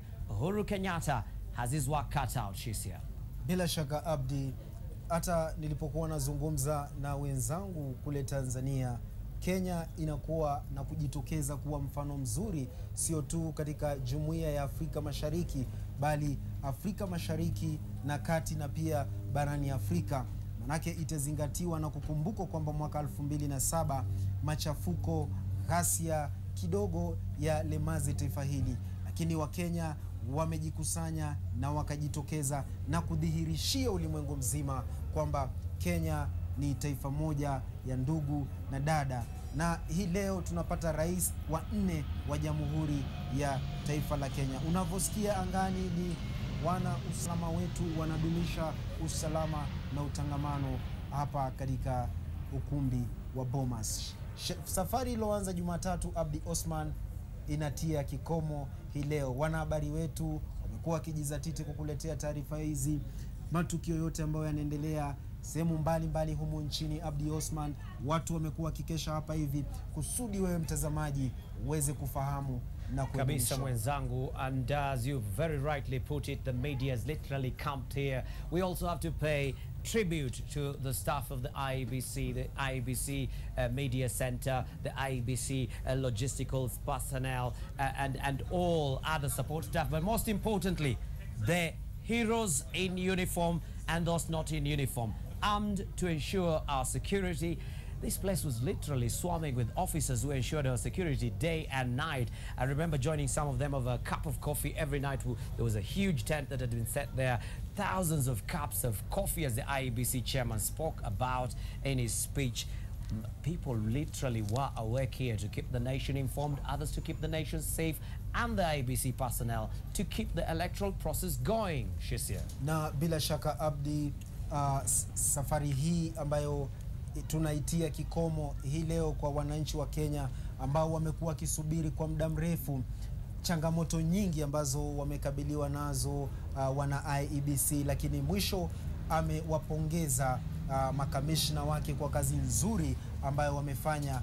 Mwenyekiti wa tume hii ya IEBC Isaac Hassan, bila shaka ni ushindi kwa Kenya kwa kusalia kuwa na amani, kwa kuwa na utulivu. Kampeni ziliendeshwa vyema, Wakenya wamedumisha usalama, hakuna kisa chochote ambacho kimeripotiwa cha uvunjaji wa sheria. Na kama ulivyosema Abdi, ni kwamba maafisa wa usalama lazima wapatiwe hongera ama wapatiwe mkono wa tahania kwa kuweza kufanikisha shughuli hizi zote. The IEBC chairman Shisi also paid tribute to the staff of the IEBC, including the presiding officers who withstood the rigors and pressures of the moment, the long winding hours and the long winding queues, the long days of torment and waiting for them because they did not know what was in stock for them. Patiently, stoically, and most importantly, knowing that they were part of a historical process, the most coveted elections in this region, the most complex election in other countries when you have those kind of elections for governors, senators, members of parliament, county representatives, presidential level. Generally it spreads over a few days. There goes the picture of the moment. I can see quite some frantic and frenetic activity from the Bomas auditorium door, and any moment from now we should see probably the fourth president of Kenya designate, who's just been mentioned and named here as the fourth president, Uhuru Muigai Kenyatta, emerge. Of course, the security has really been upgraded at the Jubilee Center there at the Catholic University of East Africa. All eyes, all ears, all waiting patiently. They've done this. They're having the moment of their lives, the moment to sever a victory that was hard fought and hard won. But most importantly, this election victory is indeed a huge one. Members of the presidential escort, just look at that picture. Somebody's being told to clear the way for the fourth president of Kenya. Comes with the territory.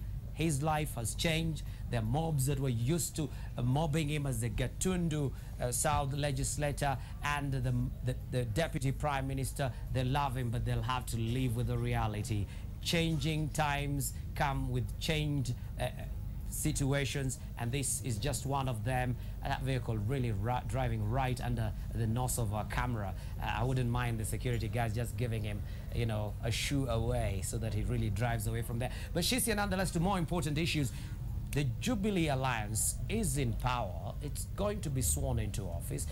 As we watch those pictures and wait for that historic moment of taking off from Bomas with the certificate in hand for the fourth president, surely they've got a lot of work to do, Shisia. Bila shaka Abdi, na tumezungumzia baadhi ya changamoto ambazo taifa limekabiliwa nazo miaka michache katika uongozi wa Rais Mwai Kibaki ambaye hatamu yake inakamilika hivi karibuni. Na moja ya changamoto ambazo taifa linakabiliwa nazo ni usalama.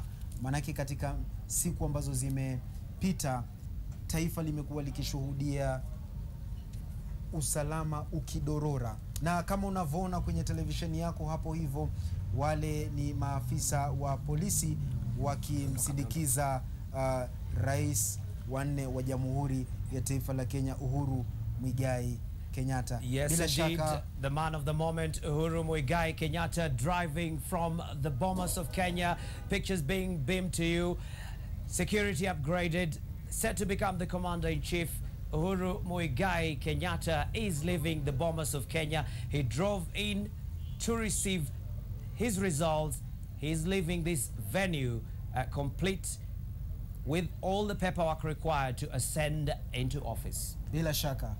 Na kama vile tulivyokuwa tunazungumzia zile changamoto Abdi, usalama, ukiangalia manifesto yao kwenye kampeni, walisema kwamba watahakikisha kila Mkenya anaishi kwa usalama, anaishi kwa amani, na ni jukumu zito ambalo utawala huu mpya unakabiliwa nao. Mbali na hayo, swala la elimu. Bila elimu taifa haliwezi likasonga mbele. Lakini la kufurahisha na kuvutia ni kwamba rais anayeondoka Mwai Kibaki, huyo rais ambaye amepatiwa cheti hivi karibuni akiondoka katika ukumbi huu wa Bomas, Uhuru Muigai Kenyatta. Abdi. Well, indeed, I have to say, for the man who walked into politics almost over a decade ago, looking rather, the unlikely presidential candidate, being called Project Uhuru in some quarters, has really matured, as he put it in an interview with my colleague Francis Gashuri some time back, and bang, with the moment, he has actually ascended to the highest office in the land through the most competitive of processes, the most complex general election in history. 6.1 million votes, 50.07%, met the constitutional threshold for getting that job. He's got the work cut out, but what a moment to sever the hard-won victory. Bila shaka Abdi, unanikumbusha pia matukio machache ambayo yaliendelea au yalitukia kabla ya siku hii ya kihistoria kutimia, kwamba kura za maoni ambazo zimekuwa zikifanyika zimekuwa zikimweka Uhuru Kenyatta kidogo chini kwa Raila Amolo Odinga, lakini leo hii mambo yamebadilika na uhalisia wa mambo ni kwamba Uhuru Muigai Kenyatta anawapiku wapinzani wake. Pengine tu nirejelee matokeo. Kabla hujamaliza swala hilo la kura ya maoni, the opinion polls, you have to also note that in the last opinion poll, Uhuru Kenyatta picked Raila Odinga. He was on an upward projection. He was ascending in the points. Given that period of time, anything could have happened. Perhaps, maybe, just maybe, they're thus going for the jugular of the opinion polls, but they did reflect his fast rising popularity. Lakini Abdi, kwa maoni yako, yale mahojiano ya televisheni ya urais, pengine kwa maoni yako, je, yalichangia kuinua asilimia au kura za wagombeaji hawa? Kwa kweli ilichangia. Hata ukiangalia Mohamed Abduba Dida ameweza kushamiri na kunawiri katika uchaguzi huu, lakini kirejelea kimombo ni kwamba it's very clear that the presidential debate only had an impact up to a certain level. I say this with trepidation and concern, because some candidates who also really performed very well ended up with less than 100,000 votes, and that was clear right from the very word go. And that should be Charity Ngilu, yes, she's lost the Senate seat, but it's the moment of jubilation for the Jubilee Alliance as all their leaders walk from this venue at the Bomas of Kenya. They've got a set of functions ahead. I can see quite some of them literally running. And talking of running, an athlete did win a seat in the Rift Valley, and therefore we've got a motley of people, just a few, and this is really the moment everybody has been waiting for. It looks like all the other departures we were capturing were not it. The magical moment, as you can see, the senior officers push and shove. The security of the 4th President of the Republic of Kenya. This is it, not when there was a 4x4 there. The road has been cleared.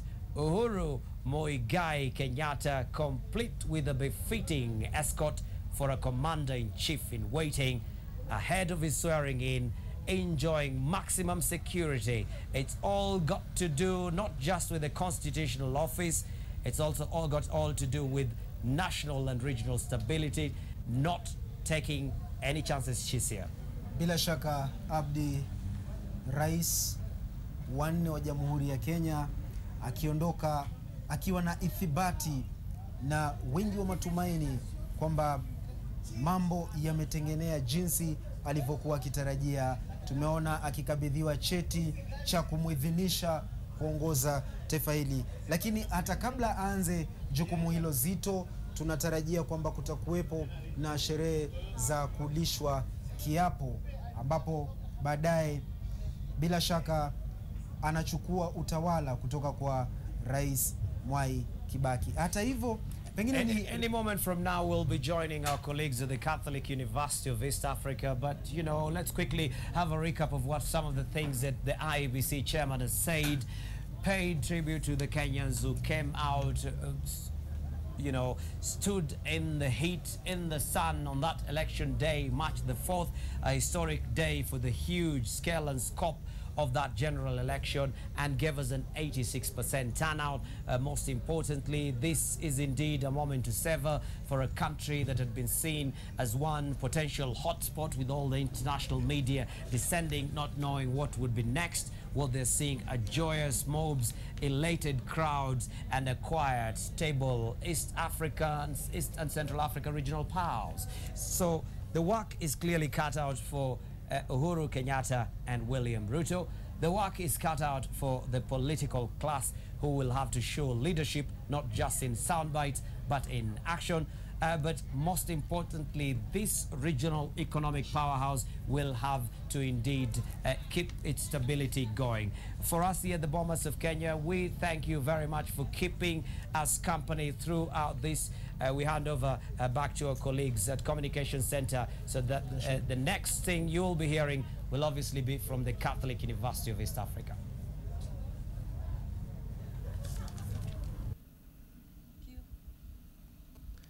Asante sana Abdi Asman na mwenzetu Shisia Wasilwa.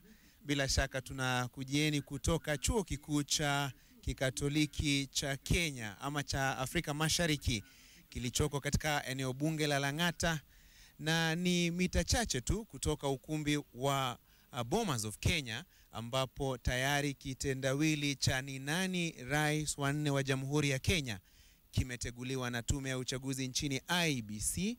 Mteguzi mkuu akiwa ni mwenyekiti wa tume hiyo Isaac Ahmed Hassan, ambaye amemtambua na kumuidhinisha Uhuru Muigai Kenyatta kama rais wa 4 wa Jamhuri ya Kenya na kumpokeza cheti chake rasmi. Hivyo sasa tunaweza kusema kwa sasa Uhuru Muigai Kenyatta ndiye rais aliyechaguliwa, ambaye baada ya kupokezwa usukani na Rais Mwai Kibaki ambaye anaondoka ofisini, basi atatoa taji lake jipya kabisa kama rais wa Jamhuri ya Kenya. Thank you very much, Shisia Wasilwa and Abdi Osman from the Bomas of Kenya, Nairobi. We are coming to you live from the Catholic University of East Africa here in Lang'ata constituency, Nairobi County, just a few meters from the Bomas of Kenya. My name is Francis Gashuri, and on behalf of the team here, we welcome you warmly. This is where Uhuru Muigai Kenyatta will be making his acceptance speech, thanking the 6 million Kenyans who supported his presidential bid in the Monday general election, the first general election under the new constitution. So authoritatively, you can say that Uhuru Muigai Kenyatta is the first duly elected president of the Republic of Kenya under the new constitution that was promulgated in 2010 after a majority vote by the Kenyan voters.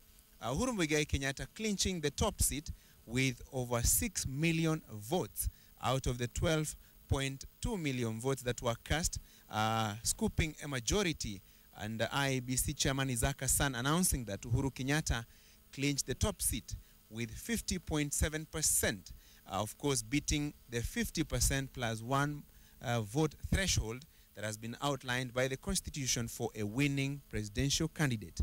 Here at the Catholic University, the people you see on your screens now are the governors, senators, members of the National Assembly, members of the county assemblies, and women representatives who are elected on March 4th through a Jubilee ticket. And there you can see they are exchanging pleasantries and congratulating themselves and also their presidential team of Uhuru Kenyatta and William Ruto, who have carried a successful campaign and clinched the top seat eventually through a popular mandate of the Republic of Kenya's electorate. And here he will be making his acceptance speech. He's expected here in a short while. Out there, thousands of their supporters who have come here, they were unexpected, prompting the security team to up their game because the security team had not anticipated that the masses will be making their way here. But the situation is now under control. The presidential security team, what you'd say the elite squad, popularly known as the Reke squad, has taken position here, and they are in charge of the security from now henceforth. Uhuru Kenyatta will be, and as well as his running mate, William Ruto, will be under the close guard of the elite squad. That is the Reke squad that is in charge of the protection of the presidential team, the deputy president, as well as the other VIPs in the country, and also the visiting VIPs whenever they are here. The Jubilee team had, during the campaigns, made a flurry of promises through their manifesto. And so Uhuru Kenyatta will be expected in his speech to briefly probably elaborate how the coalition will be hitting the ground running and making sure that the promises that they made will be achieved. And of course, the podium is prepared where Uhuru Kenyatta will be making his speech. And you can see on your screens the minister, or what you'd say the outgoing Minister for Internal Security, Kato Ole Metito, among the people who are here waiting anxiously for Uhuru Kenyatta to come and make his acceptance speech, together with his deputy now, William Ruto, with whom they were elected on March 4th by over 6 million votes during the Monday general election, the first general election under the new constitution, an election that has been described by many as probably the most complex and competitive in Kenya's electoral history. And after days and hours of anxious moments for the people of Kenya, the answer now is that Uhuru Muigai Kenyatta is the 4th president of the Republic of Kenya. And there you can see also on your screens some of the members of parliament making their way here. Jubilant Nairobi County Women Representative Rachel Shebesh, together with the member of parliament elect for Unyenje's constituency, Cecily Mbarire, some of the successful members there. And the grand entry expected in a short while, the security officers taking command and ensuring that everything goes as planned. There you can see Moses Ole Sakuda, also a successful member of parliament from Kajiado County, a successful member of the National Assembly from Kajiado County. Basically, the situation as it is here is that security has been intensified, and everybody who is here, especially those in the auditorium, have had to secure specialized badges so that they can be able to gain access, and more celebrations out there as the members of parliament and National Assembly, or basically members of the National Assembly elect, senators elect, governors elect, women assembly representatives elect, making their way here. There you can see on your screens the Deputy President Designate William Ruto with his wife Rachel making their way to the auditorium. Of course, they're receiving jubilation from the thousands of supporters who have thronged the Catholic University grounds here. There you can see quite a number of people making their way here at the Catholic University of East Africa, where Uhuru Muigai Kenyatta, the 4th President of the Republic of Kenya, elected duly by the Kenyan electorate, will be making his acceptance speech. Security tightened here, and the VIP protection unit making sure that William Ruto, the Deputy President Designate, is closely guarded, together with his family members with whom he has come here at the Catholic University of East Africa. Inside the hall, preparations are ready. The podium has been set from where Uhuru Kenyatta and William Ruto will be making their acceptance speeches. There you can see William Ruto's wife, Rachel, making her way to the auditorium and being cheered by the thousands of their supporters who are here. There you can also see Mohoho Kenyatta, a brother to the president-elect, also finding his position. Public Health Minister Beth Mugo, together with Ngengi Muigai. Ngengi Muigai is an uncle to Uhuru Kenyatta, and Beth Mugo is a cousin to Uhuru Kenyatta. So some of the family members who are here. And from afar, I can hear sounds of siren from the presidential security team, and the motorcade making its way here in a short while. So President-elect Uhuru Kenyatta will be making his way in a short while here. From where I am, I can see the presidential escort team, as well as the presidential motorcade making its way here. Quite a number of leaders also right here. Beth Mugo receiving congratulatory messages from the former Kengen managing director, Ed Njoroge. Quite a number of key leaders here. Beth Mugo, Major retired Karau, who was the chairman of the council of the Jubilee team, making their way into the auditorium. Security quite tight here. And of course, quite a number of leaders here exchanging pleasantries before President-elect Uhuru Kenyatta and his deputy make their way into the auditorium. The members of parliament-elect, senators-elect, and governors-elect who had joined Uhuru Kenyatta at the Bomas of Kenya, where IEBC duly formally announced him as the duly elected President of the Republic of Kenya, finding their way back to the Catholic University. Catholic University of East Africa and Bomas of Kenya are about 200 meters away from each other. So a short ride from the Bomas of Kenya to the Catholic University of East African grounds, where the leaders will be making their acceptance speeches, Uhuru Kenyatta and his deputy, William Ruto.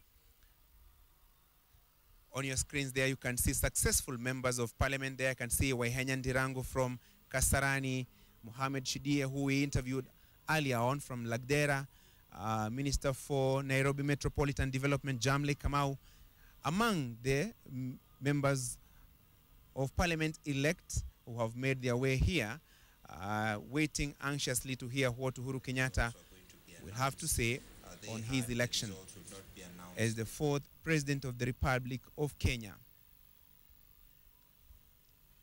Security once again intensified here, so for those who would have wanted to come and have a look or catch a glimpse of Uhuru Kenyatta, unfortunately they cannot manage to do it now because the doors have been managed and entry to this place has been is firmly under guard from the security team, the elite squad that is in charge of the protection of the VIPs. I can see from afar Uhuru Kenyatta acknowledging greetings from the thousands of supporters who have made their way here at the Catholic University of East African Church, Catholic University of East Africa, here at in Langata constituency, Nairobi County.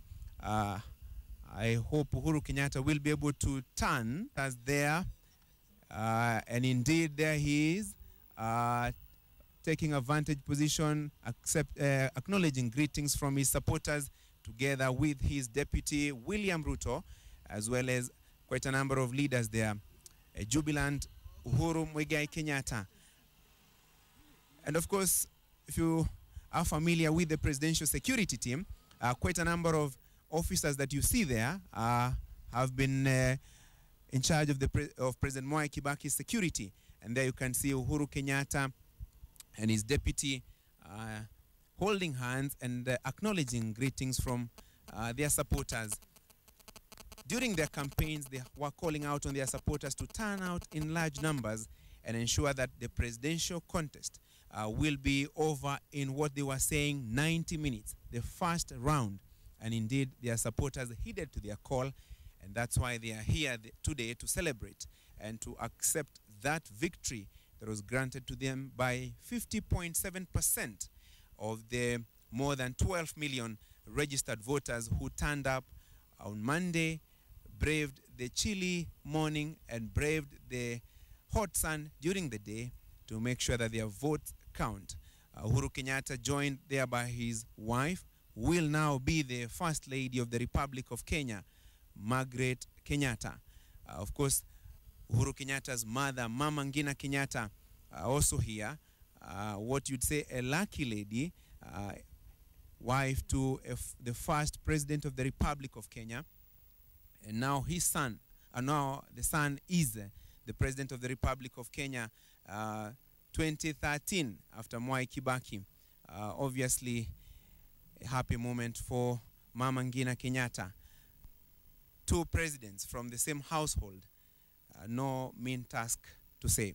50.7% of the voters saying they want Uhuru Kenyatta to be their president, closely followed by Prime Minister Raila Odinga, who also had more than 5 million votes. Indeed, a tough contest, as was predicted by many analysts prior to this election.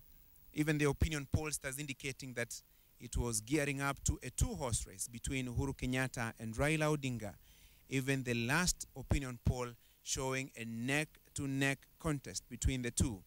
And of course, the results from the presidential poll indicating as such that Uhuru Kenyatta and Raila Odinga were the top contenders for the country's top job. And when you look at the votes that were garnered by all the other presidential candidates, clearly no match for the votes that were garnered by Uhuru Kenyatta and Raila Odinga. Of course, affirming the earlier projection that it was a two-horse race.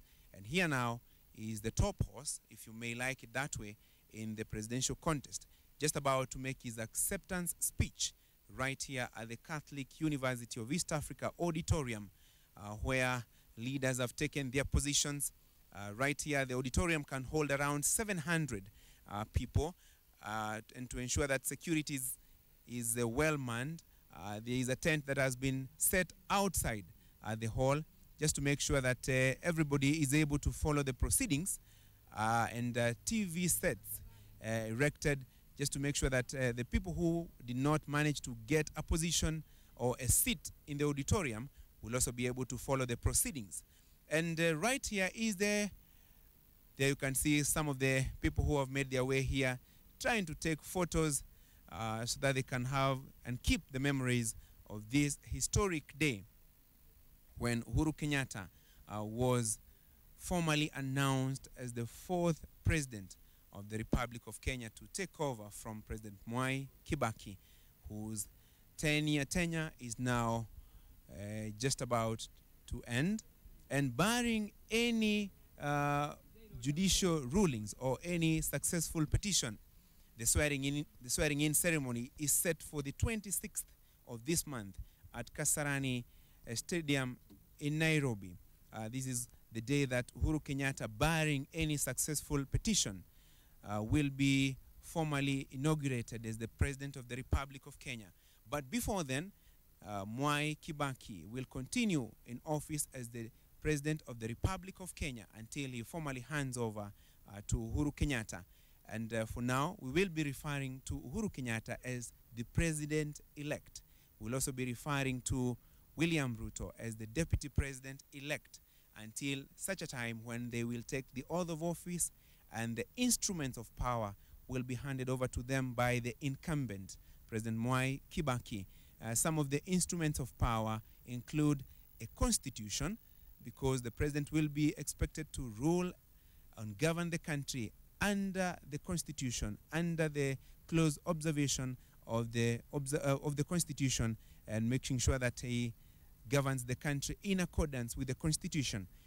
President Mwai Kibaki will also hand to Uhuru Kenyatta on 26th of March this year the ceremonial sword.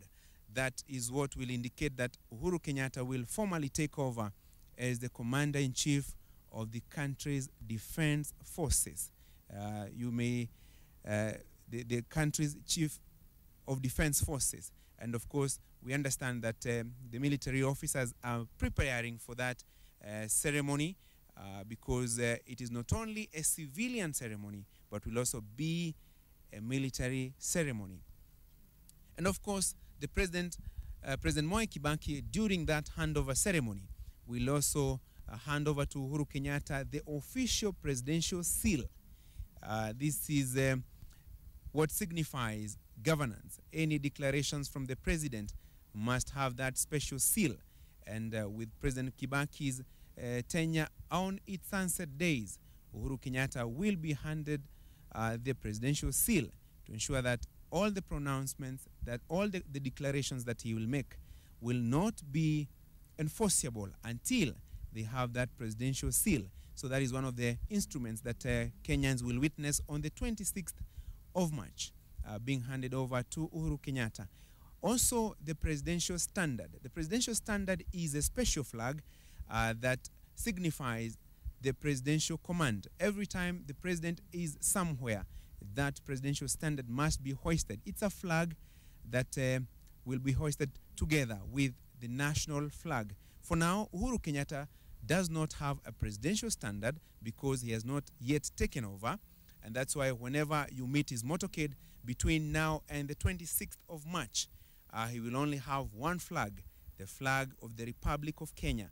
But as soon as he is inaugurated and takes the oath of office, every vehicle that he will use, every plane that he will use, every building that he will be occupying, or wherever he will be, you will see two hoisted flags, one flag of the Republic of Kenya and the other the presidential standard. For now, President Kimaki's standard is white in color. And if you remember right, retired President Daniel Arap Moi's presidential standard was blue in color. And so basically, we wait to see the color that Uhuru Kenyatta has picked as his presidential standard. I remember during the preparations for the handover ceremony that are chaired by the head of civil service, Francis Kimemia, all the 8 presidential candidates had been asked by the team that was preparing for the presidential handover to submit what they would like to be the colors and the pattern and the style of their presidential standard. We hope that Uhuru Kenyatta was able to submit that presidential standard suggestions, or how he would like his presidential standard to look like. And on 26th of March, barring any successful petition any successful petition at the Supreme Court, then we should be able, on that day, the 26th of March, we should be able to see how the Uhuru Kenyatta presidential standard will look like. And of course, from now henceforth, Uhuru Kenyatta's protection will be taken charge by the presidential security team, the elite squad, as well as that of his deputy and their families, or their homes here in Nairobi, the rural areas, and wherever they have homes, will be protected by that special security team or the elite squad. The family members of the two leaders, that is the president-elect and the deputy president-elect, are being shown where to sit, taking their positions. The children of the two leaders, their wives, their family members, all of them taking their positions right here at the Catholic University auditorium. I can see on my screen here the children of Uhuru Kenyatta have already taken their positions. Jomo and Ngina, they have already taken their positions right here at the Catholic University auditorium, just awaiting the two leaders to make their way here to make their acceptance speeches. It has been a rigorous campaign for all the presidential candidates, the 8 presidential candidates who are in the race to State House. And here now is the successful candidate, Uhuru Kenyatta, just about to make his speech. Basically, we expect him to have a word for his supporters, for those who elected him, the more than 6 million registered voters who cast their ballot in his favor, and of course also to speak to the entire nation, the more than 40 million Kenyans. Even those who didn't elect them, we expect them to have a word for them. Earlier on, the leaders that we spoke to, including former Speaker of the National Assembly and Chairman of the United Republican Party, Francis Xavier Kausai Ole Kaparo, insisting that the Uhuru Ruto victory is not their own, but the victory for the people of Kenya and the victory for democracy. And of course, insisting that the two leaders will lead the country in a way that will not be for exclusion, but inclusion of all the people of the Republic of Kenya. I can see from afar jubilant leaders, including Charles Keter, the Senator-elect Kericho County, as well as Aden Duale, the Member of Parliament-elect for Garissa Township. Some of the leaders who are often on the campaign trail with the Jubilee team. Those two leaders elected on a URP ticket in Kericho County and Garissa County, respectively. The other leaders elected on the same Jubilee ticket right here at the Catholic University auditorium have already taken their positions, and you can see on your screens eagerly awaiting for Uhuru Kenyatta and William Ruto to make their way here to make their acceptance speech. Just to recap on some of the things that Uhuru Kenyatta and William Ruto were promising during the campaign trail, and which Kenyans will be taking them to task and insisting that they implement, include job creation for the youth, empowerment of women and the youth, revamping the agriculture, growing the economy from the grassroots level, and of course ensuring that the whole question of youth empowerment is taken care of. I'm aware that my colleague Alex Chamwada is on the other side. Let us now join him to hear what he has to say from the... Alex Chamwada, over to you from the runners-up in the presidential contest, Raila Odinga. Let's hear what my colleague Alex Chamwada has to say. Over to you, Alex. Thank you, my colleague Francis Gashuri. I'm standing at the CORD campaign hub in Lavington, where the Prime Minister and the CORD presidential candidate Raila Odinga is expected to address a press conference. Odinga has not arrived here yet, but some of the MPs elect, senators elected, and governors elected are here to flank him. As you can see, the cameras are set. Members of the press are here to hear what the Prime Minister is going to say. And I understand that he is on the way, and he may be waiting to hear Uhuru's acceptance speech before he addresses the press here. So right now is preparations. In a moment, we will be seeing the Prime Minister arrive here, and we are what likely to say whether he's going to pursue what he wanted to pursue the court direction. His lawyers were working on a possibility of contesting the matter in court. They say that they have evidence that there was fraud in this exercise, and they would want to pursue it at the Supreme Court. So right now it's preparations. We will be giving you more details, and back to you, Francis Gashuri. Thank you very much, Alex Chamwada, my colleague there at the CORD Secretariat. Definitely will come to you when, and at that time when Prime Minister Raila Odinga, the first runners-up in the presidential contest, will be making his remarks right there.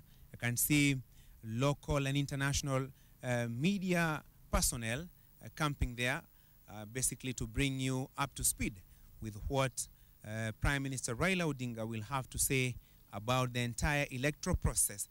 Back here at the Catholic University of East Africa, where Uhuru Kenyatta is expected in a short while to make his address, acceptance speech. Some of the leaders here, there you can see on your screens, the successful Senate candidate for Nairobi County, or call him Senate-elect Nairobi County, Mike Mbuvi Sonko, has also found his way here at the Catholic University Auditorium, ready for the acceptance speech by President-elect Uhuru Kenyatta. And not just the successful candidates who are here, some of the high-profile leaders who had contested for various elective seats but were unsuccessful have also found their way here. Those include the Minister for Foreign Affairs, Professor Sam Ongeri. I've also spotted the Minister for Information, who unsuccessfully vied for the Senate seat in West Pokot County. Samuel Losuron Pogisho has also found his way here.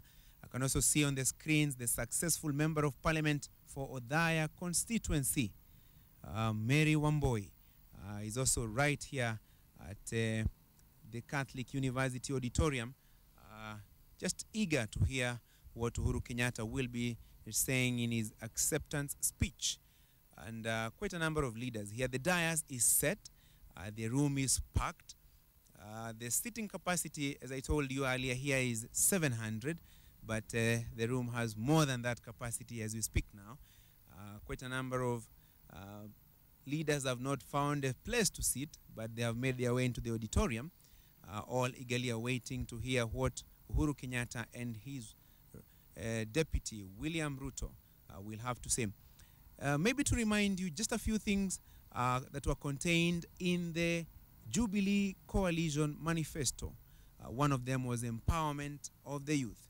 And I remember during the campaign trail, William Ruto and Uhuru Kenyatta urging the Kenyan electorate to ensure that they finish the race to State House in the first round and save Kenya more than 6 billion shillings that would have been used in a runoff poll, and even insisting that they have already identified what their Jubilee government will do with that 6 billion shillings, pointing out that they will put that money into a youth fund to give youth, the young people, grants and soft loans to start businesses or to establish businesses. And let's see how well they will be able to keep that promise. And of course also insisting that they will be in the forefront, ensuring that women and youth are given interest-free loans to establish businesses and grow the economy from the grassroots level. There you can see on your screens the children, two daughters of William Ruto have also found their way here. There you can see them on your screens, two daughters of William Ruto, the deputy president-elect, have also established their positions right here and found a place to sit right here in the auditorium. From today henceforth, there are two families, what you would say the first families, because the presidency is shared between the president and the deputy, will be under a 24-hour security from the elite squad, what you'd say the presidential elite squad right here in the country. Also in the Jubilee Manifesto, they had also talked about ensuring that key reforms are implemented, that is police reforms, land reforms, and other institutional reforms to ensure that the country is run through the rule of law. And of course, that was one of the issues that were hot during the campaign. There were concerns that probably William Ruto, who was the leader in the No team in the 2010 referendum, would not be able to implement a constitution that he opposed. But Ruto emphatically insisting that the constitution now belongs to all Kenyans, those who supported it during the referendum and those who did not, and that it is incumbent on all Kenyans to ensure full and faithful implementation of the constitution. Other key reforms that the Jubilee government, barring any successful petition at the Supreme Court, will be expected to implement include land reforms. Land was one of the top or hot issues during the referendum, during the campaigns for the general election that was held on Monday. Kenyatta and Ruto insisting that they will be able to answer the land question that has for years remained one of the tricky questions in the country. And quite a number of jubilant leaders here and their supporters are eager, anxiously waiting to hear what Uhuru Kenyatta will have to say. The Jubilee team also during the campaign trail promised to revamp the country's agricultural sector and ensure that agriculture remains a key income earner for the Kenyan people, and to ensure that the economy will grow from the grassroots level through agriculture. These also includes livestock and of course fish rearing, insisting that they will not only enable the Kenyan farmer, the Kenyan livestock keeper to adopt new technologies in the agricultural field, but also the Jubilee government promising that it will avail tractors to the farmers across the country to ensure that they till their lands and mechanize the agricultural sector so that it can be a valuable venture for the people of Kenya. And those are some of the promises that the Kenyan population, the Kenyan electorate, will be keeping the Jubilee team on its toes, insisting that that which they promised during the campaign trail be implemented fully and faithfully. And of course, the whole question of empowering the youth and of course empowering the women, insisting that that is the only way to deal with the twin headache of unemployment and insecurity. Kenyans will remember during the campaign trail, Kenyatta and Ruto stating that the solution to Kenya's insecurity problems was not in high-handedness or shooting down the youth or dealing with them ruthlessly, but the solution lies in giving them an opportunity to earn a livelihood, make them busy, make their lives meaningful, and only then can the whole question of insecurity be satisfactorily addressed. And those are some of the issues that Kenyans will keep an eye on, and to ensure that what the Jubilee team promised during the campaign trail, they are able to actually and faithfully implement. There you can see the chairman of the National Alliance Party, TNA, Johnson Sakaja, probably one of the youngest chairmen of political parties in the country, has also found his way into the auditorium, just like the other leaders have. And as I told you earlier, the auditorium here at the Catholic University can only hold 700 seated people, but the excitement and the anxiety right here at the Catholic University, more than that number of people are right here in the auditorium. And of course, everybody getting into the auditorium are closely monitored, checked thoroughly to ensure that security remains top-notch. Also, I can see from afar the Secretary General of the National Alliance, Onyango Olo, some of the leaders who are spearheading the Jubilee campaigns and were behind the strategy teams in the campaign trail, have also found their way here. And of course, as I told you earlier, the seating capacity here is 700. So some of these leaders who have come in a little late when the other persons have taken their positions will have to make do with some of the available seating arrangements that have been made thereafter. Basically showing you how intense the situation is here at the Catholic University Auditorium.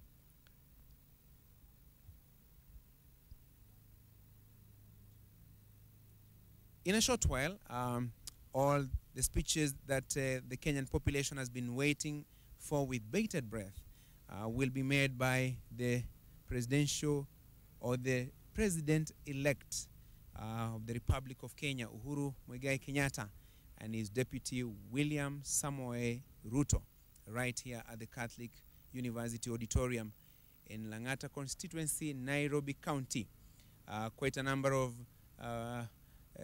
jubilant leaders catching up with the news, and victory for Uhuru. That is the discussion right here at the Catholic University Auditorium. A lot of movement here and there, and that's why basically you can see some of the people who are looking for sitting positions blocking our cameras. So bear with us whenever you see a blocked shot, because it is up and down before the president-elect and his deputy make their way here. Everybody trying to find some sitting space just to hear what the two leaders will be saying. And the Jubilee coalition, other than clinching the presidency and the deputy presidency, have also garnered quite a number of National Assembly seats and also gubernatorial seat. Let's now move straight to the Code Center, where Prime Minister Raila Odinga, the first runners-up in the race to State House, is just about to make his speech. Over to you, Code team, where Alex Chamwada is.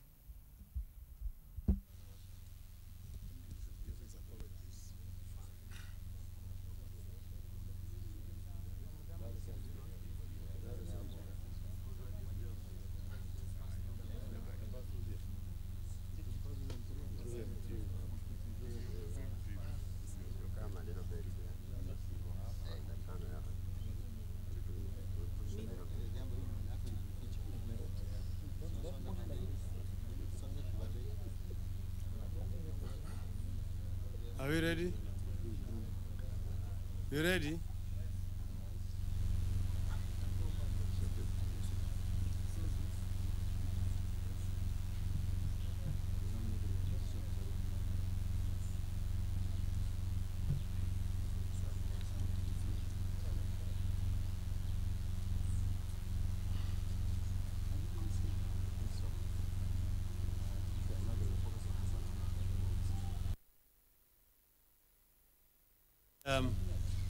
Ladies and gentlemen of the press, good afternoon. As you can see, my running mate, Honorable Kalonzo Musyoka, is not here. And I know the question was going to be asked why. Today is the burial of the former chairman of the defunct Electoral Commission of Kenya, the late Honorable Samuel Kivitu. And Honorable Kalonzo has gone to represent us at that funeral. I am, however, with the two of my other members of the summit, S.K. Macharia and Honorable Moses Wetangula here, and several other members elect of either Parliament or the Senate. First, my statement is titled, Democracy is on Trial. Democracy on Trial in Kenya. I want to begin by thanking the Kenyan people for exercising their democratic right on the 4th of this month to turn out overwhelmingly to vote in the last elections. I also want to thank particularly those Kenyans who voted for me and my running mate in these elections. Even those who voted against me exercised their democratic right. But fellow Kenyans and members of the media, we again stand at a very pivotal moment in our history. You have created a new Kenya out of the ashes of the one that was nearly destroyed by the terrible violence which followed the tainted elections of 2007. It took 5 long years to rebuild this beautiful country and foster reconciliation among those divided and traumatized by the events of the 2007-2008. Our people have passionately embraced an unprecedented new order of reforms and economic vibrancy that will deliver a more prosperous and equitable society contained in a new constitution that is the envy of the world. And so, last Monday, the 4th of March, we all watched with utter gratitude the massive turnout as Kenyans waited patiently amidst hours-long delays to fulfill their desire to vote for the people they want to lead them. Despite the hiccups the IEBC experienced in implementing a smooth and transparent run-up to the election day, Kenyans were convinced that the IEBC would translate their faith in democracy into a completely credible election which would unite the country. What Kenyans witnessed instead was the failure of virtually every instrument the IEBC had deployed for the election. The polls book, the servers, the telephonic transmission, the electronic voter identification kits, they all failed despite the billions spent on acquiring them. 2 days after the vote, the electronic tallying was discarded and counting began afresh manually. That too turned out to be a flawed exercise in which, among other things, there was massive tampering with the IEBC final register of voters. The tallying process at Bomas of Kenya began with our agents being expelled from the center, thereby making the mandatory verification of results impossible. Voter registration numbers were reduced in our strongholds and added to the Jubilee strongholds. To give just one example, in their constituency, the number of voters listed in the IEBC final register was different from that captured in the votes and election results that IEBC announced. At the same time, other constituencies saw the numbers of registered voters rise. On Friday, the IEBC announced the results of the presidential vote for Laikipia constituency. But the Laikipia North results had already been announced by the IEBC the day before. That is the same constituency. See, the figures in the Friday announcement gave me, the court presidential candidate, and my Jubilee opponent different figures from the ones announced a day earlier. What caused the difference? This is not the time to point to other examples of rampant illegality. That time will come. There had been a massive public investment in the IEBC to ensure that this first post-2007 election would firmly entrench democracy and the rule of law. The commissioners crisscrossed the world to study how our best Kenyans would have a credible election, which would allow them to support their new president, whether they voted for him or not. Now, it is clear that the constitutionally sanctioned process of electing a new set of leaders to take us to the next level has been thwarted by another tainted election. This is not the IEBC that Kenyans and Judge Krieger envisioned. This crisis is not just about the IEBC. It's a crisis in the very workings of the faith that Kenyans have placed in their institutions to respect their democratic rights and the rule of law. It is democracy that is on trial.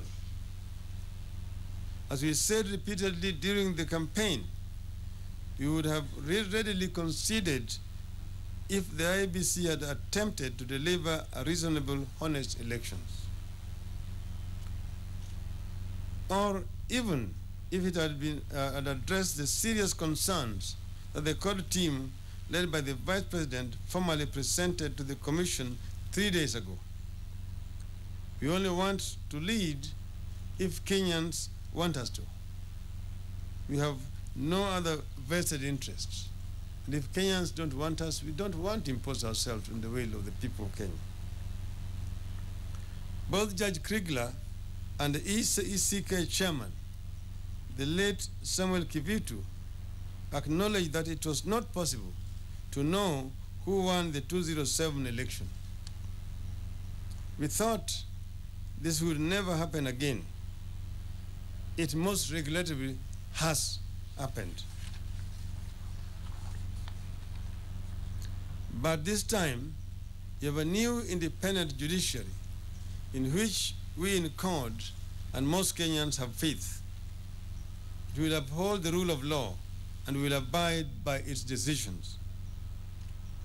We will therefore shortly move to court to challenge the outcome that the IEBC announced a few hours ago.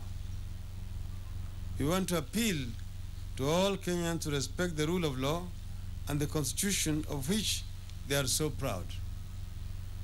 Let the Supreme Court determine whether the result announced by the IEBC is a lawful one. We are confident that the court will restore the faith of Kenyans in the democratic rule of law. Any violence now could destroy this nation forever. That would not serve anyone's interests. Please, therefore, look upon each other as brothers and sisters whose national bond should not be broken. Thank you, and God bless Kenya.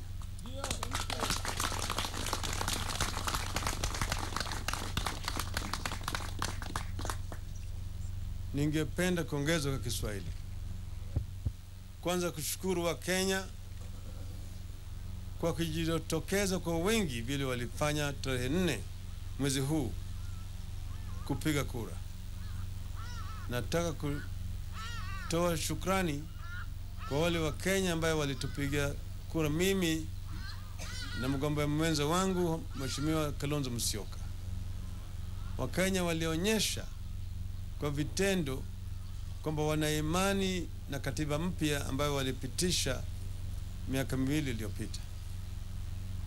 Tulikuwa tunadhani ya kwamba yale ambayo tulipitia mwaka wa 2008 tulikuwa tumeweka nyuma yetu. Tulikuwa tunatarajia ya kwamba tume ya uchaguzi ambayo tuliunda itakuwa tofauti na ile ambayo tulikuwa tumezika kwenye kaburi la sahau. Lakini kwa bahati mbaya hii tume ya uchaguzi imerudia na ikafanya makosa yale yale ambayo iliyafanywa na ile tume ambayo tulipeleka nyumbani. Tumeona vioja, tumeona mambo mengi ambayo ilifanyika siku ile ambayo kura ilikuwa inapigwa. Kwanza vifaa ambayo zilinunuliwa kwa gharama kubwa ya kusaidia kwa upigaji wa kura kwa urahisi, zikiharibika moja baada ya nyingine, mpaka baadaye wakarudia kufanya kura kienyeji vile walifanya mwaka 5 iliyopita. Hiyo ndio Judge Kriegler ambaye alifanya uchunguzi alisema tusirudie tena, tutumie vifaa vya kisasa kwa upande ya usajilishaji wa kupiga kura na vile vile kwa kupiga kura. Lakini Wakenya waliona vyombo vivyo vote vikivunjika kwa sababu ilikuwa imepangwa ifanyike hivyo. Baadaye wakarudi kufanya kila kitu kienyeji, ambayo matokeo ilikuwa inabadilishwa hapa na pale kabla haijafika katika ukumbi ya kujumlisha kura zote hapa Bomas of Kenya. Kwa hivyo sisi tunasema ati hatutaki kulazimisha Wakenya na uongozi. Sisi ni watumishi na tunataka tu kuongoza kama Wakenya wanataka, lakini tunataka kuona kama Wakenya wampewa fursa na ile uamuzi yao imeshimika. Lakini yale ambayo yamefanyika haijadhihirisha haki na ukweli. Kwa hivyo sisi tumesema hatutambui kamwe ili uamuzi ambayo umetangazwa siku ya leo na mwenyekiti wa tume ya uchaguzi wa Kenya.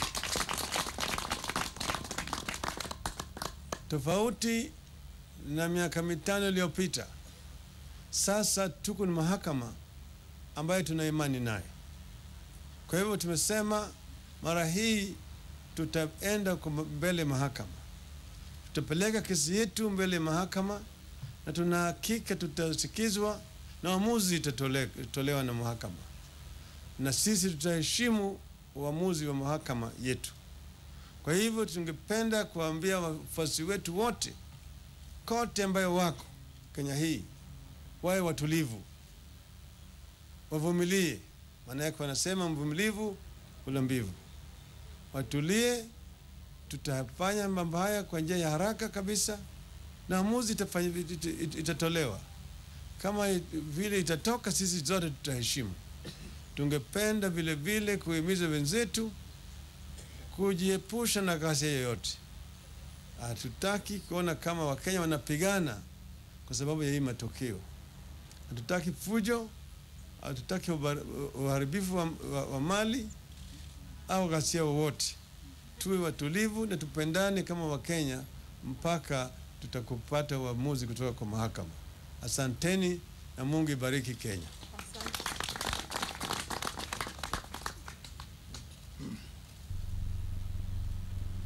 Yes.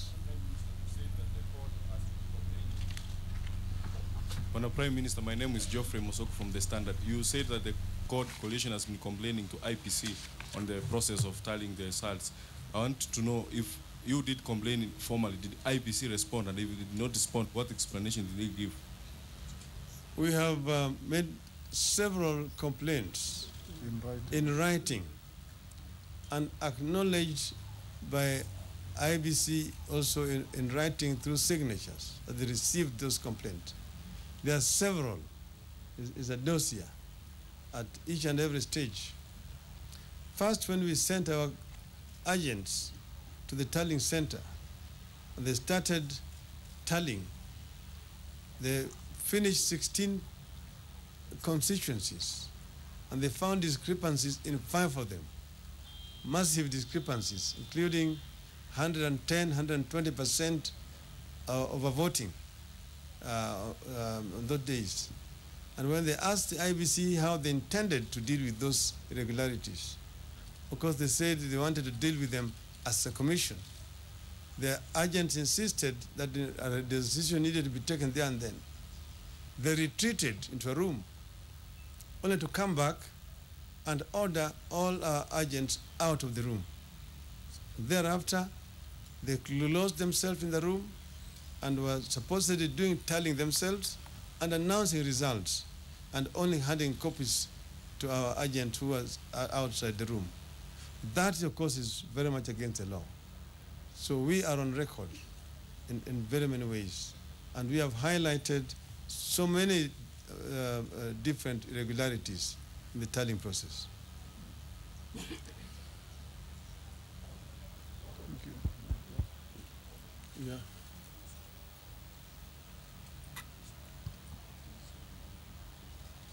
My name is Margaret from K24. I'd love to know, there was a parallel vote count by the electoral observers observation. Close to your mouth. If we put no, close the mouth. Mic close to your mouth. My name is Margaret. I'd love to know, there was a parallel vote count by the electoral observation group that verified that the IEBC's count. What is your take on that, since the IEBC's you say was? No, I'm talking about the tallying as required by law, where the IEBC officials are present and agents of candidates are also present. That's what I'm talking about. I'm not talking about tallying done by any other body. I mean, there's no other body that is mandated or has got authority to carry out any kind of tallying. No, there's first. Hi, William Davies from AFP News Agency. Mr. Odinga, will you accept the High Court's decision even if they rule against you? Yes, certainly. I've said that we have faith in the judiciary, and their ruling will be respected by court.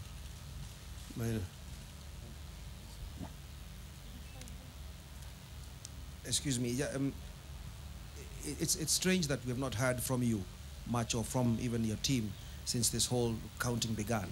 And we've not seen in the local media. How do you explain the fact that it's only now, or a few days ago, that we have seen complaints from ODM CORD on this issue? Well, you may not know, but there was a conspiracy by the local media to completely give blackout to any complaint by the contestant. So our teams have been actually issuing press statements very regularly. It is only carried by the international media. You see it on CNN, on Al Jazeera, but not locally here. How do you explain that when SK Macharia is next to you? Well, because that is a question that SK will answer at another forum. It's here in a different capacity. Hey.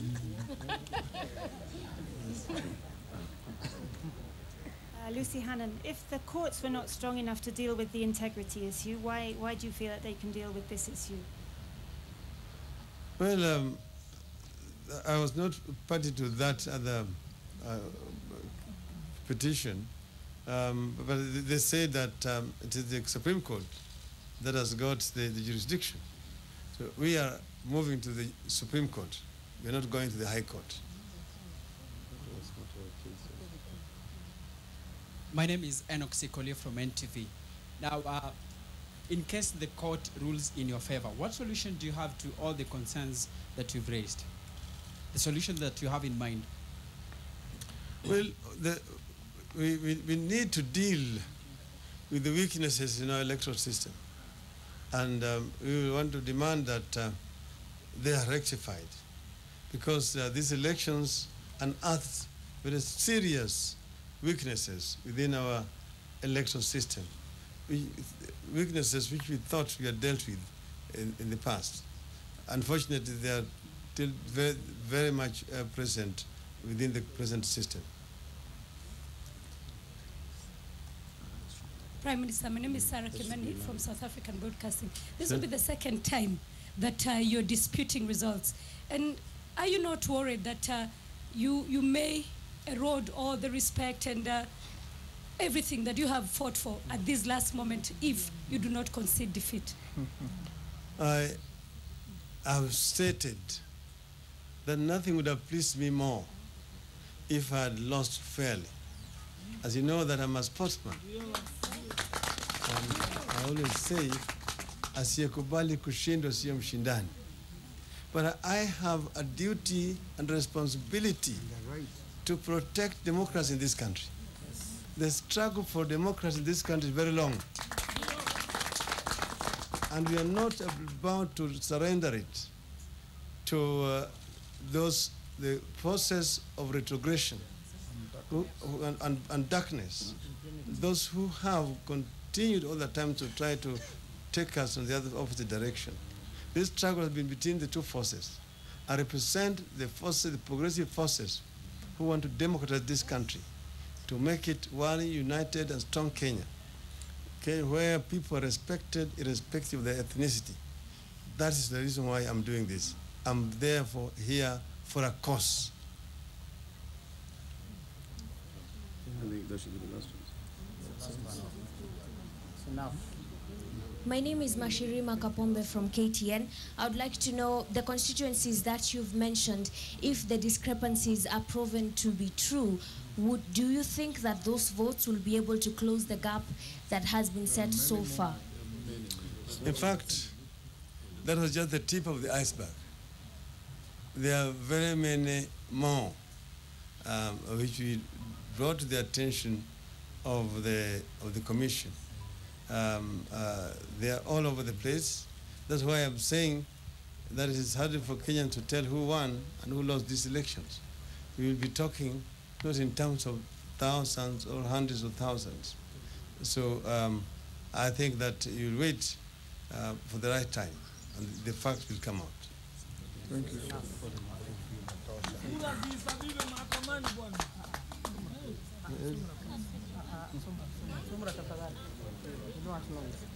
yake waziri mkuu na kwa hotuba yake na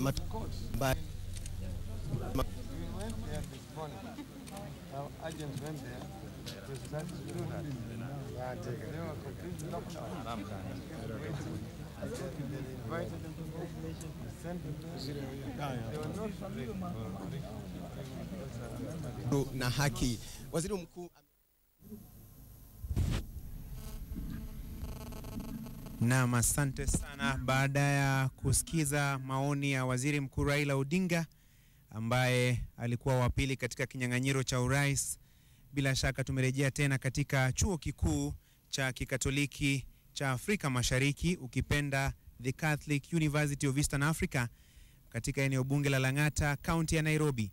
Na bila shaka waziri mkuu alipokuwa akizungumza, rais mteule wa 4 wa Jamhuri ya Kenya Uhuru Kenyatta na naibu wake William Ruto waliingia ukumbini katika chuo hiki, na bila shaka kwa sasa kinachoendelea ni maombi, na moja kwa moja ni kupeleke hadi shughuli inayoendelea, na la mno leo ni matamshi ya Uhuru Kenyatta kukubali wadhifa ama wajibu aliyopewa na Wakenya kupitia kwa kura siku ya Jumatatu.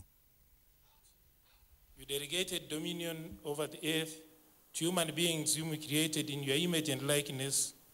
You entrusted them with the responsibility and the authority, kept in check by lines of accountability. We thank you for our brothers and sisters in Kenya for this achievement of making the election successful of the president, county governors, senators, women representatives, and other civic leaders as stipulated in their constitution. We thank you, Lord. Tunapenda tukushukuru na kukabidhi nchi ya Kenya ulete amani na umoja, ushirikiano na mafanikio katika nchi ya Kenya. Tunaomba hayo yote kwa njia ya Kristo Bwana wetu. Amina. Thank you very much. And finally, I'll welcome Mr. Ole Kanchori, who will also lead us in prayer. Pawengayang tangkarne Yesu. Kinjoyan na siya tangkaragyan no olong. Siya tangkaragyan lo shola le Kenya. Tamayan na yuk. Chomo dogoya yuk. Mule lo siya boge to sargelino. Daba siya yo boge siya iboge aro mangati tangkarne Yesu. Asya to rais lang Uhuru. Asya to deputy lenye Ruto. Tamayana elo siya boge. Angaya itabololo ngangi. Tado ya we seriani ne we mirishoy. Dabasha yo kirbugeta po gelene menenga kemayani ye diginjo yenjonet asha munjo yo ge mirishoy jone dolinjere orolo shono ngai ginono keti megera mayani megeta seremi megelebunya yo laitoriani amiti ngai na ijoye na tankarne Yesu kijoboge esai. Yes, and we all said amen. In any language is amen. It means and let it be so. Please, ladies and gentlemen, you may take your seats. And as we begin this wonderful occasion, I would like to recognize a few people who've gone through the battlefield and have come out on the other side. Now, we have very many of you here. I may not be able to recognize all of you, but I'll quickly run through my list. And wherever you are, feel free to just stand up and just wave at us. We have our MPs-elect. And I'll start with Mr. Samuel Gonzirai from Kinango. We have Harrison Kombe from Magarini. We have Mr. Ibrahim Ahmed Sani from Garsen. We have Hassan Dukicha from Galole. We have Mr. Ali Wario from Bura.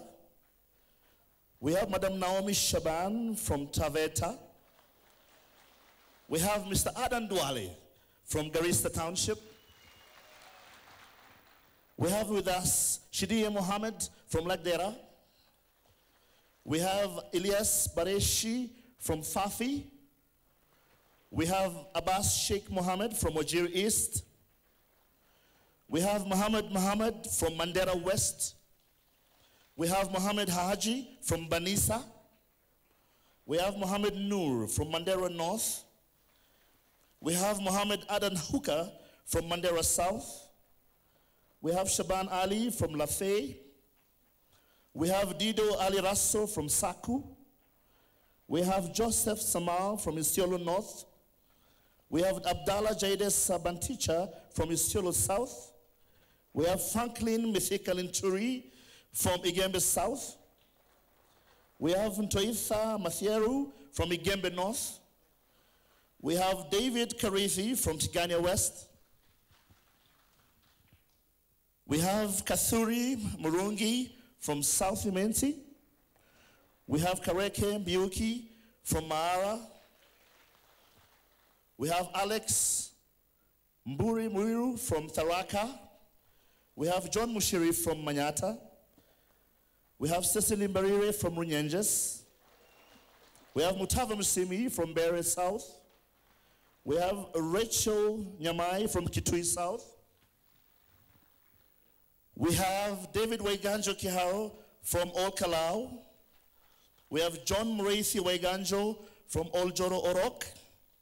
We have Francis Deritu from Daragwa. James Githinji from Tetu. James Mathenge from Kieni. Peter Weru Kinywa from Mathera. Mary Wambui from Osaya. Kabando Wakabando from Kureini. We have Esther Murugi from Nyeri Town. We have Peter Gitao from Where. We have Edijos Njogu from Gishugu. We have Stephen Murioki Ongeri from Dia. We have Joseph Gashoki from Kirinyaga Central. We have Titus Ngahu from Kangema. We have Clement Ombugo from Mathioya. We have Irungu Kangata from Kiharu. Jamle Kambao from Kigumo. Peter Kamande from Maragua. Alice Wahome from Kandara. Humphrey Njuguna from Gatanga. We have Joseph Ngugi Nyumu from Gatundu South. We have Francis Kigonjenga from Gatundu North. We have Francis Munyua Waititu from Juja. We have Alice Wambuinganga from Thika Town. We have Esther Gadogo from Ruiru. We have Njoroge Baya from Githunguri. We have Jude Njomo from Kiambu Town. We have Paul Karuga Koinange from Kiamba. We have George Mukuru Mushai from Kabete. We have Anthony Kimani Ichungwang from Kikuyu. We have John Kiragu Shege from Limuru. We have Joseph M. Kahangara from Lari. We have Christopher Nakuleo from Turkana North. We have Daniel Epuyo Nanok from Turkana West. We have John Lodope Nakara from Turkana Central. We have Rotino Philip from Sigor. We have Mark Lamunokon from Kacheliba. We have David Lusaiko from Pokot South. We have Jonathan Elite from Samburu West. We have Musa Lentonimaga from Samburu North.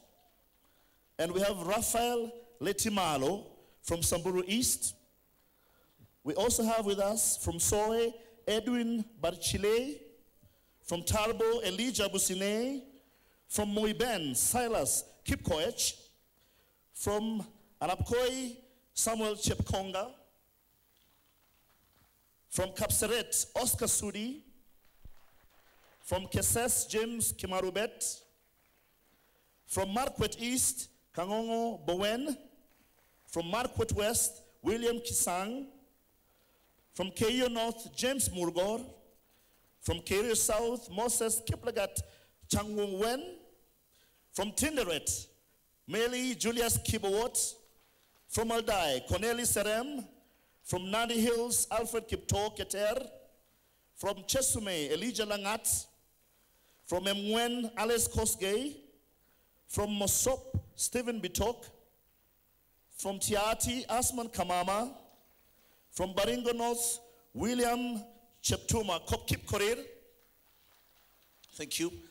From Baringo Central, Sami Mwaita. From Baringo South, Grace Kipchoim. From Eldama Ravine, Moses Lesonet. From Laikipia West, Washira Kimani. From Laikipia East, Anthony Mutahi. From Molo, Jacob Waweru. From Joro, Nganga Joseph Tiuna. From Naivasha, John Kihagi. From Gilgil, Nderitu Madenge. From Kuresoi South, Zakayo Cheriot. From Subukia, Nelson Gachuia.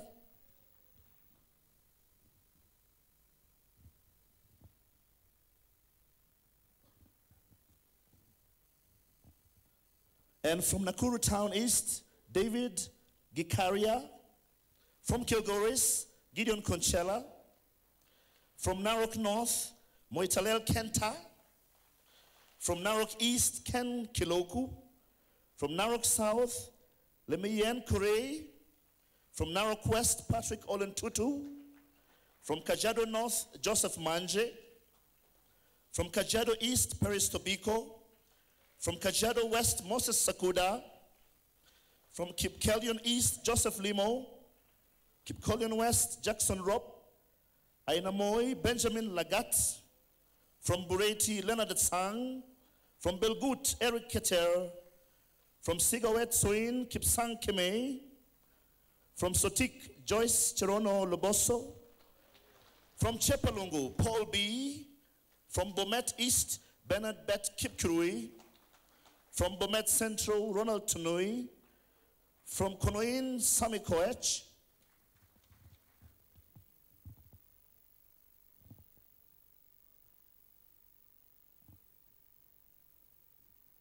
And ladies and gentlemen, I've been informed that we can continue with this list after the next speaker. I can assure you the list goes on and on and on. Congratulations, Jubilee.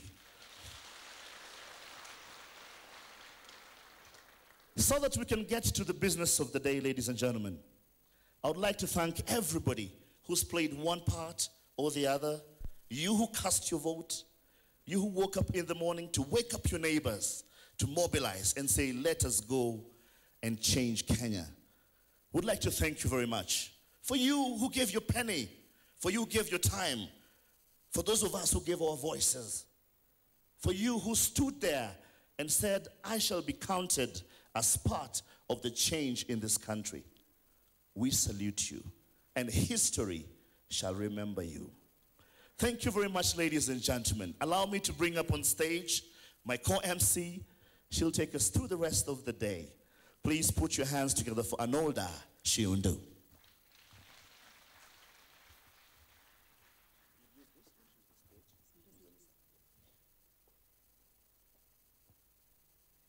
Ladies and gentlemen, good afternoon. I'd like to take this opportunity to welcome onto the stage His Excellency, the Deputy President-elect, Honorable William Ruto.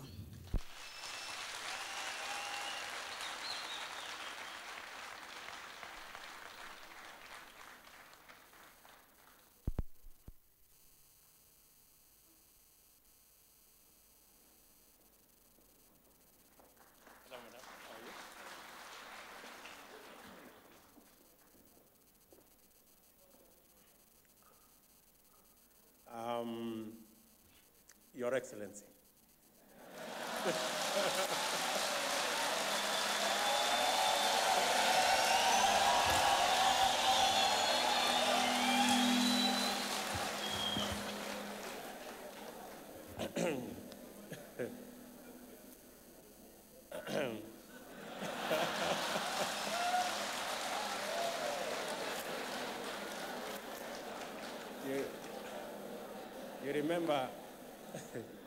You remember last Saturday at the Uhuru Park, I said that was the last time I was going to call you Man UK. So I have really no excuse. This afternoon, Your Excellency, the President-elect of the Republic of Kenya, the Honorable Uhuru Muigai Kenyatta.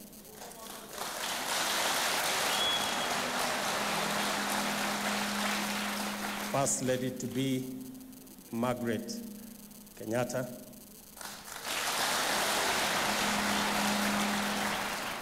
the Honorable Charity Ngilu, the Honorable Najib Balala,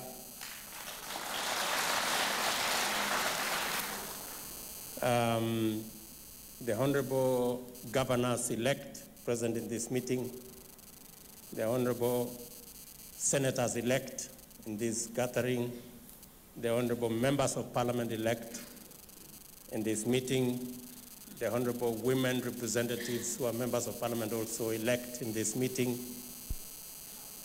distinguished guests present here, the Chairman of URP, the Honorable Francis Kabaro, the Chairman of TNA, my friend Sakaja, all protocols observed. Ladies and gentlemen, this afternoon, I am lost for words. I am telling you, I am lost for words. For us to get where we are today, God, and I say, God did it for us.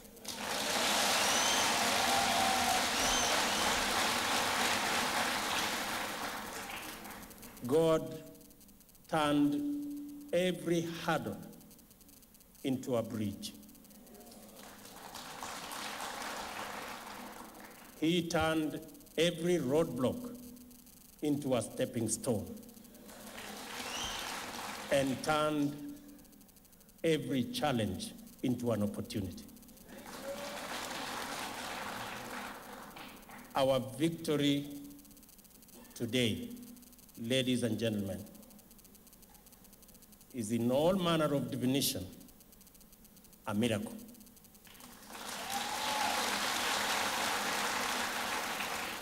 It doesn't matter how you look at it. And we want to thank God, and we want to dedicate this victory of the Jubilee Coalition to the Almighty God.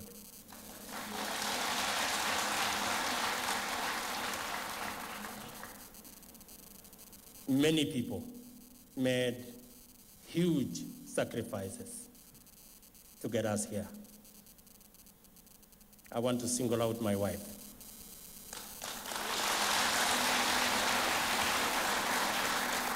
Many nights, she sneaked out of our bed at midnight to pray.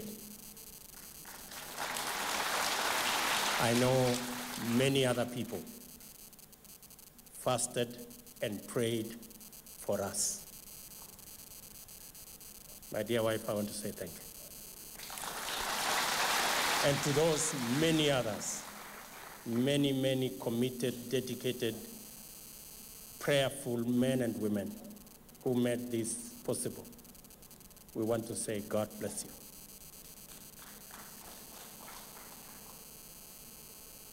you. Many people, our friends, support us, mobilize us, party officials, organizers. You guys, ladies and gentlemen, you're simply great, and we want to say thank you very much.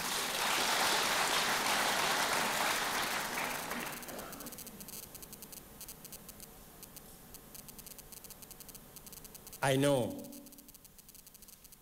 that we have committed ourselves, heart and soul and body, to take this country to the next level. I have no doubt in my mind that the Jubilee Coalition, under the leadership of my friend Uhuru Kenyatta, will deliver every pledge and discharge every promise. I am confident that we will live to what we have promised this country, that we believe in tunaweza kusema na kutenda.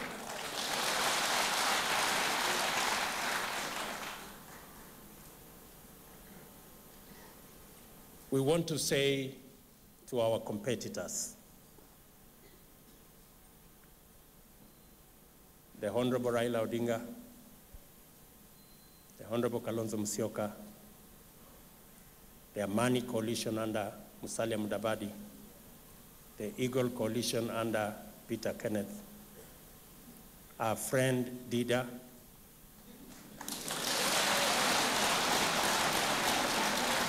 the Iron Lady of Kenyan politics, Martha Karua, Paul Muite, and of course, Professor Ole Kiapi. We want to tell them from the Jubilee Coalition that we are looking forward to working with them so that we can build a united country. We are looking forward to building bridges so that we can achieve the Kenyan vision that will take this country to the next level. To our fellow countrymen, the Kenyan people, we are humbled by the confidence that you have demonstrated in our capacity to lead. We want to promise that we will do everything possible within our power, and God helping us to harness the talent, the expertise, the knowledge, and the energy of every Kenyan, so that together we can deliver a Kenya that we can all be proud of.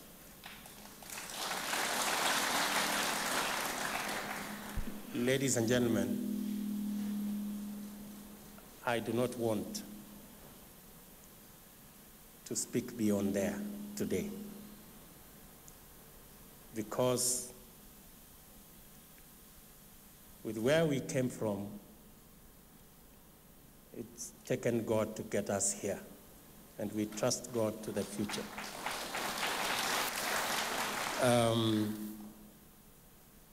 I want to conclude by saying that we have a robust, multi-talented Jubilee team, from members of county assembly, members of parliament, senators and governors,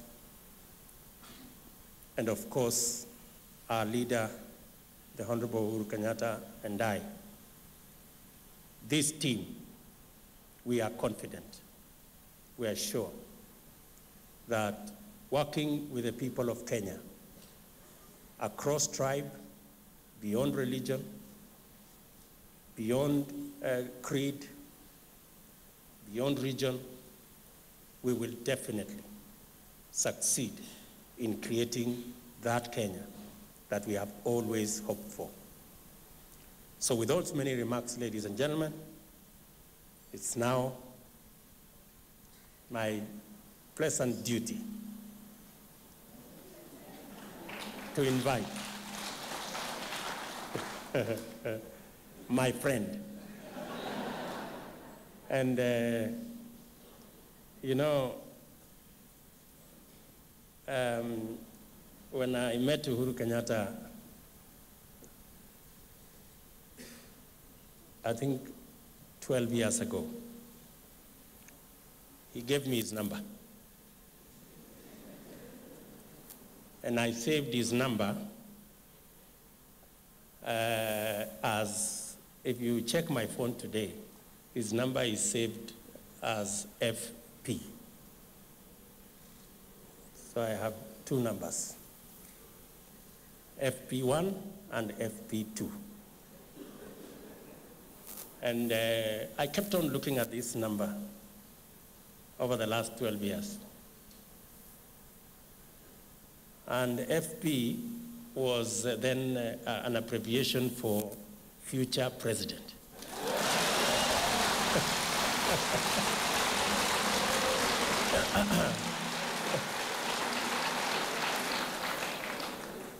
Now, you know, even as we campaigned in, I was tempted in 2007.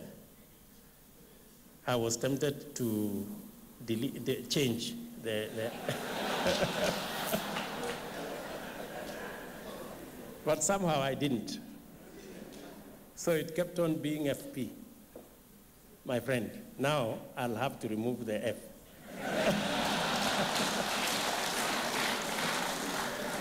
Yeah, I'll do it today, because now the future is now here. And so we really want, on behalf of the Jubilee Coalition, before I invite my brother, to ask our friends who went into this competition with us, respectively, with a lot of humility, that the people of Kenya have spoken. And the people of Kenya have spoken very clearly. I have heard our brother, the Honorable Prime Minister, before say, the voice of the people is the voice of God. I really want to persuade our friends to join hands with the Honorable Uhuru Kenyatta and the Jubilee team, because the people of Kenya have spoken, and to the best of our knowledge, God has spoken. Let's work together and build a Kenya that we can all be proud of. So with those many remarks, let me now invite the 4th President of the Republic of Kenya, the Honorable Uhuru Muigai Kenyatta.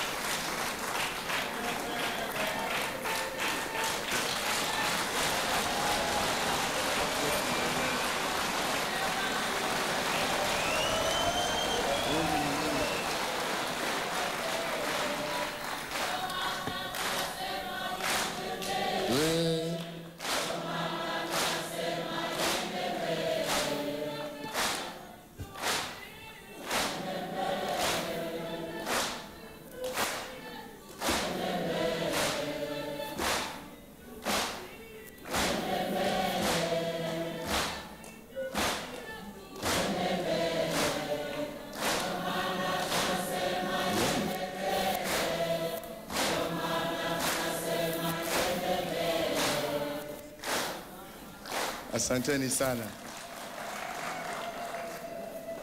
Asanteni sana Wakenya wenzangu, na nianze kusema tumshukuru Mwenyezi Mungu kwa yale yote ametutendea. My brother, the Deputy President-elect of the Republic of Kenya, the Honorable William Ruto and Mrs. Ruto, my sister in our Jubilee coalition, the Honorable Charity Ngilu, my brother Najib Balala, member of our coalition, all governors-elect, senators-elect, members of parliament-elect, women representatives-elect, and most importantly, our county representatives. Ladies and gentlemen, my fellow Kenyans, I want to thank you. Thank you all for your patience and support along this long way that we have walked together. Asante sana.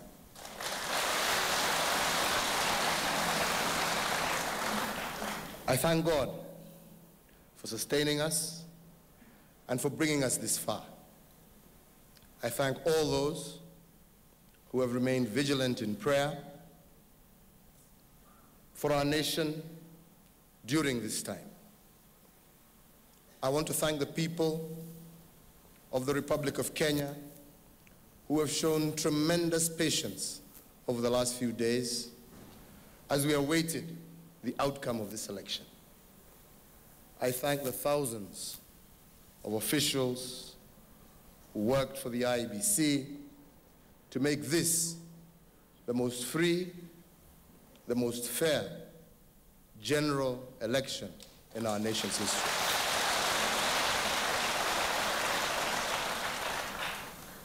Despite challenges that they faced, they did manage to keep the trust of Kenyans and to do a job professionally. While we look forward to a day when electoral results will be relayed in real time to curb anxiety, we acknowledge that this was a new time for you. This was the first time under our new constitution that you are engaging in such a massive election, and we want to congratulate you. I also pledge my support to the Independent Electoral and Boundaries Commission as we take the reins of government to support them to seek more efficient ways of conducting elections in future.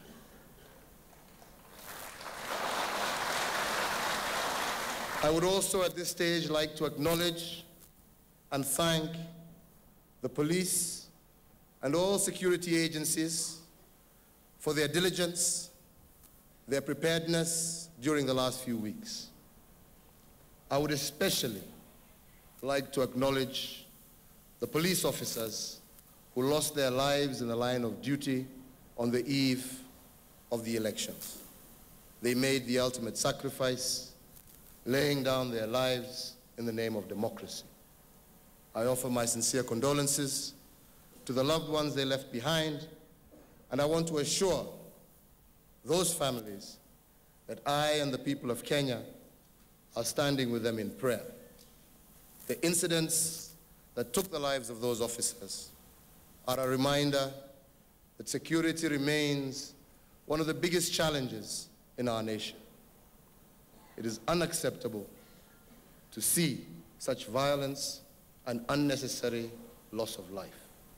It contravenes all values that our Constitution represents, and as we move forward, I pledge to meet all those threats to national security with the full force of Kenya's resources and with the utmost urgency.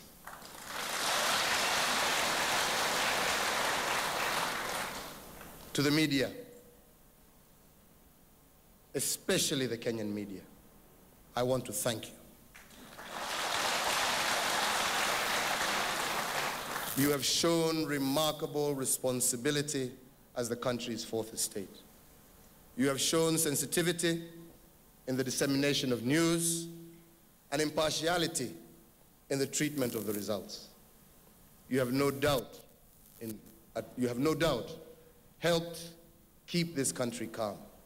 We are grateful to you for this, and we will continue to consider you as our true partners as we embark on our journey. To all the presidential candidates, I want to say I salute you. You have all contributed to ensuring a robust democratic process. I, in particular, want to thank my older brother, Raila Odinga, for his spirited campaign.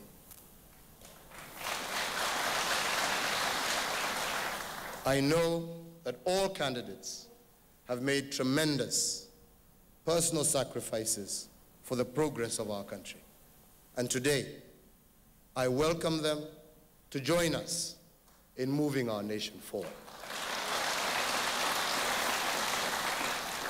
My fellow Kenyans, today, we celebrate the triumph of democracy, the triumph of peace, the triumph of nationhood. Despite the misgivings of many in the world, we have demonstrated a level of political maturity that surpassed expectations. We dutifully turned out, we voted in peace, we upheld order and respect for the rule of law, and we maintained the fabric of our society. That, ladies and gentlemen, is the real victory today. A victory for our nation, a victory that shows that Kenya has finally come of age, that this indeed is Kenya's moment. Today, ladies and gentlemen, I am humbled that in a free and fair election, you, the people of Kenya, have placed your trust in me to lead our nation as your next president.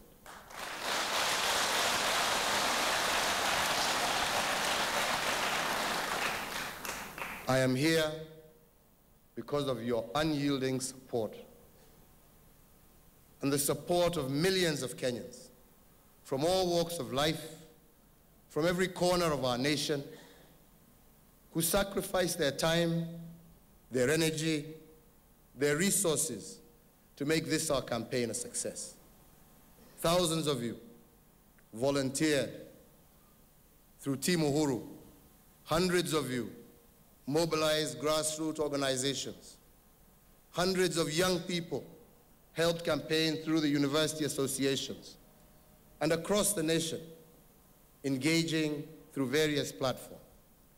Throughout this process, you, the people, remained unwavering in your belief, not only in me, but in the possibility of a stronger, more prosperous Kenya that has room for all our hopes and aspirations.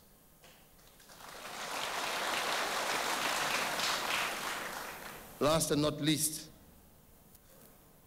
I want to take this opportunity to thank my family, my wife Margaret, who has been a pillar behind the scenes, and I'm truly grateful, Margaret.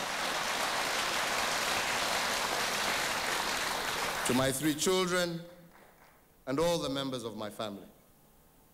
This has been a trying time, and their support for me has never, for 1 second, wavered. I am truly grateful. However, ladies and gentlemen, this is not about me. It is about you, the people of Kenya. You who have put faith, not in one man, but in a team.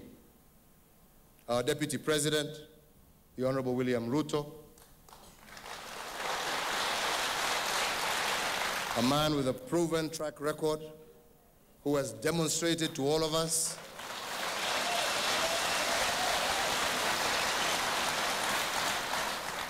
his ability to speak and act. Kusema na kutenda. A man with unmatched zeal and energy. I look forward to working with you, my brother. You put your trust in my sister Charity Ngilu, my brother Najib Balala, both who have remained committed to serving the people of Kenya and putting the interest of Kenya first. I look forward to working with you as we move forward. You also put your trust in TNA and URP and the wider Jubilee family. And because you gave us this trust, I am proud to say today that the majority of women who were elected to Parliament this time round come from the Jubilee coalition.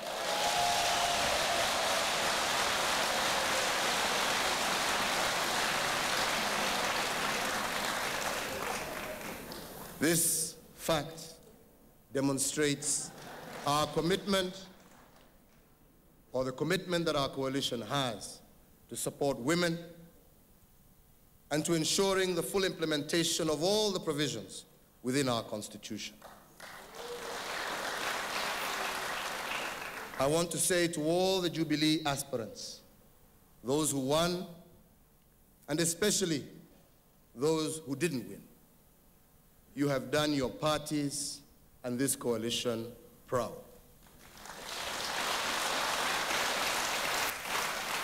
Your dedication to the ideals that the Jubilee coalition represents has been an inspiration to me and to all of us in the leadership of this coalition.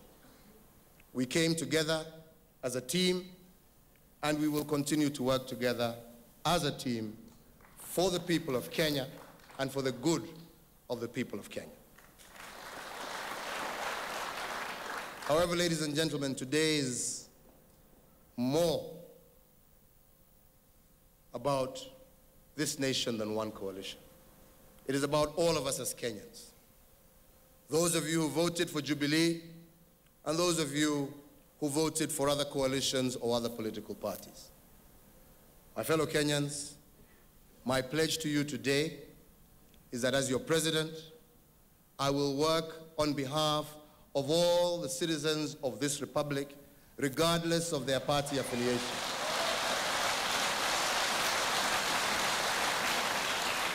I will honor the will of Kenyans and ensure that my government protects their rights and acts without fear or favor in the interests of our nation. To all those of you who have won various seats, regardless of what party or coalition you belong to, let us remember that we are first and foremost Kenyans, and that the people have bestowed upon us the responsibility to work for them.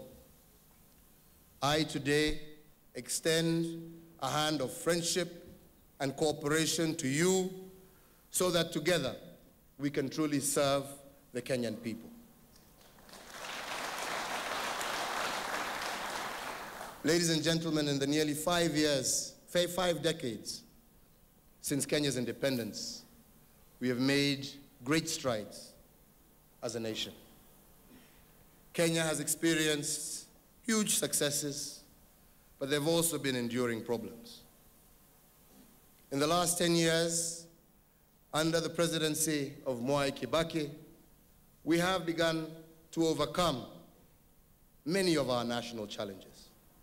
And at this stage, I would like to say that indeed we are grateful and indebted for his services and the services that he has rendered over the years to this nation.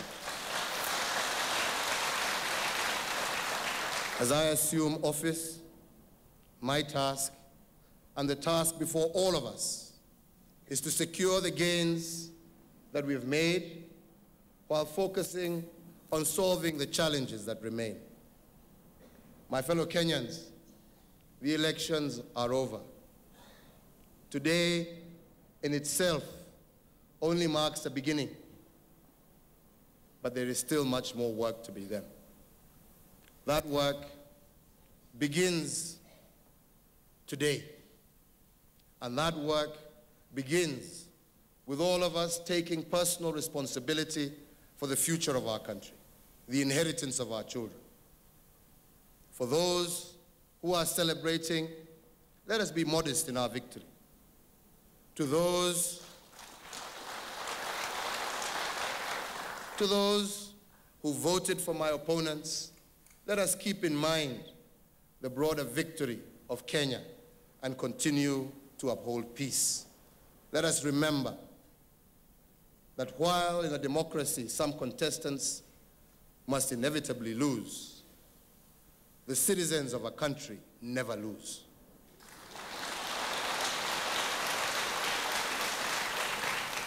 In this election, every single vote mattered. And from this moment, every voice that contributes to the national dialogue will be heard.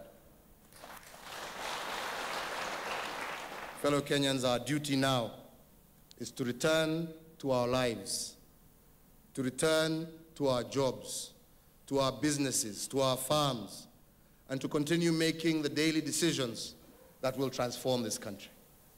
I promise you that I will do my part. But in order for me to do my part, I also need every single Kenyan to do their part.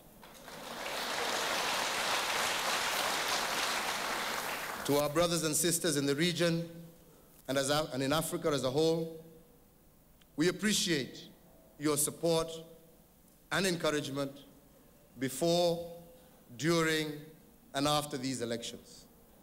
This is the true spirit of Africa, and we are indeed looking forward to playing our rightful role in the region and in the continent.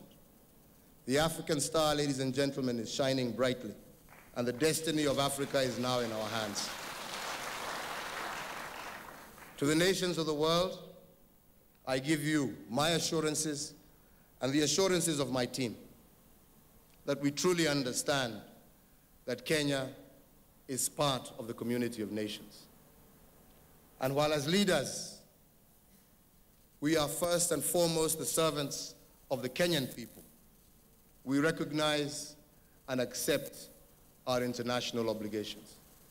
And we will continue to cooperate with all nations and international institutions in line with those obligations. However, ladies and gentlemen, we also expect that the international community will respect the sovereignty and the democratic will of the people of Kenya.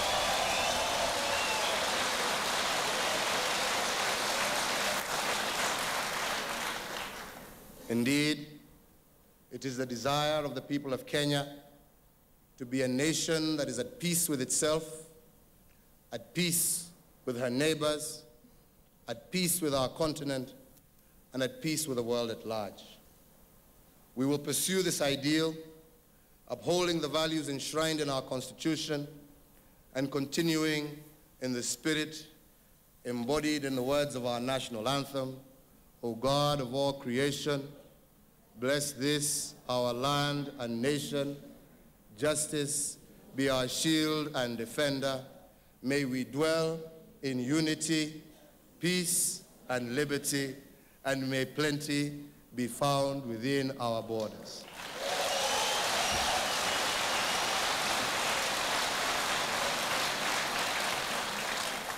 God bless you all, fellow Kenyans. God bless this great Republic of Kenya. Let us get to work. And once again, I wish to reiterate our offer of friendship, our offer of cooperation. Kenya needs to move on. The challenges are many. We need to be able to work together. Elections will always come and go, but Kenya remains, and the people of Kenya remain. Let us join hands through mutual respect, and let us all work to fulfill the dreams, the goals of our Kenyan people. Kenya needs us together. Let us pull together. Let us work together. This country is great. This country has great potential. It doesn't need us as leaders bickering. It needs us pulling together, and each and every one of us playing their part to ensure that Kenya's greatness is truly seen. God bless you all. God bless Kenya. I look forward to working together with you, and God continue to guide all of us as we move forward. Thank you, ladies and gentlemen. Asante sana. Thank you. I'd now like to invite onto the stage Mrs. Ruto and Mrs. Kenyatta, accompanied by your children. Please welcome onto the stage. Photographers, if you'd please stay in your position, security will be here to show you where you can be positioned to take your photographs. Families, please welcome onto the stage.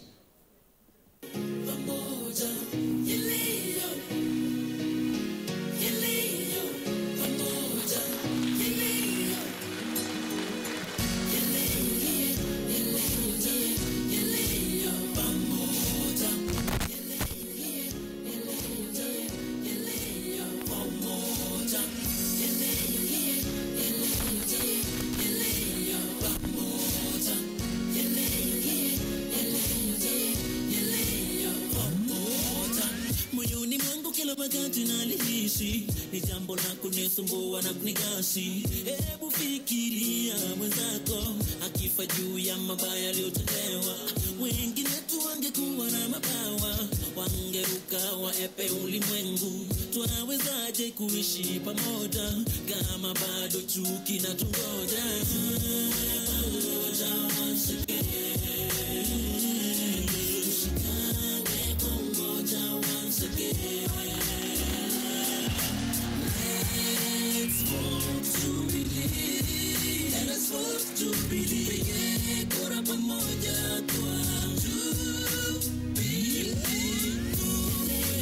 pamoja, pamoja, tushikane kwa umoja.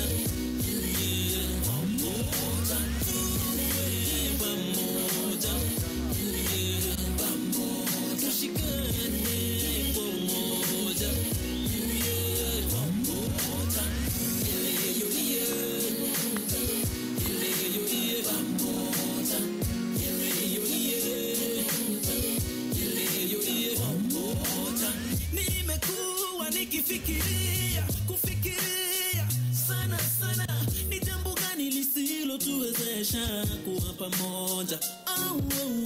Vijana wote amkeni, ni asubuhi tulivu, siku njema, tupendane pamoja, tusaidiane.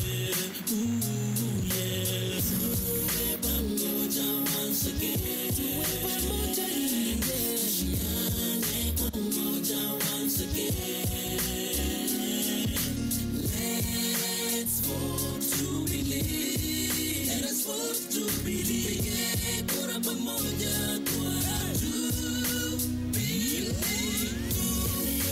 Pamoja, pamoja, tushikane kwa umoja.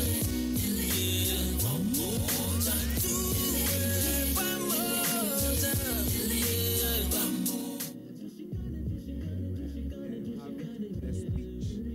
The speeches by the presidential or the president-elect rather, the transition from calling Uhuru Muigai Kenyatta presidential candidate to calling him president-elect may take a bit of time for all of us, but we are heading there swiftly. President-elect, the fourth president of the Republic of Kenya, and his deputy William Ruto have just made their speeches. First of all, insisting that they are ready now to get to work. Just waiting for their formal inauguration to get to office, and extending a hand of friendship to their competitors in the race to State House that was concluded today with the announcement of the formal results for the race to State House that declared Uhuru Muigai Kenyatta the fourth president of the Republic of Kenya and William Samoei Ruto as the deputy president of the Republic of Kenya elect, accompanied by their families, their wives, their children, and even their mothers, having an opportunity to take these historic photos right here at the Catholic University of East Africa Auditorium here in Nairobi, together with their coalition partners, NAC's Charity Ngilu, who unsuccessfully sought the Kitui Senate seat, as well as Najib Balala, who's also unsuccessfully sought the Mombasa Senate seat, but they are members of the coalition, and depending on their arrangements, you should be able to see them in the government that will be formed by Uhuru Kenyatta and William Ruto in relation to the pre-election coalition agreement that they signed just before the general election and in accordance with the electoral laws. Just to recap a few things of what Uhuru Kenyatta and William Ruto have said in their speeches, promising to fulfill all the promises that they made on the campaign trail, promising Kenyans that they will endeavor to make the real changes that they promised during the campaign trail, and thanking the millions of Kenyans who turned up in their numbers on Monday and entrusted in them the leadership of the country and entrusted in them the governance of this country, and promising not to let down the millions of Kenyans who voted for them on March 4th, that is last Monday, and to the millions of voters who did not vote for them and voted for the other 7 presidential candidates, extending a hand of friendship, saying that they will lead the country not as Jubilee leaders, but as leaders of the Republic of Kenya. Now, let's go back to the auditorium for the prayers before we wind up. Rahim. Mungu mwenye sifa zote njema za kuelea wewe, tunakuomba Mheshimiwa Ruto, Mheshimiwa na Uhuru Kenyatta uwape hekima kuongoza nchi yetu ya Kenya, na kula baya lilo mbele yao uwakinge nalo, kula shetani anataka kuangilia uwakinge nao, uwape hekima na uwape ujuzi wa kuongoza wananchi wako uliowaumbia hapa Kenya, na kula kheri juu yao pamoja na Balala na Mama Ngilu wote uwape na uwekele mkono wako wa uongozi. Amin Rabbi, amin. Tukubalie karima ya Bismillahir Rahim. Bismillahirrahmanirrahim. Alhamdulillahi Rabbil alamin. Arrahmanir Rahim. Maliki yawmiddin. Iyyaka na'budu wa iyyaka nasta'in. Ihdinas siratal mustaqim. Siratal ladzina an'amta alaihim ghayril maghdubi alaihim waladdallin. Amin.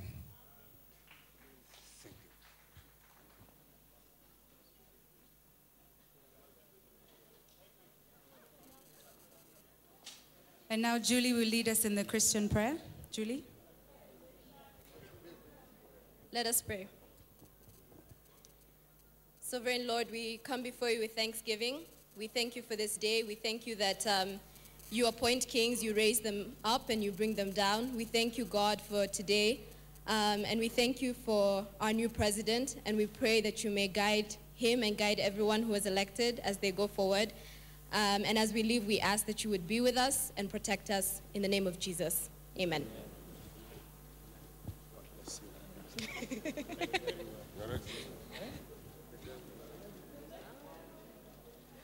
And finally, before we all depart, we'll now, if you'd all remain upstanding, we'll sing the national anthem.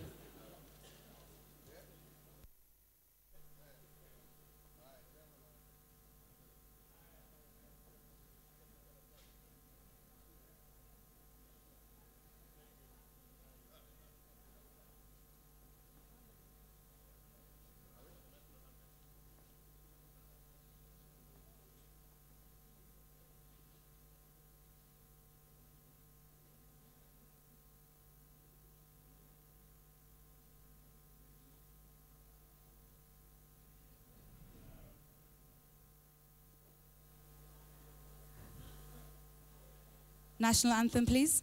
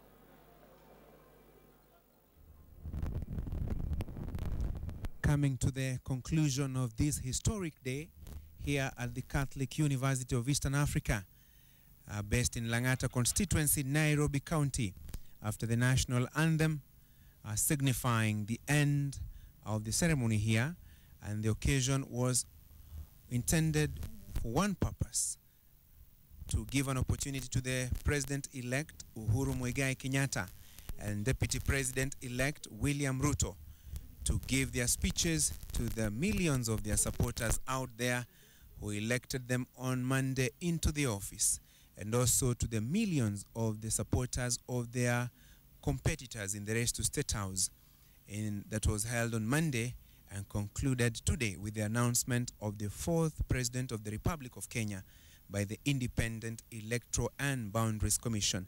And for now, the leaders making their way out of the auditorium here at the Catholic University of Eastern Africa. Out there are quite a number of their jubilant supporters waiting for them, who are following the proceedings from the auditorium at some tents that have been put outside there because the auditorium could not accommodate all the supporters who have made their way here at the Catholic University of Eastern African grounds. And there were screens that were erected all over to give them an opportunity to follow the proceedings. Once the two leaders leave the auditorium, they will be able to get an opportunity to acknowledge greetings from their supporters out there.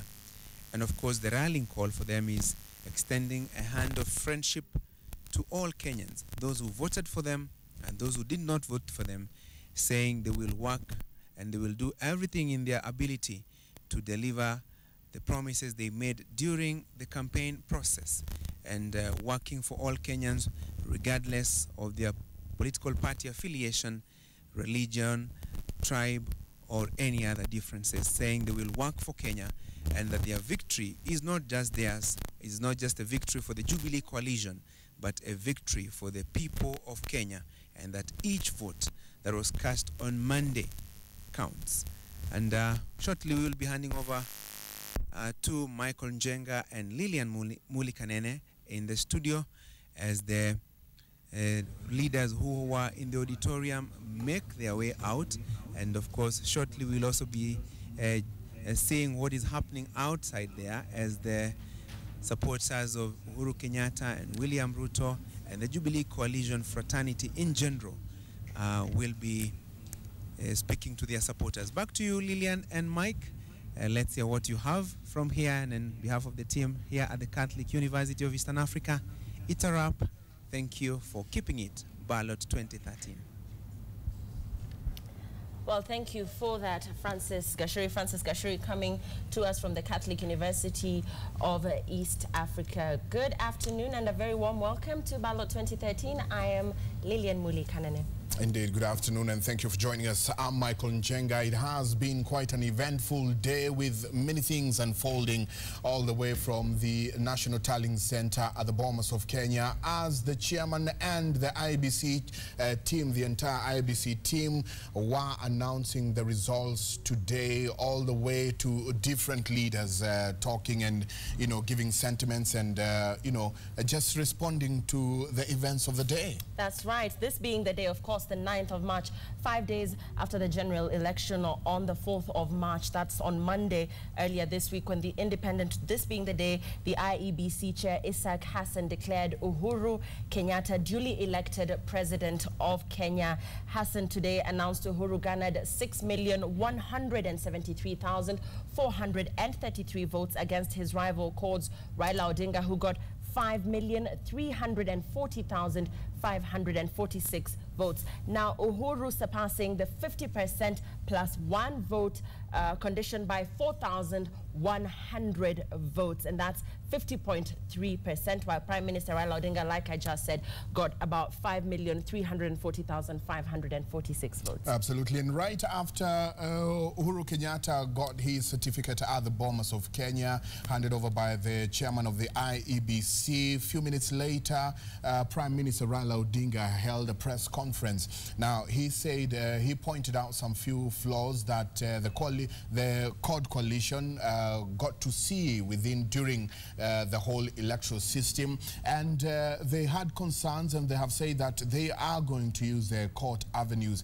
But even as they're using the court avenues, the Prime Minister Raila Odinga called on all the supporters and all Kenyans to remain calm and to stay put, that as they move to court and as the court takes its time to sort this out, everybody is being asked to be very, very calm. Well, we'll be giving you more details on what the press conference, but right now we go back to the Catholic University for more details.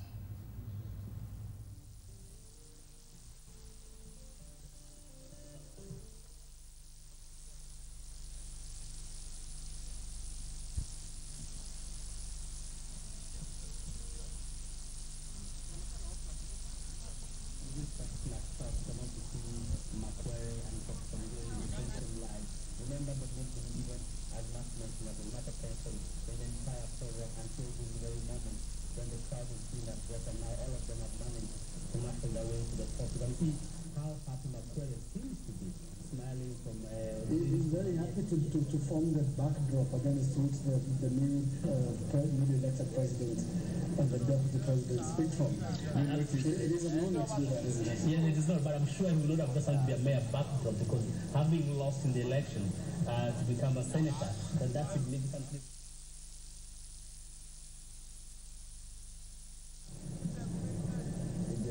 Right, I'm afraid we have the sound now. Let's listen in. Let's listen in.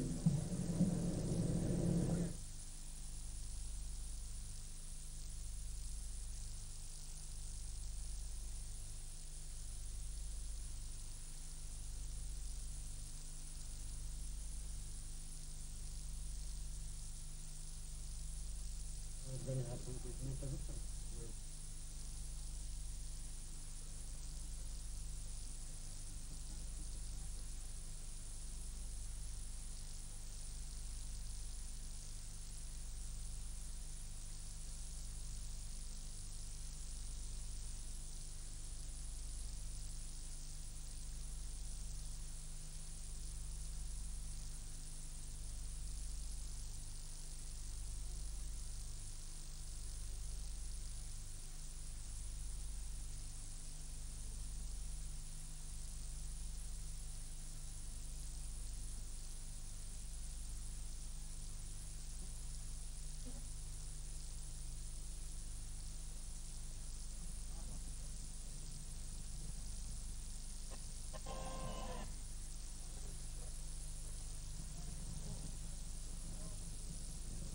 problematic sound indeed from the Catholic University of East Africa, where President-elect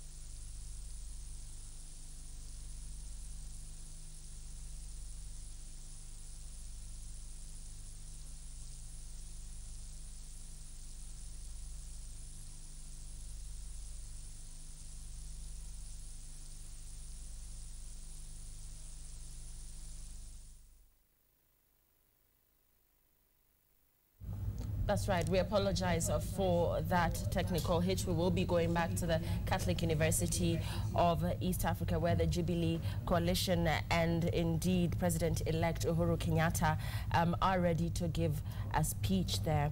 And we were earlier talking, Michael Njenga, about the Coalition of Reforms and Democracy saying that they'll move to the Supreme Court. Let's go back to the Catholic University of East Africa before we proceed with that. Alipiga kura kwa nani, anatoka sehemu gani, ni wa jamii gani, ni wa dini gani, ni wa rangi gani, wote ni wa Kenya na serikali ya Jubilee itawatumikia bila ya ubaguzi wowote. Tunataka kuwaambia ndugu wetu Mheshimiwa Uhuru Kenyatta, yeye ni Mkenya, ni mtu ambaye ako na track record ya kutumikia taifa letu la Kenya, na sisi tutaungana na yeye, kusaidiana na yeye ili kuhakikisha ya kwamba manifesto ya Jubilee inatekelezwa kwa minajili ya Wakenya wote.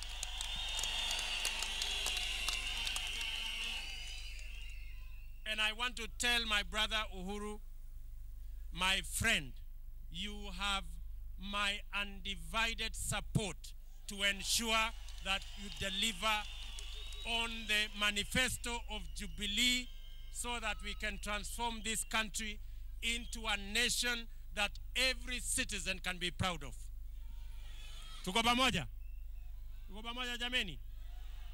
Mimi nataka nimalizie kwa kusema hivi. Kwa ndugu zetu tulioshindana na wao, kwa ndugu zetu tulioshindana na wao, mimi nataka kwa heshima kubwa na kwa unyenyekevu tuwaeleze ya kwamba wananchi wa Kenya wamezungumza kupitia kwa kura zao. Tunawaomba kwa heshima, tunawaomba kwa heshima tuungane pamoja ili tuweze kujenga taifa letu pamoja na nyinyi na wale wote waliopiga kura katika uchaguzi ambao ulimalizika Jumatatu. And I specifically, in conclusion, I specifically want to remind my brother, the Honorable Prime Minister. He once told me, and he told a crowd where I was, words in German, because he understands German more than myself. And he said, there is a saying that Vox Populi, Vox Dei.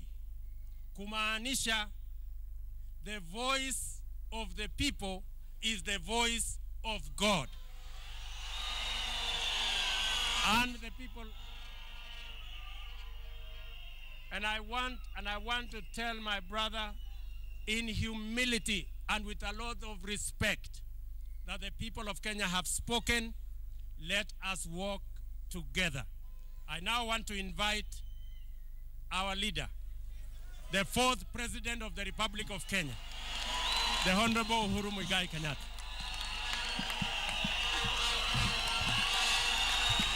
Asante. Asante sana, asanteni sana. Asanteni sana, asanteni sana. Mimi siku ya leo yangu si mengi. Ya kwanza kumshukuru Mungu na kusema ya kwamba sisi tukiwa viongozi wa wananchi wa Kenya, sisi zote twajitolea kuhakikisha ya kwamba huu ushindi sio ushindi wetu sisi, lakini ni ushindi wa Mwenyezi Mungu. Ya pili, nichukue nafasi hii kuwashukuru wa Kenya pahali popote ambapo walipo, kwa vile walijitokeza kwa wingi kupiga kura. Mukavumilia jua, mukavumilia njaa, mukasema ya kwamba lazima haki yenu muipate. Tunawashukuru Wakenya wote pahali ambapo walipo, kwa sababu walijitokeza kwa njia ambaye ilitisha wengi. Ya tatu, nichukue nafasi hii pia kuwashukuru wananchi wa Jamhuri ya Kenya, kwa sababu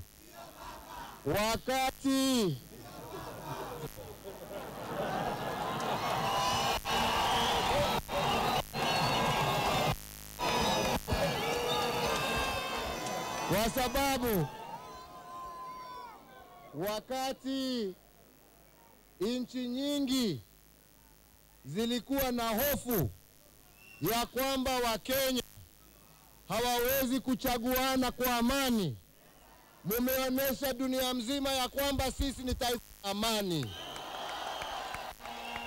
Tunawashukuru Wakenya wote, na hiyo ndiyo barabara ambayo tutaweza kujenga taifa letu la Kenya pamoja kwa amani, na tuhakikishe ya kwamba kila Mkenya ameweza kupata haki yake.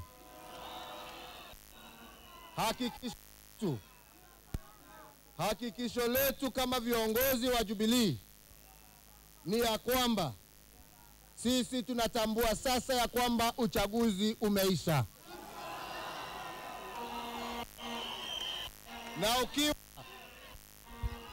Na ukiwa umeisha, tukiwa viongozi sasa, sisi ni viongozi wa wananchi milioni 40 wa Jamhuri ya Kenya,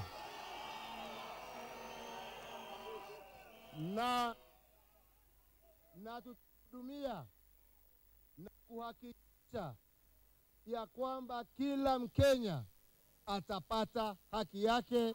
Tusipouliza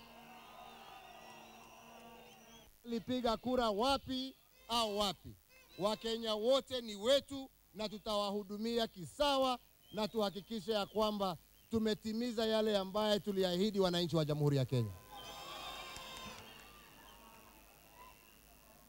Nikimalizia, wenzangu, vile ndugu yangu Mheshimiwa Ruto amesema, uchaguzi umeisha kweli? Na uchaguzi, nimesema sana ya kwamba uchaguzi sio uadui. Mashindano sio uadui, si ni kweli? Na wakati mashindano inakwisha, wale ambao wanashindana wanashikana mikono na wanatembea pamoja, au namna gani? Sisi tuachukua nafasi hii ya kusema ya kwamba ushindi sio wa Jubilee, ushindi ni wa Wakenya wote. Kwa hivyo hata wale viongozi ambao tumeshindana nao tunawaita wakuje, tushirikiane kama mandugu, tujenge taifa letu la Kenya pamoja.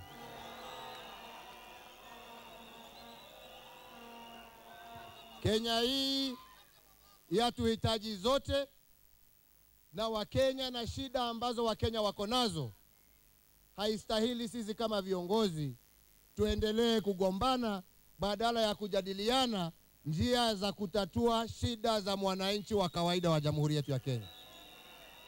Kwa hivyo sisi tuasema sisi tuko tayari.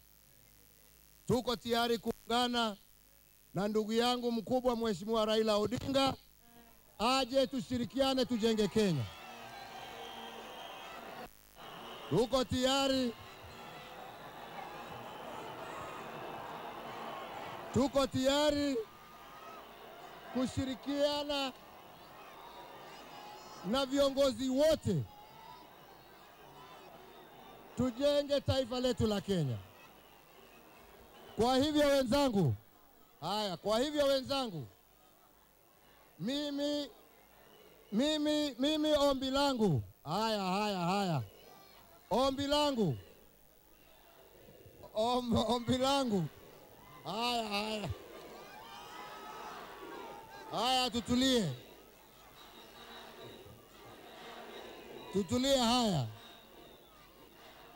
Nikimalizia niseme hivi wenzangu, ya kwamba sasa wakati uchaguzi umemalizika, taifa hili la tuhitaji sisi zote. Sisi na wenzangu tumeamua ya kwamba haswa shida ya vijana ndio tunataka kushughulikia sana. Lakini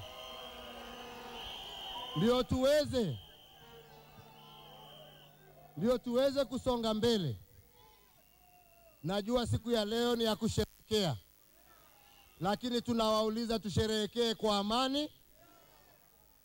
Tupike kesho Jumatatu, tutoe makoti, turudi kazini, tuanze kazi ya kujenga taifa, tuanze kazi ya kumaliza umaskini katika taifa letu, tuanze kazi ya kuhakikisha tuko na madawa katika hospitali, tuanze kazi ya kuhakikisha ya kwamba tumetafutia vijana wetu ajira. Wenzangu, pamoja tujenge taifa la Kenya. Muko tayari tujenge Kenya? Mungu na wabariki, Mungu na walinde. Asanteni sana kwa haya, tuwashukuru. Haya, tutaimba wimbo wa taifa kwa lugha ya Kiswahili, sivyo? Haya. Mungu nguvu.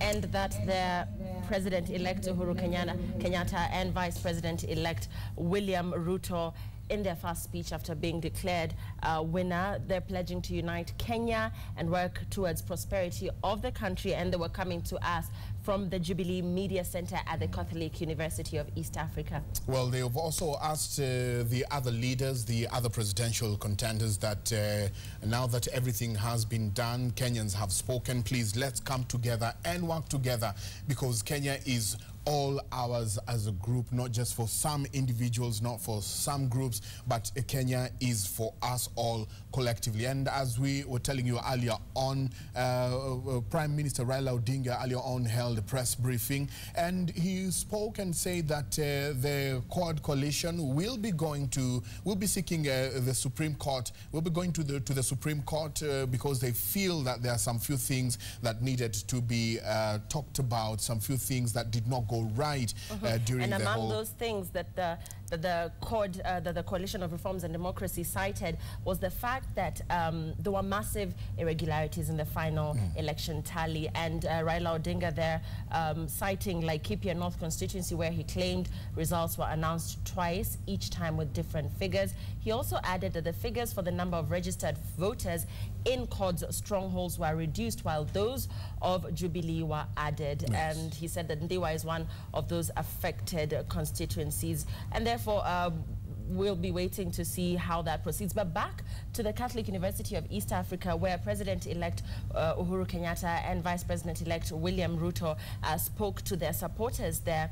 Uhuru Kenyatta saying, and I'll just quote him on some of the issues that he said. He said the victory was not about him, but about you, the people of Kenya. Right. That's right. And he also said that as Jubilee, they celebrate a triumph of democracy, peace, and nationhood. He said that Kenyans, indeed here and in diaspora, all displayed political maturity and surpassed expectations by maintaining peace and order, saying that that was a victory for Kenya and on the international community. He said that his presidency would cooperate with nations and institutions, but maintained that the country's sovereignty must be respected. And he said that he expects that the international community, that's right, will respect the sovereignty of the Republic of Kenya. The Vice President-elect William Ruto there saying that the Jubilee win was a miracle, and saying that the coalition would work to honor pledges they made. Well, even as they thanked God for the win today, they also called on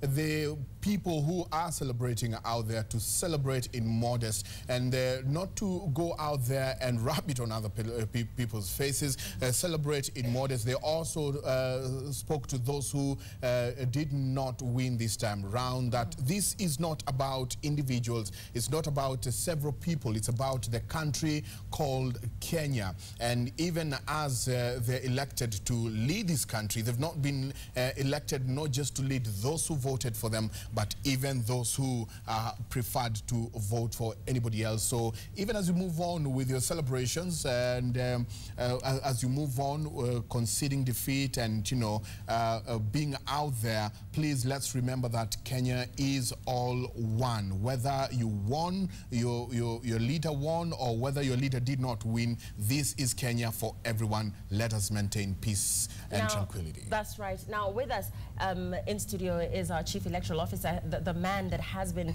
in charge of updating the numbers as they came from the National Tallying Center, Michael Kenyan. We'll be talking to him shortly. But let's go back, Michael, to the National Tallying Center and just a recap of what went down there earlier this morning. Of course, results, official results from the IEBC were expected at 11 a.m., although we did not get those results until about 3 hours after 11 a.m. Isaac Hassan talking about the voter turnout, saying it was impressive, saying out of the 14.3 million registered voters, the voter turnout was the highest ever registered in the country at 86%. And while announcing those results, the IEBC chair, Isaac Hassan, urged presidential candidates, or rather the persons that had conceded defeat, the persons who had lost in the race to the presidency, to put the nation first, you know, following the results that had been announced, and commended aspirants, of course, who considered defeat. Absolutely. And he was keen to point out that Kenyans were very, Kenyans moved on with some very mature way. The kind of waiting that Kenyans waited, how patient they were, how people moved out there and campaigned for peace, how media houses came out and made sure that they have preached peace. In fact, there were even people who started a campaign, Rudi Kazini campaign, telling people, go back to work. It's the economy has to move on. I mean, life has to move on even as we wait for the president-elect. So Isaac Hassan was very appreciative to all Kenyans, and especially people, for maintaining peace and for being very, very patient, way from the time you went to vote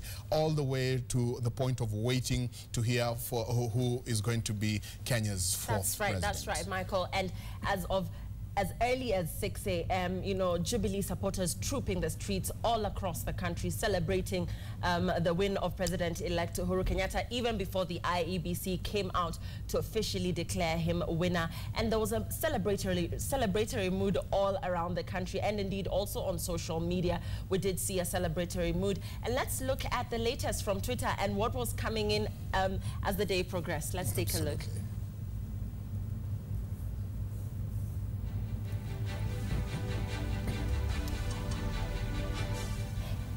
At U Kenyatta, today we celebrate the triumph of democracy, the triumph of peace, and the triumph of nationhood. Thank you for electing me as your president. This tweet coming in from President-elect Uhuru Kenyatta. Well, that's right. And Deputy President-elect William Ruto just plainly said, "Thank you, Kenya." Indeed, Isaac Hassan earlier today, Michael, spoke about, you know, the massive support they received from social media, and even cited the Tunawes wait, you know, phrase that was coined on social media, saying that indeed young people who have been engaging in social media just to be agents and indeed advocates and ambassadors of peace, of patience, had really played a vital role in the process as the tallying process continued. Actually, it also came out, first of all, yesterday I went to the Bomas of Kenya, and we got there late at night, actually very early in the morning, at about 4 in the morning, beg your pardon. And as we were coming in, you know, we met with people going into the streets at that hour, going to celebrate. One thing I noticed is that even people, as they were celebrating, there was order and peace at the same time. And looking at the tweets, looking at Facebook, looking at all the messages coming in, I think people also, this time, people used it to bring the humor part of it, because there was a lot of humor actually on social media. And the young people, I believe out of the 14.3 million registered voters, the IEBC did note that there was a huge turnout of young people, the young people that came out to vote. The numbers there are quite impressive, but also saying that the 6th ballot election was quite ambitious and challenging to the electoral body, political parties and voters. Of course, a lot of them there, and indeed the media as well, burning the midnight oil to ensure that this process would run smoothly, that the information would be relayed to you and come to you after being verified and come to you accurate and spot on. So this has been Ballot 2013, and with us in studio, of course, Mike Okinyi, a man that a lot of you have been talking about, a lot of you have been giving kudos to as regards the fantastic job he and his team have been doing here at the Ballot 2013 Center. Mike Okinyi, if you would join us here, let's have a bit of a tete-a-tete with Mike Okinyi, just about the entire process, the numbers as they came in, him burning the midnight oil, actually staying up late for a consecutive 5 days, 24 hours. How did you do it? I don't know. It's one thing I need to ask myself, how I did it.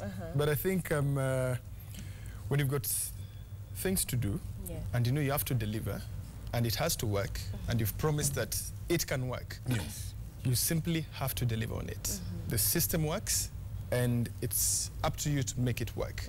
So it meant that I had 2 shifts of polling clerks coming in. Every 8 hours, we changed the shift.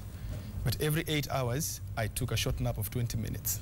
That's right. And let's talk about something that a lot of people have been asking questions on our feedback forum here on 2442 and on social media. The 50% of all the votes cast, 50 plus 1. Just a brief explanation, a short simplified explanation of what this entailed and what it meant. With the new constitution, when they said for you to be elected president, you need to have garnered 50% of total votes cast. That means 50% of every ballot that went into the box, not the spoiled ones. We've got rejected votes and we've got spoiled votes.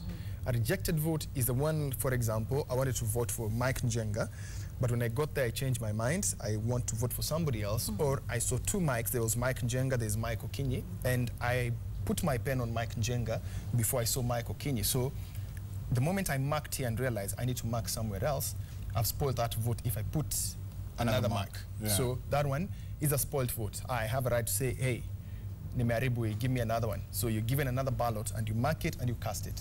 So those ones are not counted. Those ones are nje. But the ones that were marked and they were spoiled, if I'd marked on Mike Njenga and rubbed the mark and put the mark on Mike Okinyi again, that's a rejected vote because it has 2 marks. That's an example of a rejected vote. So all those ones that were in the ballot, inside the ballot box, you need to have garnered 50% of those ones.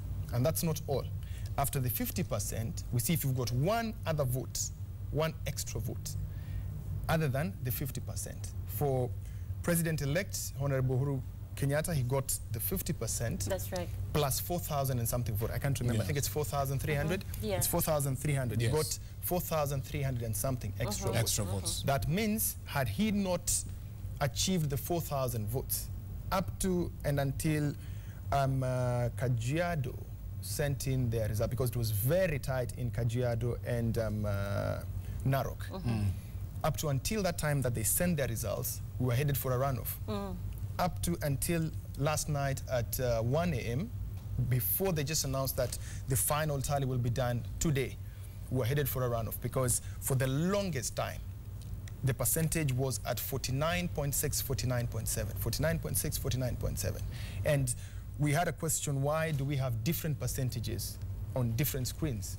Yeah, why do we have this one's putting this percentage, this one's putting this percentage? It's because most people took the percentage to mean the top 2. What Mike Okinyi and Mike Njenga gather is what we do the percentage of, but that's not the case. You do a percentage of everyone. Everybody, all the 8 candidates. Yes, all the 8 candidates, including those rejected votes. So that is why the 50 plus 1 rule applied. And again, you need to have garnered 25% of the votes in half, at least half, of the counties in this country. So both candidates, the top contenders, Honorable Uhuru and Honorable Raila, they got that threshold. Yeah, all that information is on our magic wall. Remember, we said once we've input everything else and to the last ballot, then we're able to calculate all these generations in there and we show you how the magic wall is actually a true reflection of what happens here. You don't need to go anywhere to dig into anything to find out. I've seen so many inquiries about who's my governor, who's my senator. And then if you just go there, click of a button, you'll be able to get, as long as you know where that county is and where that, you can go into the details of the county, and even in the county, you'll be able to know who were the MPs within that county. Right. Yeah, that's how our system was configured, and that's what it contains there. Okay. Well, when it comes to your team and making sure that you're keying in all these things, at some point there was the IEBC went down. Did you have a backup? Were you able to get, your information anyway, even if IEBC was not giving you the feed? It would be very risky to depend on one source to get all your data. Very risky. And we saw it happen because the moment there was a problem, IEBC stopped streaming that. And from our system, they promised that they will give us all the data. So all the data was coming in up to some point. Yes. Then when they decided we are switching from electronic to physical, it posed a challenge for us because the system was already pulling data from the IEBC site. That means once a polling station finished counting, whether it had 2 people, 10, 1,000, 2,000, the moment they send that result to IEBC automatically dumps the same information on their IPI, and that is where we pick our information from. Our system pulls it from there. So we had an incident where by the time they stopped, we realized there was a problem because they stopped. We're looking at all the constituencies. We are seeing this data coming in, but you don't see it. You can't read it. That's right. You see very low percentages of that data. So when they decided to go physical, as in they bring the ballots and they read them out to us, then that was another challenge because by the time they they read out that particular vote in that polling station, they didn't read the polling stations anymore. The basic unit of this election was a polling station, because you get your results from the polling stations. There are 33,000 of them. Yes. Now, the results are not coming in as per polling station, because can you imagine reading 33,000 of them? It would have been very cumbersome. So all the constituencies tallied their votes at the polling station, then they're sent to the constituency headquarters, then the constituencies sent to their counties to get the women reps, the governors, and the senators. So the challenge to us was that they were not announcing the results in 6-piece or 5-piece for that matter, because our system was calculating from member of parliament all the way to president. Now, they were not sending those results in that way. Yet the system was picking the results in that format, as in everything on one page. Now we had to reconfigure our system and find out how do we discard whatever is already input and what is coming in read physically at Bomas, then you key it in. So the challenge was, again, they read out the the presidential result, but for governors, senators, and women representatives, plus members of parliament, you have to rely on the constituency tally centers and the county tally centers. So that is where we deployed our people. Our staff were deployed, we recruited for each and every constituency. And that is where now we are getting this result. The whole of 4th during the night, the whole of 5th, 6th, 7th, that is what we were doing. Calling all the correspondents, and you tell them, please clarify for me this result. I need to be sure that we have the correct thing. At times we had to enter the same data like 4 or 5 times, but I'm glad the exercise is and good over. job, Mike. And just as we wind up, let's talk about the fact that during in the 2007 elections, you were also actively involved in a task similar to this, similar to what you've been doing this year. Let's talk about the IEBC. And yesterday, the CEO James Oswago came out to say that there was a bit of a disconnect in terms of the announcing of the results and the keying in of the results. But aside from that, looking at this year's process, which they've said was slow but sure, and that they took their time but eventually are confident in the fact that they verified the results and gave them to Kenyans as accurately as was expected of them as the IEBC. How do you gauge this entire process and the efficacy of the IEBC in relaying this information to the public? I think when all systems, for me, I believe we should have done this with the referendum first. The referendum would have solved the teething problems that we had initially with the BVRs not working, some returning officers forgetting passwords, others coming with the BVRs, they're not charged, and yet they're out in the bush, because the polling stations, most of them in the rural areas where it's not urban centers, they were just set up. And when they're set up in schools, for example, and these schools use generator, when they're not in school, they switch off their power and they go. So where will you charge? So you find that those teething problems, they should have looked at them from a mock election, not the one that they did just before the election, but at the referendum point of looking at how to get results. That is what should have happened. We should have tested the system efficiently at that point, troubleshoot everything else that is there, then we see how it works. Our system, we've worked on this thing for a year and a half, from the moment it was set up to now. And I can tell you, every other time we go into it, there is trouble. You have to troubleshoot, you have to find something has changed. I mean, the different dynamics on how you do things. So I believe, had we done a trial, a proper one with volumes, in terms of we have volumes more than 2, 3, 4, 5, 6 million, then we would have been able to test this particular system and everyone would have been happy. Of course, with every system, the winners will say it was perfectly all right. They knew they were winning, maybe, because of the confidence they had in their voters and all that. And the losing side would say we had issues with 1, 2, 3, 4. There were irregularities here and there. But those are things that you expect. The chairman himself said, we tested the water, how deep the river is with both our feet. So that is exactly what they did. They should have tried with that one leg, and that one leg should have been another exercise just before or a few months before the main election, to be sure that this is what would have happened, because the troubleshooting would have been done. For us, we tested the whole system and we knew exactly how when we recruit the tally clerks, the problems they will encounter. So once a problem comes up, you know exactly how to solve it, and the system moves on. Wow. So, and I suppose observers will audit the entire process and will be able to know, as pertains the persons who are watching this process closely, whether it was efficiently carried out, whether there were some question marks in certain areas. But as of now, we have a president-elect. Yeah, the fourth president. I must admit that they've got their act together by what they've organized, even in the acceptance speech and that.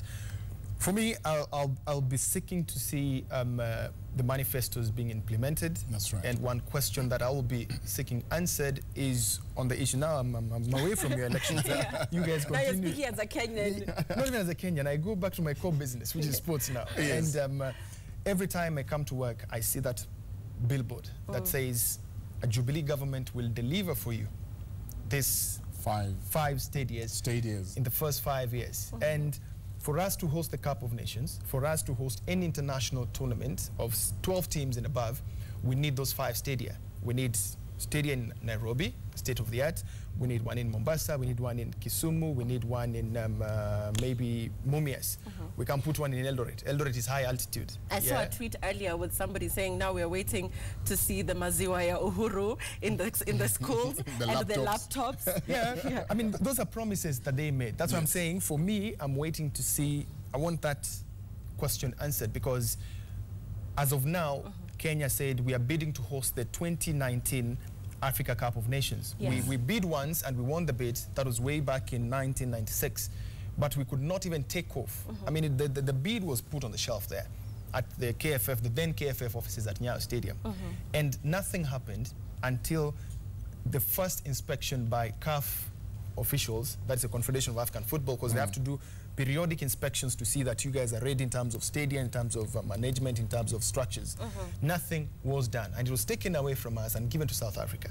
So, I mean, CAF would scrutinize our bid very keenly because, number one, there must be government support. Remember what happened in, it's not a Kenyan problem only. I think the Jubilee teams that were working on the manifesto, they looked at the East African equation. And it is a problem that is in East Africa. We don't have pitches. Remember, in December, we were in Uganda for the Sekafa Challenge Cup. And at one point, I like the way this has just switched now to they shifted. No, I'm just I said I'm deviating just a bit. The government has to be on the lookout because I'm going to ask these questions. Yes. We didn't have from the quarterfinal stage, matches had to be moved from the main stadium to the so-called club stadiums that host only 2,000 fans.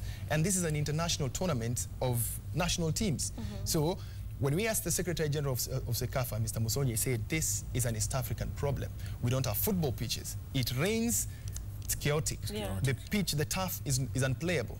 And every other team that comes here, except for Kasarani, we don't have any other surface that can be acceptable for international standards in terms of a tournament. So that is one of the things that I am sure from the sports sector, that is what I'll be looking at. The educationalists will be looking at different things. The Maziwa Nyayos will be looking at it again. Earlier during the day, actually, somebody was tweeting and saying, I don't know how many Kenyans, actually, when we look back at the manifestos and we look at Jubilees now, because this is the president-elect and this is the vice president-elect, I don't know how many Kenyans actually remember 3 of the things that they promised they would deliver. I'm not too sure now. People will have to now go back and check in their files to see what these guys said they would deliver. And I'm just trying to load that, and then we can look at some of the things that they said they would deliver to Kenyans. But Mike, your team, have they been up to the task? Would you say that we've been updating the numbers for the viewers in the regularity and in the timings that they would have been expecting those numbers to come up? Because we did have a few messages coming in and viewers saying, why are you not updating the numbers as fast as we want them updated? Yeah, if you go into a system right now, check the final figures for IBC, check the final figures for RMS. Yes, that would answer your question. And every other time I was getting that question, why is your percentage different from everybody else?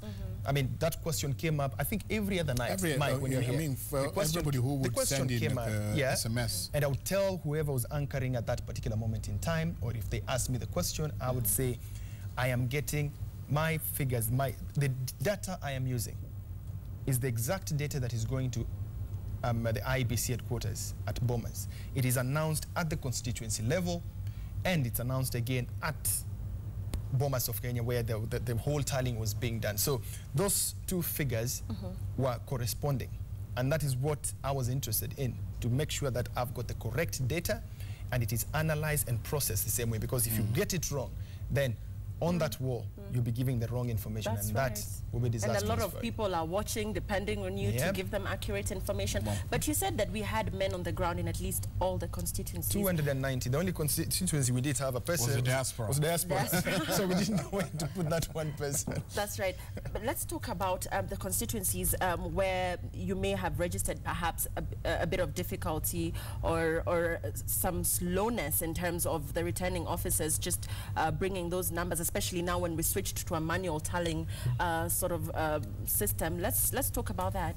Number one, communication was a challenge across, because you'll find that the returning officers, remember, they had a sleepless night on the 3rd because they were receiving election material. On the 4th again, it's a sleepless night because they're overseeing the election during the day, and in the evening, the tallying starts. So on the 5th, believe you me, two nights of no sleep, you become irritable. Yes. Naturally. But so you've been such a sport. You've been on throughout. In fact, everybody has been asking, how is Mike surviving? I mean, every time the camera goes there, we have Mike.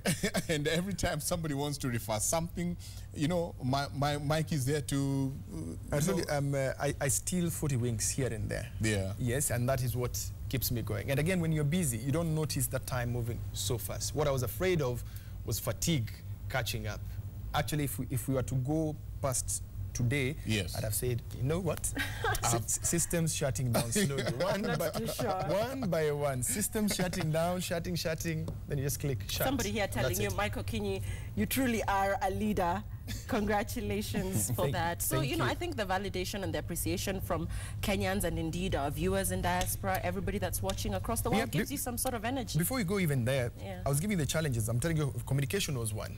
And when people get tired, they get irritable and all that. That's right. Number two, the challenge that we'd not anticipated was that the electronic transmission could be cut off. We could switch.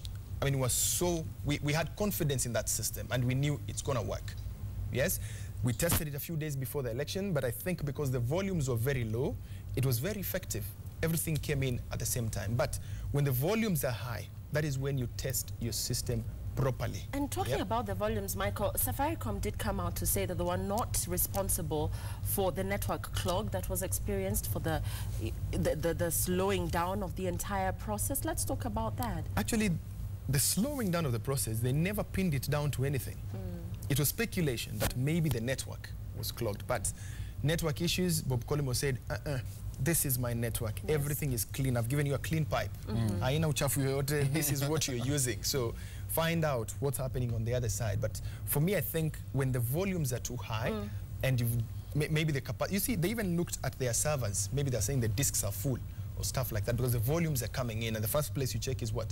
Your disk, if your disk is full. So they checked all that, and there was nothing. So they changed the disks. Still, it was too slow. And I like Hassan for one thing. He decided, you know what? We're not going to stay here 8 hours. The figures are not moving, and we decided, no, everything will work out. Shut down, start Shut over. down, let's start call over. everyone, come, let's start again. I mean, we've got 7 days to declare the Although results. there are people who are like, what? We're starting all over again? That's it. Imagine trying to pick up from where it was. It would have been a mess because you don't know which polling station had already sent in results. So you can't say the electronic system got here, we pick from there.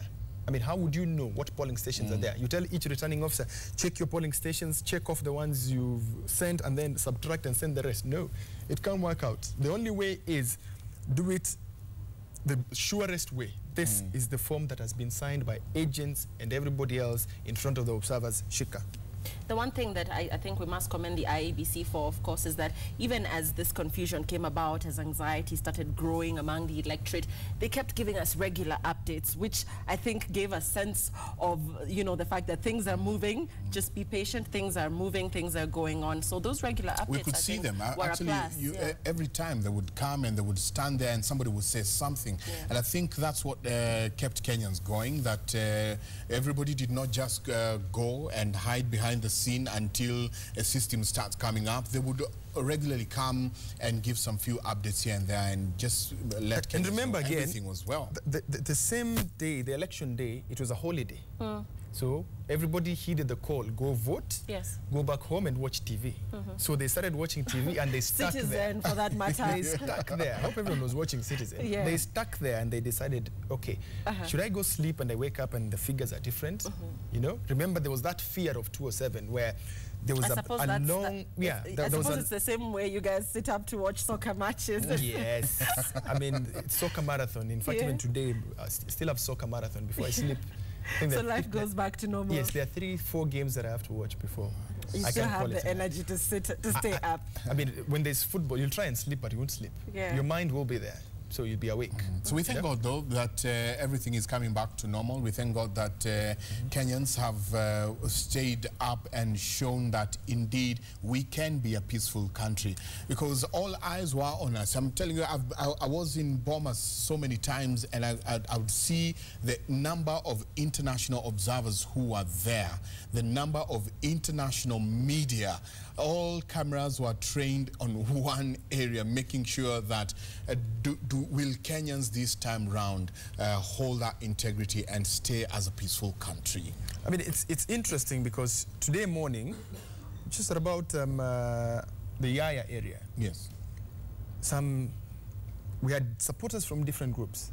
There were Jubilee supporters and CORD supporters. How they met in their colors, I don't know. But they were all celebrating together. And, you know, high fives. I mean, you guys had it. Today we lose. The next time, we'll get our act together. And we'll work much, much better than what we did this time. So I think that was the spirit. I mean, we compete, but after the results are out, we shake hands and say, good job. Let's move on. Good job. And We did well. That is what we exchange jersey.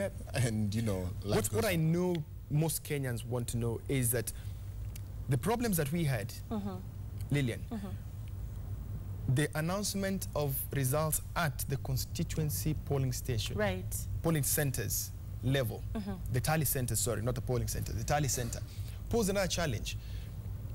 People don't know their MPs, they don't know their governors, they don't know their senators. So I believe between now and maybe the whole of the weekend, questions will be coming on 2442 and Twitter as well. On who's my leader? MP, who's my governor? I mean, please check out. I saw enough of them on my handle already. I mean, check for me who's my MP, who's my governor, who's my senator, because they have not been announced. It's not like the other times when you get everything and periodically you get to know this one was elected here and all that stuff. So the magic wall. The magic wall did us very well, though. It did. It has all that info. We'll actually be looking at how the parliament is sitting so far. And from the bulk of our SMSs, guys, a lot of people were focusing on the governor, the women-elect, the senator, and the president. But looking at the other, and these were there were 6 elective positions, but looking at the other 2, there really wasn't so much hype as per who is taking this position, who's taking this position. But the other 4, we saw a lot of questions coming in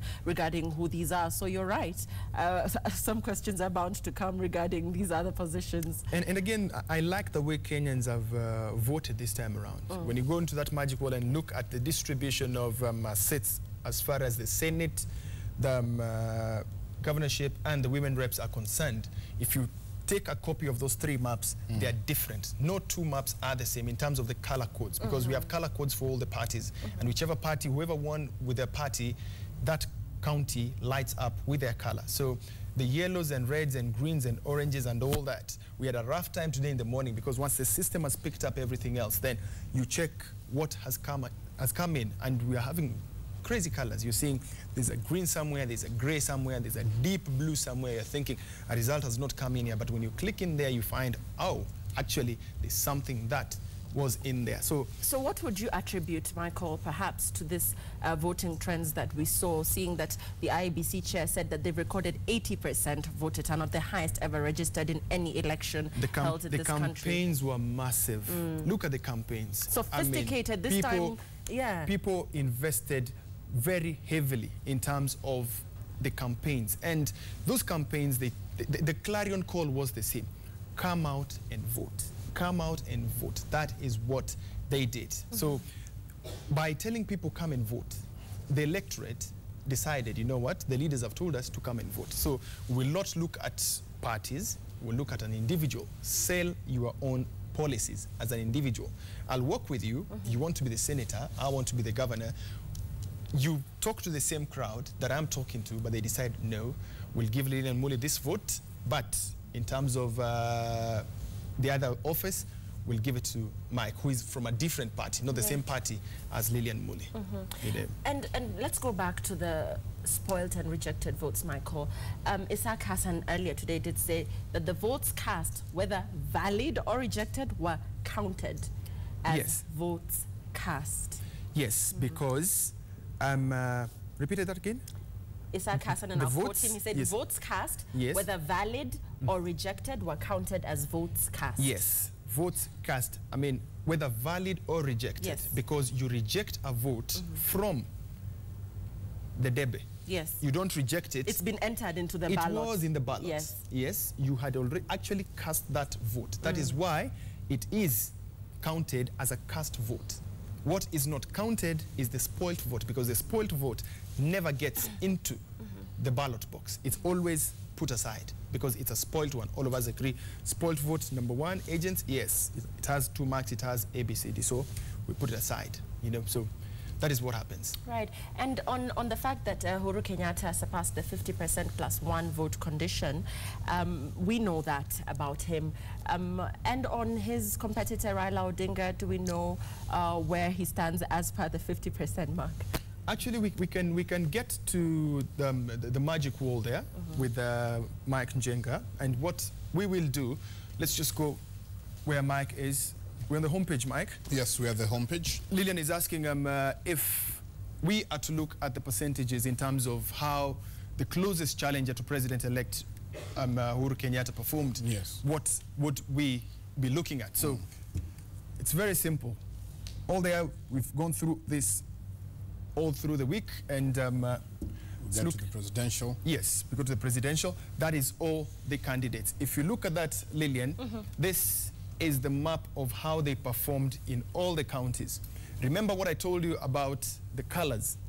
We had 2 very strong candidates, and that is Prime Minister Raila Odinga and Deputy Prime Minister Uhuru Kenyatta. And coming in a distant third, but also commanding some voice, actually was looked at if we had to go into a runoff. If Uhuru Kenyatta had missed, if the president-elect had missed that 3,000 votes, then people are looking at Musalia Mudavadi to be the swing vote, as in the third force that would convince his supporters, this is where we put our votes in this basket. So we can see how they performed. If you can kindly go back, Mike. On the distribution between the top 2, this is how it stands, Lillian. I mean, we have, and I must say, that figure of 50.4, IBC has 50.7, not 0.4. Right. Our 0.4 comes in because of we don't have the rejected votes. They are not in our totals of the majority of votes. That's why there's that 0.3% difference there. This is what he garnered. If you were to win with this margin, if President-elect was not in this election and this was the winner now, we are picking it from here, then that means we'll be heading, very important. We'll be heading into a runoff if that was not there and this was the winner and there was somebody else here who's number 2 now. If Musalia was here with whatever percentage, and this is what Raila got, regardless... To be a runoff? Yeah, it's a runoff because straight out. We've not hit the 50% mark. Look at how close that was, 0.04. Yes. And that 0.04 is 3,000, I think 3,400 or 4,300 votes. I can't remember. 4,300. 4,300. Yes. That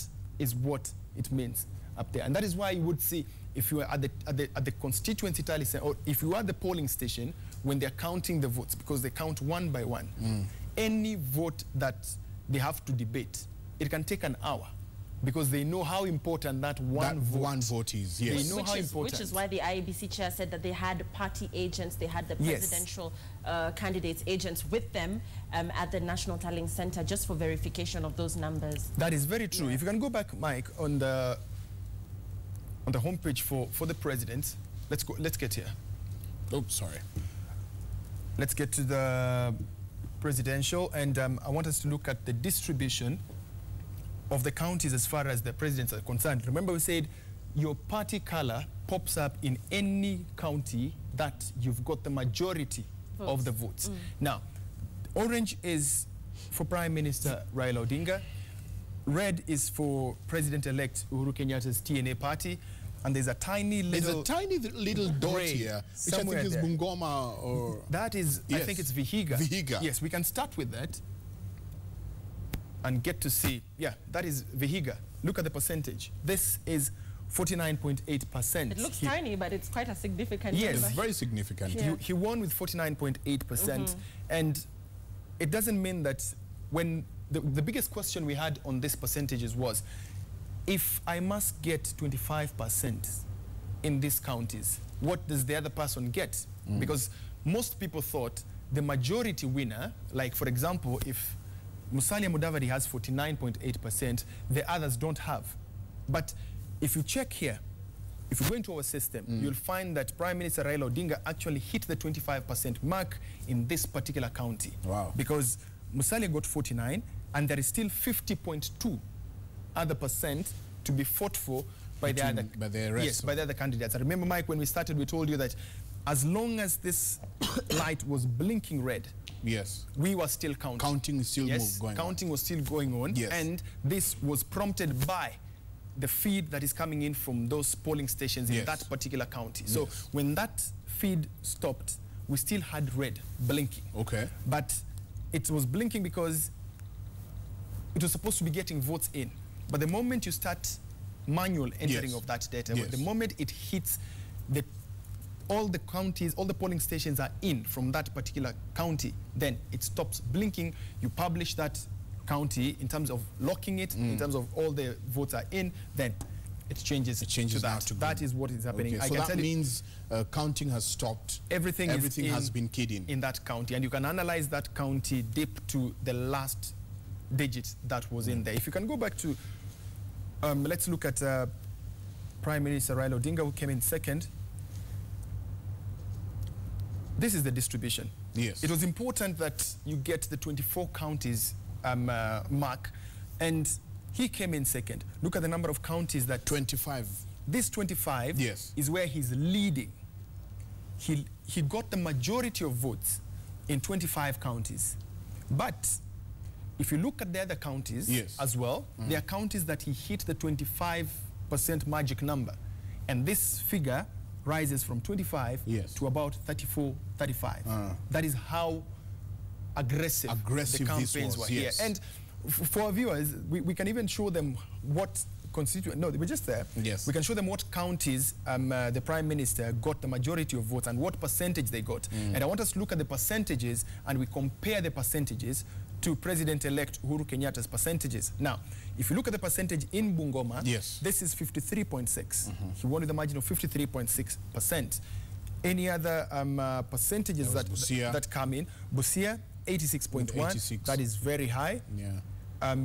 Diaspora, 54%. He got 54%. Actually, diaspora, I got that question. Which constituency is this diaspora? These are Kenyans who voted from Kenyans outside this country. There was Uganda, Tanzania, Burundi, Rwanda.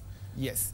So I hope that next time now we'll have diaspora Europe, diaspora America, diaspora in Asia and all that. Then we'll be able to get another representation of voters, those who are not within our country. So most of the percentages, look at Garissa 50.7. And if you go into the counties that you see the margins are below 60, it means that was one of the swing votes. That's right.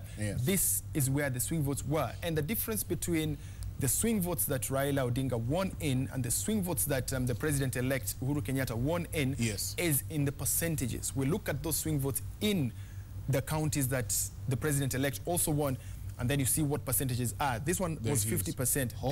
These are their strongholds now. 99.3. You know who's king there. You don't joke with that. Kakamega 64.8. Yes, this is the UDF factor here now. That is why the figures were coming down there.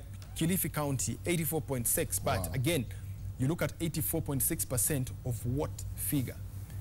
84.6% of 10 is not the same as 84.6% of 100. That's right. That's right. So you have to check out the figure. You have to check out the figures again. That was Kilifi. This is Kisii. I mean, we're shifting counties all over. Kisii was 68.9%. And keep keep watching that blinking dial. Tell me where it's red. Then I'll know my system is not working. This is Kitui. This is a Wiper stronghold. Yes. This is Kwale. Kwale, actually, this is very high for Kwale. Remember, there was that security issue. There was a security issue. Yeah, they were saying some parts of the coast province, there was tension because you didn't know what was happening. I mean, an OCPD and OCS were shot just like that. In fact, as we were waking up to the voting, and the security in that area was... so you'd think that people would not turn out to vote, but they actually did. Still they came out. This is Lamu. This is another swing. Another swing Remember vote. I told you, anything that is below 60 is one of the swing... In the swing vote. Yes, one of the swing votes that we have. That is Machakos. Yeah, that is Wiper Zone. Makueni, the same, 91.5. We get into Marsabit. That is in the upper Another part. swing vote. This one actually it's a swing vote, yes. This one is a tightly fought race because remember, this is a URP stronghold. The pastoralist areas were URP strongholds, strictly. So this was a good fight by the Code Coalition getting the majority of votes there. This is Migori, that's their home turf. Yes. Nairobi, another swing vote. Look at that. We will be coming to this, and actually, now that everything is through, we'll also be looking at how the August House, how the Parliament is looking, how the sitting will be. We'll also be looking at the Senate, how it is. But for now, many leaders have been talking, and you know, most definitely this has become, you know, the digital times, and all the leaders are on Facebook, all the leaders are on Twitter. And Lillian, you have some few messages from Twitter?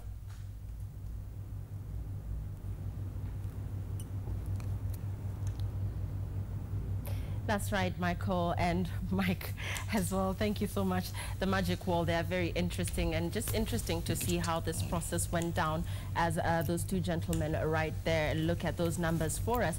And earlier on, we're talking about the Jubilee Coalition Manifesto. And earlier, before the elections, the Jubilee Alliance had launched its harmonized manifesto at an occasion at the Moi International Sports Center, Kasarani, here in Nairobi. And the alliance, whose main leaders, as you are aware, are now President-elect Uhuru Kenyatta and Vice President-elect William Ruto, were flanked during that manifesto by Charity Ngilu, Najib Balala, among others. And they had the following in their manifesto as the coalition's agenda for Kenya under Jubilee's leadership. And just in summary, among the things that the Jubilee coalition said that they would bring into Kenya was that they would put food and clean water on every Kenyan table, ensure that every child in Kenya gets quality education. The Jubilee Coalition also promised to create wealth. They did say that they would ensure that every Kenyan gets quality and affordable health care.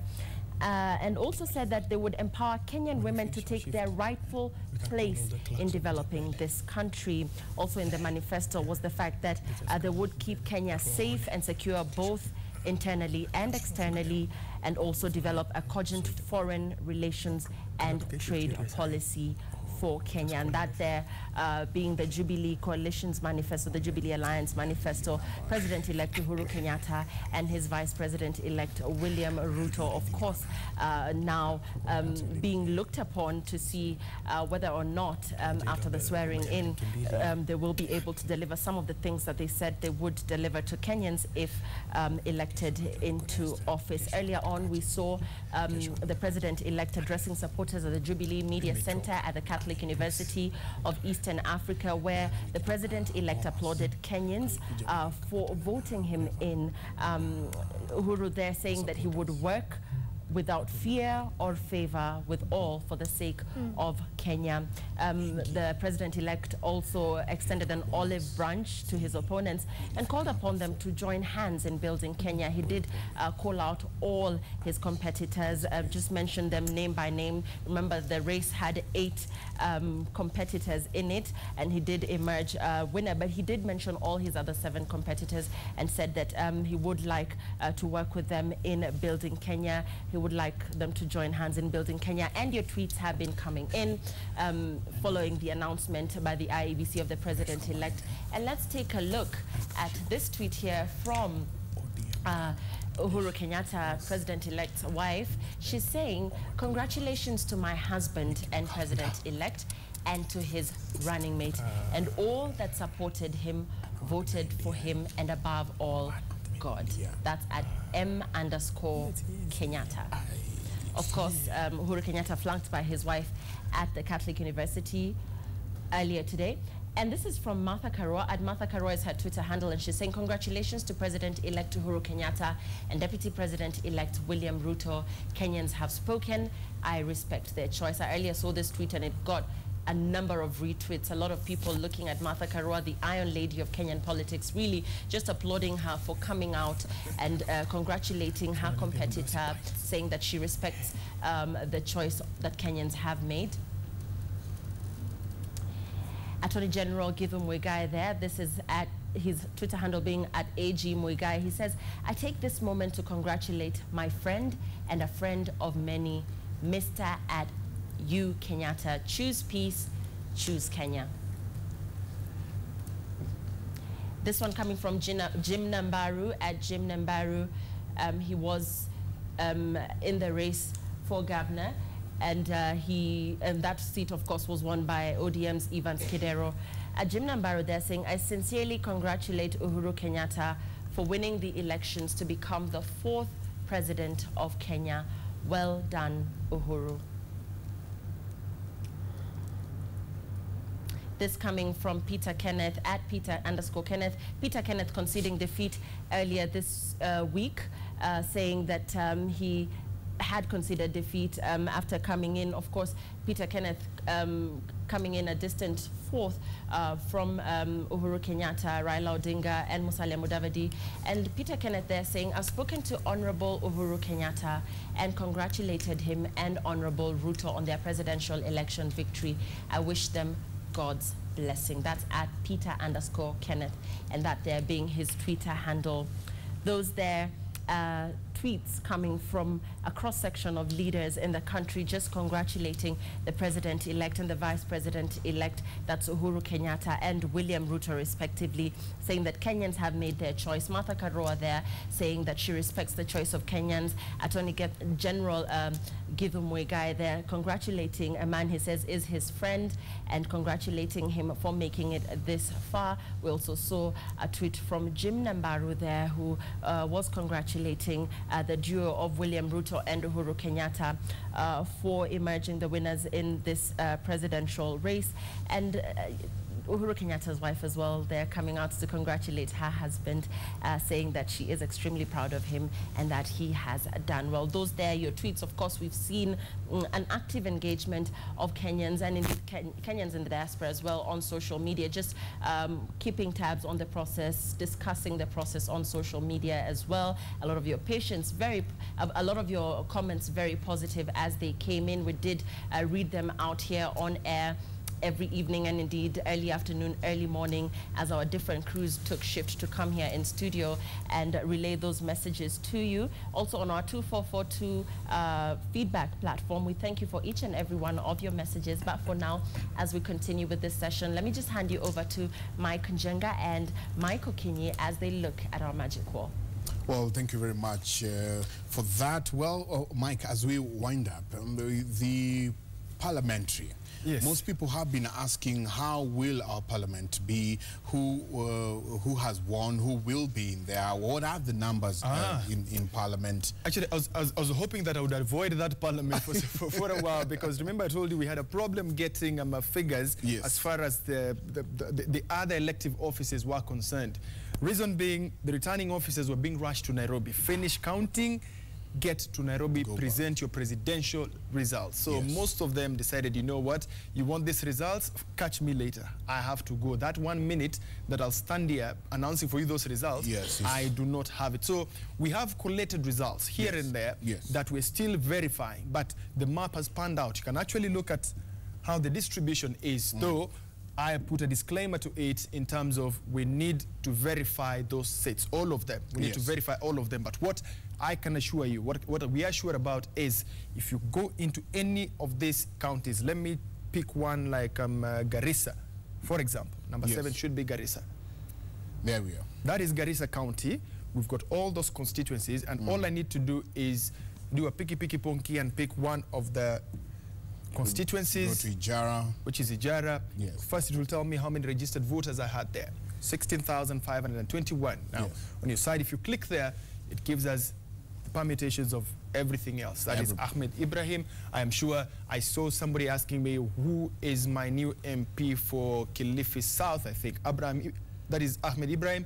Those are the votes that he got there to win that seat. If you can go back, that is just on the constituencies. Yes. Yes, that is what you get. You can actually go into particular constituencies that you want to pick out. But the question that you had posed was, how have the political parties done in terms of this election? Now, how many have we had presidential, parliamentary, and governorship. If we start off with governorship, I'm sure this one now is a full map that is there. Yes. That is the rainbow that I was talking about. Look at how many parties have governors. You can quickly count from the colors. 1, 2, 3, 4, 5, 6, 7, 8 parties. These are governors from 8 different political parties. These ones, we are sure who they are. This is URP, this is ODM, that is TNA, but within TNA, there is a party, I think it's Muungano or something, that want to sit there. And you can actually go into it and find out who won that seat for them. Yeah? Who's coming up? Yes, that's governorship. Let's get in there. But it needs this one. Some special touch. Yes, there it is. In Nyeri. Nyeri. Yes. Now, Nyeri County, 357,309 registered voters. This is a TNA stronghold. For you to beat anybody in TNA, you must be special. So let's check who that special person is to beat all the TNA guys. There you go. There's James Nderito there. Yes. Who took it with 46.6%. And changing the color, the rainbow colors, as you're talking, changing the color from red to blue. Of course, this is somebody who is very well respected in the area. Yes, and when we go into our details, it's only that we cannot put everything there. Yes. Actually, from the database that we have, if somebody questions that coloring of the map, we can actually look at the database and it shows us this color belongs to this particular party. I think I've looked at 40 parties that took part and won something in this election. You get saturated. You can't really remember which color is for which party. If you can kindly go back, that is just, we've shown the governorship that is there. On the homepage, so that we can get to show them the distribution of seats. How they are doing inside your guest house. Yes. Well, there we are. We go to the seats. And remember, at this particular point in time, what I didn't mention was that, Lillian, when we realized that when IBC put a plug on the electronic transmission of votes, for us, we did not pull the plug, because if we pull the plug on it, it means having to clean up the database and starting afresh again. Yes, and some of the places that, if we had cleaned out, it means some of the places that were 80% done, we would not be able to analyze anything because our database would be empty and Magic Wall would not work. And it was working very well for the viewers on the first night because they were actually seeing where are we getting votes from. So the moment we didn't clean up that one, right now what we're doing is physically we're inputting all that data. We've not finished in some few particular constituencies, but the reflection is 80% correct on what is in here. So, Mike, if you can go into the MPs. We go to the members of parliament. Yes, that is how they sit. And it picks out those 4 because these are the 4 main leading political parties that we put in all the logos, we put in all the colors, everything else was put in there. But as each party is picking out a seat in the parliamentary race, it grades and gives you the top 4 that are here. But if you go deeper into the database as well, you want to see how many parties won sets, then we're able to give you that. So you can actually click on those parties and you see the distribution. Yes. 74 members of parliament who are on TNA ticket there. You can see there 78 coming from ODM, URP there, going with the yellow over there. And of course, we have the Wiper Party taking 19 seats. And on the same breath, if we go into the senators, distribution, that is what we have, and we expect that, if you could start with TNA there. We start with TNA, who garnered 10 seats. Then we go to ODM. Move on to ODM with 12 seats.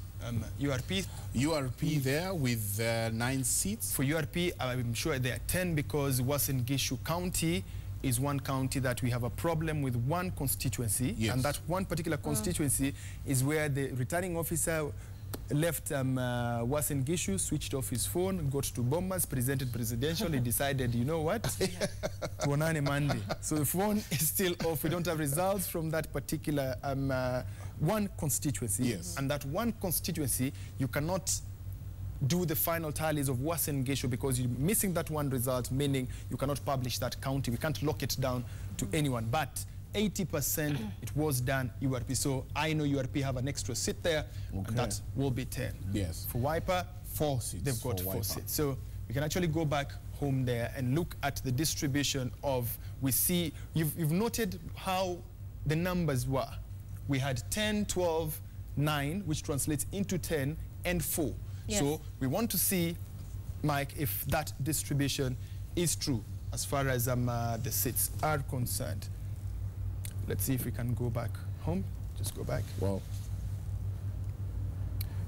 Oh, it's a pity. It's decided we are not going back. Well, when you get back to it, let's look for some first to sort it out for us. Mike, once we go back home. I was just watching you playing with the magic ball, and you've been doing that since the 4th of March, which was on Monday. 5 days later, just in your sleep tonight, I hope somebody won't catch you because of, you know, you've done a fantastic job. Did you, when you go sleep, I'm sure, Lillian, I've known you for quite some time, and I've known you as a driver for at least 5 years. Yeah. This is just 4 days that I've been touching on the wall. In those 5 years that you've been driving, are there times that you step on the brakes when you're sleeping? Actually, I do, because I used to have a manual car, and now it's automatic. But do I say we've come from far? But thank you so much, guys. That was very interesting indeed, answering some of the questions that our viewers are asking. And therefore, I didn't even have to read out some of the questions because you handled them right. Yes, let me send an SOS to Sam. Sam is a system developer. He's been here. Can we have him take a bow? He's stepped out for a short while because he needs those breaks as well. For me, I used to take those 20-minute breaks. I would sleep 20 minutes, half an hour. For him, he had to, I mean, even those 20 minutes were interrupted because something is happening on the system. We've got a different reaction that we didn't expect that is coming up. Exactly what is happening right now because we can't go back on the homepage. So he needs to touch up a few things, then we are back. I mean, it takes just a few minutes. So if you could excuse me, I will get in touch with Sam. In a few minutes, we'll be back on that magic wall and we'll be able to show you. We'll come back here and start off with the distribution of the numbers. Then you see on the map if what this figures up here saying are true in terms of the coloring of the Kenyan map as far as the senators are concerned. And we wouldn't be doing this show justice by not recognizing the young men and women here with us in the Ballot 2013 Center who have been staying up long hours just to update those numbers, Michael. I'm sure you're very proud of your team. Before we give our viewers a shot of these lovely young men and women who I hope wave at our cameras, tell us about this team and their attitude towards the entire process. I think when we started, there was that element of they didn't know what to expect. Yeah, most of them have never been to a live environment. Some of them were interns here. They did their internship here at Royal Media Services, either on the radio side or at the TV side, so they knew how we operate here. And those are the ones we gave priority in terms of getting them to our tally center. So the other half, because we said 50-50, half of them, we've worked with them before, half of them, let them get an experience of how TV works and the election itself. What happens after you vote. They are able to take these stories from Royal Media and take them out there and tell guys it's not that easy, you know. So at the beginning, there was that element of surprise. They didn't know what to expect, because when you're training them on the system, there are new things you're learning every day, and you're telling them they'll reflect on the wall, and they're wondering, how will all this pan out? So after the first night, actually, you could see there was a lot of tension, especially when, remember, we also went on air very late because we were waiting for that stream from IBC to be sorted out. It was down, it came up for a while, then it went down again. So as we were waiting, they were also scared. They were wondering, I mean, did we touch something that did not reflect on the system, because the system is not working? So once they got the hang of it, where we get the results and key them in manually, and you get to look for those results and publish them, they see the reactions, and most of them actually, they know who their member of parliament is, their senators, what votes they got, what parties behaved how in their home areas. So they're a dedicated team. 8 hours, 3 days, actually. From Monday, count Monday, Tuesday, Wednesday, Thursday, Friday. This is today. Saturday. These are 6 days, and you're working 8-hour shifts. And you do 8 hours, you disappear for 8 hours, you do 8 hours again. That means today you work 12 hours during the day, and then tomorrow you work 8 hours during the day, you'll come back again and work 12 hours during the night. So there were crazy shifts. Some of them will give you stories that you'd laugh so much. Indeed, a lot of people, we're the presenters, but a lot of people, I'm sure, guys, as you are aware, have been working behind the scenes, making this act come together as it has. Our directors, our producers, our technicians, our editors, you know, our reporters on the ground, so many people working tirelessly to ensure that Ballot 2013 was a success. Michael. Well, yeah, so many people. We have our directors. We also have the cameraman. You can see shots moving here and there. All of them making sure that you're looking good and everything moves on smoothly. Our directors making sure that they're changing shots every now and then. Everybody has been working 24 hours. There has been somebody in this studio. In all our studios, we have our new studio. We have our Ballot 2013 humongous studio here. We also had our analysis center by the pool, at the pool actually. I mean, and a lot of people were asking, where is this hotel that you guys are coming to us live from? This is our communication center right here at the Royal Media Services here in Nairobi. So as you can see, really, it doesn't come as good as you got it here. Well, time for us to say kwaheri. Of course, another team will be coming in the next few minutes to take over from us. But with Michael Kinye and his team behind us. Actually, one of them just told me they've never been on TV. Maybe they're clocking off now and they'll never be seen on TV. So guys, if you could just come up. Yay. They need to see you and see what you do. Just come. Yeah, abandon what you're doing. Come. Don't be shy, come on. I'm sure the girls are saying, oh my God, I don't have my lip balm on. I didn't use makeup. Yeah, these amazing young men and women have been part of the team here at Ballot 2013 with their daddy here, Michael Kinye. Don't harass my babies. That is Ray coming back up there. That is Brian. This is Dawn. That one is Lena. This is Michelle on this side. Yes. This is Joe. This is Josh. Sorry, this is Joshua. Donna on this side. That is Juliet. That is Mumbua. That is Maureen. Actually, she's Maureen Mwende, like our Maureen Mwende. Wow.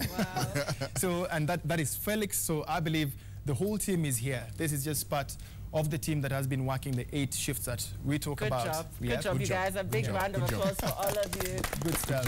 Fantastic. Mnataka kutuma salamu? Maybe Lillian, you don't have a microphone, but maybe you could ask Ray, who's closest to you. The microphone will pick up his experience working in here and what he's learned. Right. I'm sure my microphone can pick up from what you're saying. How's this experience been for you? It has been a good experience for me. I've learned a lot. Now the elections are being tallied. Now I have experience. Okay. Yeah. Okay, good job. These are the young men and women that we've been working with. As you can see, young faces, vibrant, all from different communities around Kenya. And indeed, I'm sure that this for them has been as amazing an experience as it has been for all of us. Thank you so much for your time this evening.